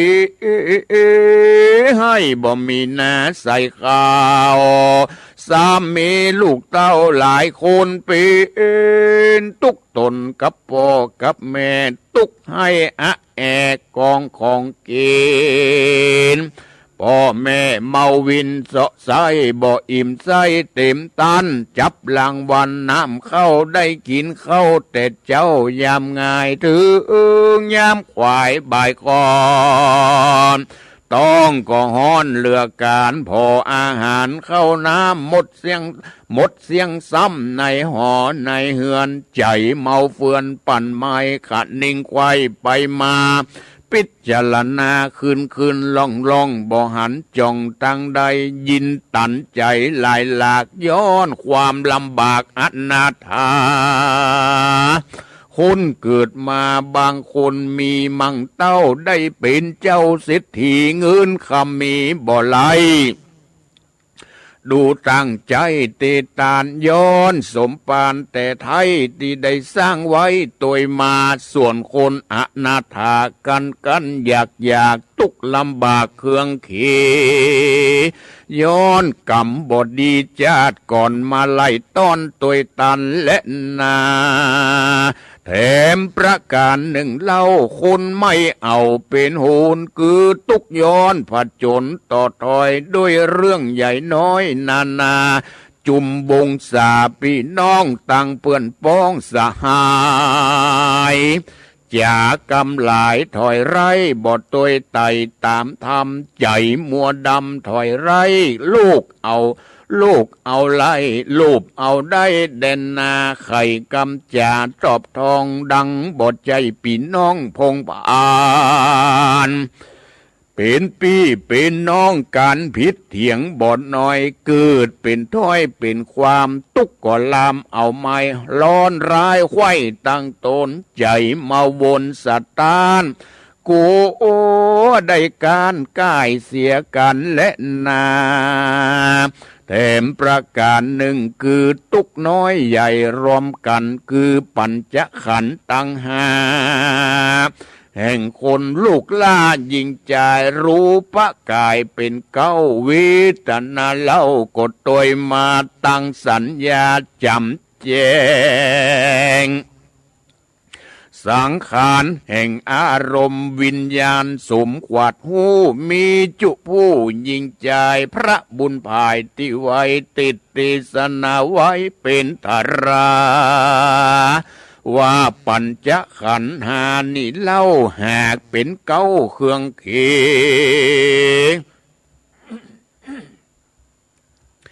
ตุกเกิดมีทวนนาย้อนมีขันธ์หาดีหลีกันบ่มีขันธ์หาตุกก็พรากนาหายโหนดังพระตัสสะปนที่ไว้ติดเตสนาไว้เป็นกถาว่าตุขะเมวะหิสัมโพธิดังนี้เป็นต้นว่าตุกเครื่องการนั้นเล่าเกิดมีแต่เก้าตัวมาตุกนั้นนาตั้งอยู่ตุกหักหูแผบอ่านมีหลายอันหลายอย่างมีต่างๆนานาบ่มีวางใจบานจักมองผ่านลำบากย้อนตุกหากปามีจากสวัสดีจืนจ้อยย้อนตุกกัดก้อยดับไปตัดสมาเหตุนั้นใส่คนน้อยใหญ่ใจยิงกวนขะนิ่งชันทีคือแม่นที่ตามธรรมว่าปัญจขันธ์หานี่เล่าหากเป็นเก้าตุกเขบ่หอนมีมันเตี้ยงรู้ความเงียงเพตาปีนตุกขานักนองปีนตุกจองหาตาโลนบทใจตัวตนตัวเก่าเล่าจักบังคับเล่าฉันใดบทตามใจสักกากตามมันหากจักเป็นจักหนาวจักเย็นจักเมื่อยไข้จักร้อนไม่เคืองกาจากมะรัตนากลาภาตามมันหากกุดหมายตั้นตั้งลายจุผู้จุงพำรู้ตามมีจงได้ปฏิบัติดีจ้องโดยตามจ้องกองธรรมบ่เมินนำเตียงรอดเวียงแก้วยอดมหาเนรปานตุกบ่ปานจ้องหอยตุกสุขยืนจ้อยเป็นนิรันดร์และนานิติตังขียาสังวันนาวิเศษจะห้องเหตุยังตุก108ประการก็บังคมสมเร็จสดีพระธรรมเทศนาเรื่องตุก108ก็ได้จบลงไปในทำนองแบบปื้นเมืองเหนือของเฮาพวกศรัทธาญาติโยมทั้งหลายตุกคือสิ่งที่ได้รับความลำบากตุกคือสิ่งที่ทนได้ยากทุกคนบัดสามารถที่จะหลีกเลี่ยงได้พวกศรัทธานะตุกมันมีหลายอย่างหลายประการตุกเพราะเกิดทุกเพราะแก่ตุกเพราะเจ็บทุกเพราะตายทุกเพราะหิวทุกเพราะกระหายทุกเพราะปวดอุจจาระปัสสาวะความหิวก็เป็นทุกข์ความอยากก็เป็นทุกข์อยู่ถึงวันนี้มีความทุกข์ทุกชั่วโมงพอศรัทธาญาติโยมทั้งหลายทุกข์เพราะเกิดมาก็เป็นทุกข์พ่อทุกข์แม่ทุกข์ผู้อยู่เลี้ยงดูอาศัยละอ่อนที่เกิดมาก็เป็นทุกข์ตุกบัดจ้างปากตุกจะหิวก็บัดจ้างจะห้องมันเป็นตุกอันนี้เป็นห้องว่าตุกเพราะเกิดตุกเพราะเกิดมันเป็นตุกธรรมชาติตุกเหล่านี้ทุกคนก็ได้หู้ได้หันได้ประสบตุกเพราะเกิดตุกเพราะแก่ยิ่งแก่มาก็เป็นตุกเพราะศรัทธาญาติโยมทั้งหลายความแก่ความชราไปที่ไหนมาก็ได้รับความลำบากเจ็บหัวเข่าเจ็บแข้งเจ็บขาปวดนั่นปวดนี่แต่บางคนนี่ยังบาดเท่าบาแก่ถือพอศรัทธาญาติโยมทั้งหลายก็ทุกข์ละบางคนนี่นั่งกับปืนบ่ได้นะหัวเข่าเจ็บหัวเข่าเจ็บแข้งเจ็บขาเพราะเฮาได้ทำการทำงานมานักบางครั้งเมื่อยามหนุ่มเนี่ยเอาแหงเข้าตุบสิ่งใดที่ยกบ่แปะเอาจนแปะผลสุดท้ายก็ กระดูกเข้าไขข้ออะไรยังก็ซึกก็รอไปก่อนวัยอันควรก็เลยทำให้ได้เจ็บได้ปวดได้ไปหาหมอเพิ่นจึงบอกว่าโอ้ไขข้อเสื่อมไขข้อใจงานมานักนี่อยู่ที่เฮาตุกกับการกับงานนักลำไปบ่ทนุถนอมสุขภาพร่างกายเกินไปลำไปสิ่งใดที่บักควรทำก็ทำบางครั้งบางทียกของบัถูกจังหวะทำให้เจ็บหลังเจ็บแอวทำให้เส้นเอ็นแป๊ดปะแลดไปอย่างใดอย่างหนึ่งเปิ้นเอาว่ากระดูกทับเส้นบางคนถึงได้ผ่าตัดก็มีพวกศรัทธาญาติโยมทั้งหลายเพราะเฮาบ่รักษาสุขภาพของเฮาเองเลยเพิ่มความทุกข์ขึ้นมายังบ่ทันเท่าแก่ชราก็ทุกข์ละโอ้นั่งปืนบ่ได้ต้องนั่งหาเก้าอี้ไปที่ไหนก็บ่ค่อยสะดวกเปิ้นไปทำบุญบ้านเหนือบ้านใต้โอ้บ่ได้ไปกับเปิ้นนั่งก็บ่ดียืนก็บ่ดีปวดแข้งปวดขาเป็นเจ็บหลังเจ็บแอวกระดูกทับเส้นเนี่ยมันก็เลยทำให้เฮาเสียโอกาสเพราะเฮาบ่รักษาสุขภาพของเฮาเกิดความทุกข์เพิ่มขึ้นมาบางครั้งบางทีเจ็บไข้ได้ป่วยโอ้อ้วนลำไปเพราะกินอาหารที่เป็นแป้งนักลำไปกินหวานนักลำไปกินเค็มลำไปต้องรักษาสุขภาพพวกศรัทธาญาติโยมทั้งหลายคนเฮาเจ็บป่วยกันถึงมื้อถึงวันนี้นะบางครั้งเกิดมาจากการกินเกิดมาจากการตัวลิ้นลำไปตัวรสชาติอาหารที่ไหนล้ำอาหารที่ไหนดีล้ำโอ้ยลงในรสชาติของอาหารบางครั้งบางทีเฮาที่หันได้เกยหันคนมั่งคนมีโอ้ขึ้นเครื่องบินไปกินแผ่ต่างประเทศขี่รถไปแผ่ต่างจังหวัดดนดันไปเพื่อกินอาหารคือมันถูกกับลิ้นเนี่ยในสิ่งเหล่านั้นเปิ้นใส่อย่างใบหูหำหูดีที่สุดเราต้องทำกินเองพวกศรัทธาญาติโยมทั้งหลายต้องทำกินเองกินน้ำพริกเก็กนึ่งกินของธรรมชาติตองที่เฮามีอยู่มีกินทำเองกินเองจะทำให้สุขภาพของเฮาแข็งแรงถูกสุขภาพอนามัยดีความเจ็บความป่วยความทุกข์การเจ็บการป่วยก็จะเบาบางลงความทุกข์ก็จะเบาบางลงคนเฮาที่โทษที่เสียชีวิตก่อนกำหนดบางครั้งนี้ด้วยการกินนอกจากตายด้วยกรรมเก่าแล้วอุบัติเหตุนี่ก็สำคัญเกิดด้วยความประมาทบางครั้งนี่เขาก็ไปดีแต่คนอื่นนี่ก็พวกศรัทธาญาติโยมทั้งหลายมาทำมือเขาเจ็บป่วยล้มหายตายจากไปก็มีดังนั้นอยู่ที่ความบ่ประมาทตัวอยู่ที่การควบคุมอาหารของเฮาตัวจึงจะทำให้ทุกข์เหล่านั้นเบาบางลงความเจ็บความป่วยก็เป็นธรรมชาติพอออกศรัทธาญาติโยมทั้งหลายเมื่อมีการเจ็บการป่วยแล้วก็ต้องพยายามรีบยาหาหมอหายาแล้วก็ต้องมีความอดทนนิดหน่อยทนเพราะความเจ็บความป่วย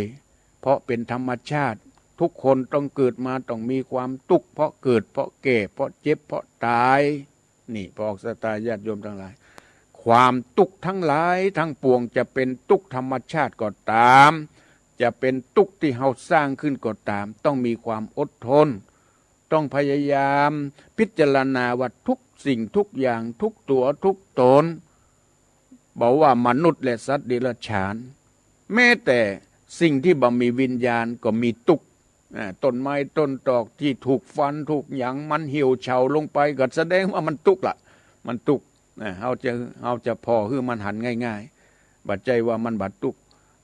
มันเหี่ยวมันเฉาเพราะว่าขาดน้ำไปกันไปถากเปลือกมันออกหมด แล้วก็มันบ่มีที่ดึงดูดน้ำขึ้นไปเลี้ยงทางบนมันก็เหี่ยวเฉานั่นแสดงถึงความทุกข์ของต้นไม้ละเมื่อเฮาหู้ความจริงอย่างอี้แล้วความทุกข์เหล่านั้นก็จะเบาบางลงพยายามเพื่อจะฮื้อความทุกข์ทั้งหลายทั้งปวงจะเป็นความทุกข์เพราะเกิดเพราะแก่เพราะเจ็บเพราะตายก็ตาม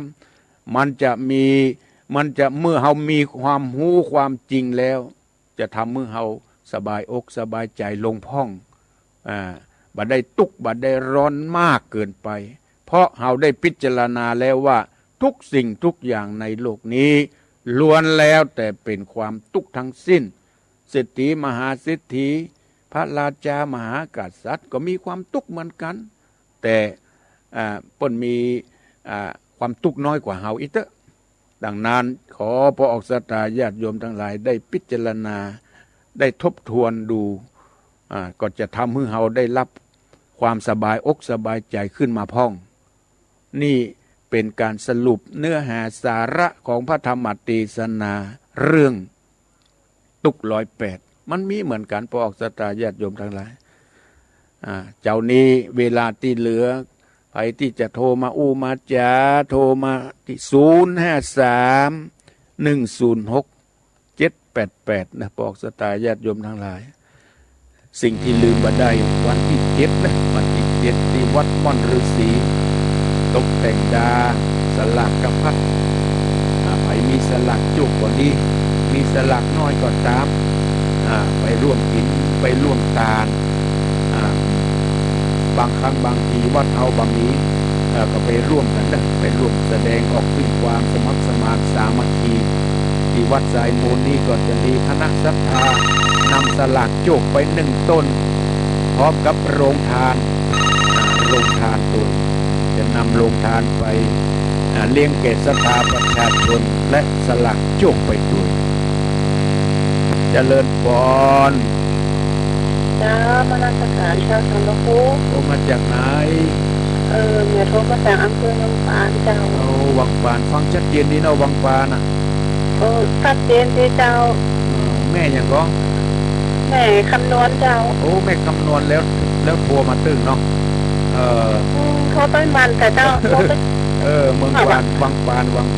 โทรมาตึ้งฟังชัดเจนหลังสุขภาพนี่แม่นี่กระตุกนักหนาสาหัสเนาะน้ำนมเจ้ามาเร็วมีโรคประจำตัวเนาะแล้วผ่าตัด2 รอบผ่าตัดเล็ก2 รอบเลยใช้ตัวไม่กับเล็กเจ้าอดทนเอาหน่อยเด้อเจ้าจะเป็นเพราะกินนะเพราะวันหนักของนั้นได้กินอย่างเนาะแต่ก็เป็นเพราะทำงานนักเจ้าทำงานนักตัวอยู่เนาะทำงานนักกันยิ่งกันได้แม่นมดเจ้าผ่านมาเพราะว่าปักเพราะต้องเนาะก็ต้องดิ้นรนต้องดิ้นรนสุดท้ายก็เป็นอย่างนี้เนาะต้องใจความอดทนหน่อยเด้อทำจิตใจสบายใจเด้อขอเอากำลังใจให้แม่คำนวณมีความกำลังใจเด้อกำลังใจด้วยตลอดขอบคุณนะแม่คำนวณเด้อเจริญพรไปสาเจ้าคุณรักษาอยู่ดีมีสุขแม่คำนวณบางวังปานดวงปลาวังปานลำปางไปทางวังเหนือมันนะไปทางวังแนวเจริญพรจับไว้สาเจ้าท่านพระครูโทรมาจากนี้เนาะได้เจ้าโดยรอเจ้าบ้านหลักเก้าเจ้าไม่น้อยกะเจ้าฟังเสียงฟังอยู่เน้อเจ้าขอบคุณนะไม่น้อยเน้อเจ้าแต่ไว้สาเจ้าให้เราเฝ้าบุญที่แม่บุญพระเจ้าเจริญพรฟังเสียงแม่อำพรดี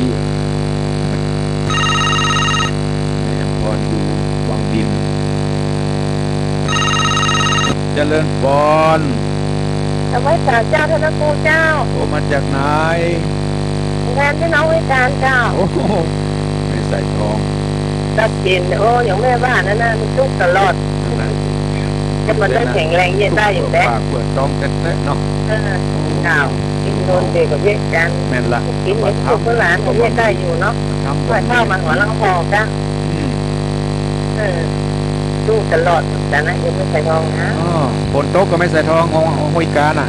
ก็คนเจ้ากินสลากน้ำพุ่งแล้วเจ้า อ๋อที่วัดกะ แต่ตามสลากเจ้า โอ้ดีแล้วเนอะรวมทำบุญกันเนอะ วันที่7ท่านทุกคนก็ต้องมาเนาะ ไปอยู่ แต่ทุกกำลังใจนะเจ้าถ้าเรียนดีเจ้า ก่อนเนอะ นี่ก็ใจดีเจ้ากำลังใจเจ้า แต่โทรมาอู้มาจ๋ามาแสดงความคิดเห็นต้องขอขอบคุณอนุโมทนาเจริญพร แล้วลูกตาเจ้าท่านก็ครู ฟังชัดเจนก็ดังหนองผ้าขาวอ่ะ เจ้าท่านครูเจ้ากันแล้วมันได้ครูหายก็เจ้า วันตรงวันศีล เจ้า สองศีลแล้วก็สองศีลสองวันพระละ เจ้าแล้วถูกกับวันศีลแล้วเนาะ ผู้วันพระเห็นแล้วผู้วันพระ8 ค่ำเนอะ ถ้าพ่อครูสบายดีนะเจ้า สบายดีไม่หลวงสบายดี เจ้าสบายดีเจ้า ขอบคุณเนอะ เจ้าขอบคุณเจ้า รักษาอยู่ดีมีสุขไม่หลวงสายฝนบ้านหนองผาขาว จะไปลืมได้บอกสตาญาติโยมทั้งหลายเสียสละเวลามาร่วมแสดงออกถึงความสมัครสมานสามัคคีของขึ้นสีขาวเพื่อชาวประชามาแสดงพลังฮือพระสงฆ์องค์เจ้าได้หูได้หันถึงกำลังจิตกำลังใจของศรัทธาเจริญพร เจ้าไม่ป่าเจ้า โตมาจากไหน โทรมาจากนาน้อยเจ้า นาน้อยน่านเนาะ เจ้า โอ้ตั้งน่านนี่ฟังชัดเจนดีเนาะ เรียนดีเจ้า ชัดเจนดีเหมือนกันฝนตกก่อนทั้งน่านน่ะ แต่ว่าข้ามมาเจ้า โอ้ว่าวันคำจุ่มเย็นเนาะ เจ้าจะเกิดคืบนะเจ้า ถ้าฝนตกนักฝนตกนักอย่างนี้ตั้งมีปัญหาตั้งการปลูกการฟังเกษตรกรเกษตรกรรมมีอย่างก็พ้องช่วงนี้เพิ่นปลูกอย่าง โอ้แต่เจ้าที่เปิดท่าขี้ไปเจ้า อะไรอย่างก็ เขาเสีย เพิ่นปลูกอย่างห้องตั้งน่านน่ะ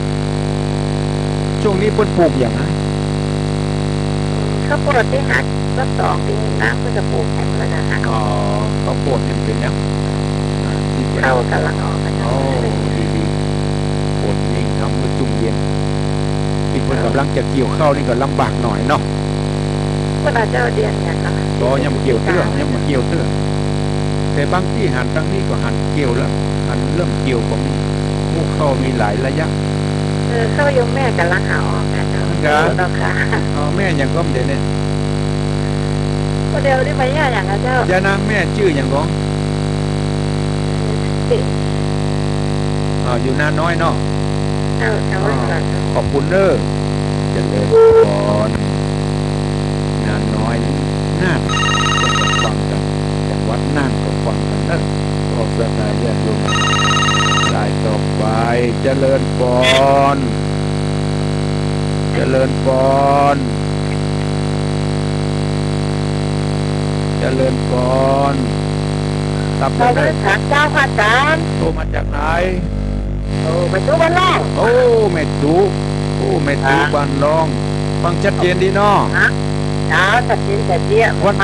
ตั้งแต่ถึงลุงน้องมาละ วันนี้บาขาดบาหายเนาะ ขาดมาหายเจ้า โอ้ดีละ เดียมันกำลังใจเนอะ แม่ตูสบายดีเนาะ สบายดีไปมันใดน่ะเนาะ บุญรักษาเนื้อแม่ตูเนอะ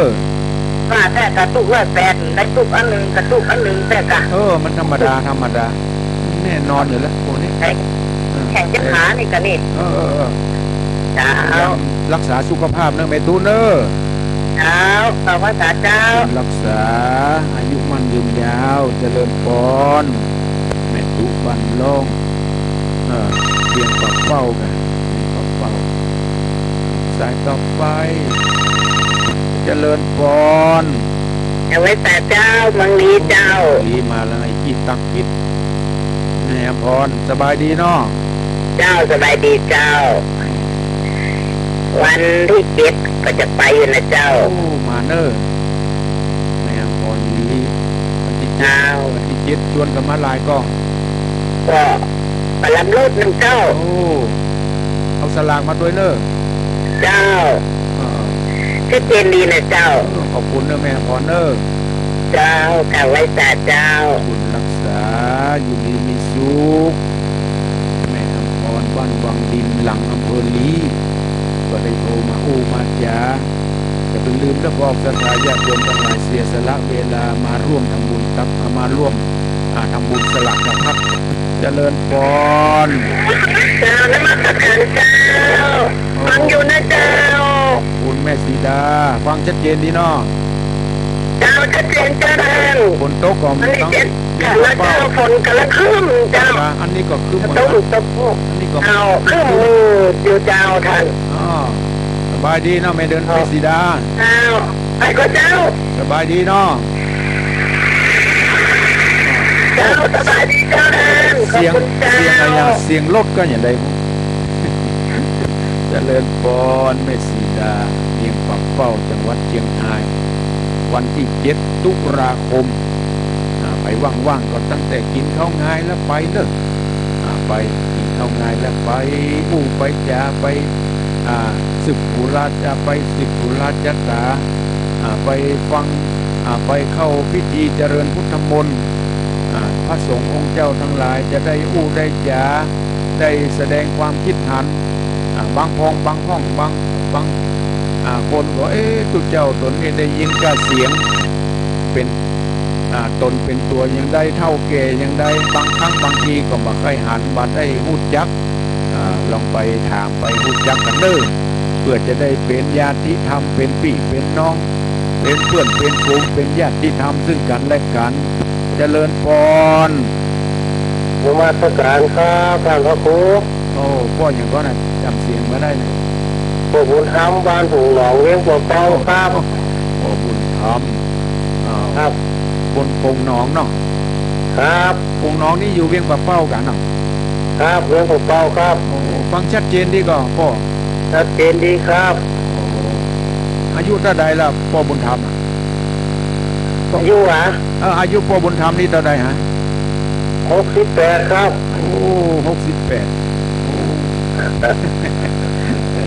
อายุอาจพึ่งเสือเนาะครับมันพศ2493นี่สบายดีนะพ่อบุญธรรมครับสบายดีครับขอบคุณเนอะสุขสบายสุขภาพแข็งแรงเนอะครับขอทุกท่านก็สุขภาพแข็งแรงเหมือนกันนะครับขอบุญรักษาเนอะครับเจริญพรครับไว้สาครับเจริญพรขอบุญธรรมวันปุ่งน้องเวียงป่าเป้าจังหวัดเชียงรายก็ได้มามาจาก็ขอเชิญชวนศรัทธาสาธุชนทั้งหลายได้มาร่วมในการสลากพัด5 ปีมีครั้งหนึ่งตามที่ท่านอาจารย์บรรยงพระครูอภิวัฒนวิกรมก็ได้วางแผนไว้5 ปีมีครั้งหนึ่งคนนักเก่งจะรอไปแฮม2556-57พุ่นเลยเจริญพรรักษาเจ้าท่านพระครูฟังชัดเจนดีกว่าแม่เดือนเพ็ญเจ้าชัดเจนดีเจ้าน้ำบ่อหลวงตั้งน้ำบ่อหลวงฝนตกก็แต่ว่าแบบตกเจ้าหอนแต่ว่ามืดมาได้เนาะแดดก็จับนักเกณฑ์แดดก็ฮ้อนนักเกณฑ์เจ้าตั้งต้นตกกับเจ้าก็มีพ่องมีนิดๆหน่อยๆวันซืนละวันซืนแต่ว่าวันซืนเนี่ยตกหนักขนาดไปทางใจวันซืนนี่มีวันนี้ก็คึมๆหน่อยๆเจ้าแต่ยังมีการมืดแน่เจ้ากำลังใจทันประตูหน่อยเจ้าเนอะขอบคุณแม่เดินเพนเนอร์ไว้สาเจ้าบุญรักษาอยู่ดีมีสุขแม่เดินเพนกิมว่างที่บ้านหนองแห่น้ำบ่อหลวงกุดหลายทิศหลายทางที่โทรมาเจ้าเนี่ยก็ขอบคุณอนุโมทนาทุกเสียงทุกสายแก่อย่างใดก็ขอประชาสัมพันธ์เชิญชวนศรัทธาสาธุชนผู้รับฟังพระธรรมเทศนาทุกเจ้าทุกคำเนอะเสียสละมาแสดงออกถึงความพลังสามัคคีของขึ้นสีขาวเพื่อชาวประชาในวันที่7 ตุลาคมเจริญพรจากท่านพระครูโตมาจากไหนจากแต่ชมเจ้าสวยแต่ที่ถึงมาเก๋เนาะตัวหนูเนาะท่านเสร็จผมฟังชัดเจนเลยเนาะชัดเจนเลยนะท่านแต่มันมีเหมือนกันแต่ต้องทำใจ เนาะ จ้า ต้องทำใจ ละมันมีมือก็ต้องมีเชื่องแล้วเนาะ คือมีความเข้าใจในสิ่งเหล่านี้ก็จะทำให้เราทุกข์เบาบางลง จ้า ข จ้า อบคุณเนอร์ขอบคุณเนอร์บุญรักษา จ้าสาธุท่าน ที่มีสุขสิ่งเหล่านี้ก็มีเหมือนกันบอกว่ามนุษย์สัตว์เดรัจฉานสิ่งที่มีวิญญาณบ่มีวิญญาณทุกข์ทั้งนั้นเพราะหลีกเลี่ยงบ่ได้เกิดแก่เจ็บตายอันนี้จังทุกขังอนัตตา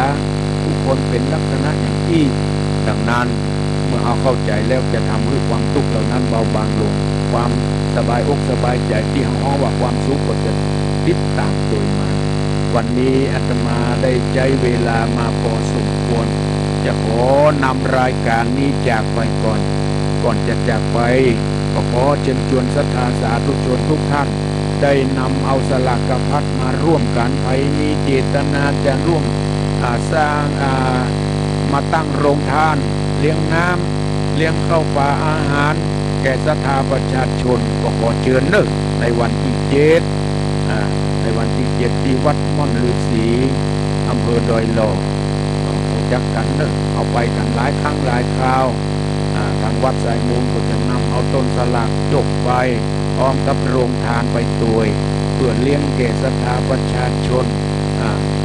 ที่ได้มาร่วมงานในคราวครั้งนี้โดยต้องขอขอบคุณอนุโมทนาต่อทุกเสียงทุกสายทุกท่านที่ได้เปิดเครื่องรับฟังในเจ้านี้ขอเป็นสิริมงคลแก่ท่านขออำนวยอวยพรทุกท่านทั้งหลายที่ได้เปิดเครื่องรับฟังพระธรรมเทศนาในเจ้านี้จงได้อยู่ร่มเย็นเป็นสุขมีอายุมั่นยืนยาวมีความประกอบมีคือประกอบไปด้วยพรชัย4ประการจงมีอายุมั่นยืนยาวมีวรรณะผิวพรรณผ่องใสมีความสุขกายสุขใจมีสุขภาพแข็งแรงมีความคิดมีความปรารถนาสิ่งใดก็ขอสมดังความคิดความปรารถนาคนอายุบรรโนสุขังพระลาข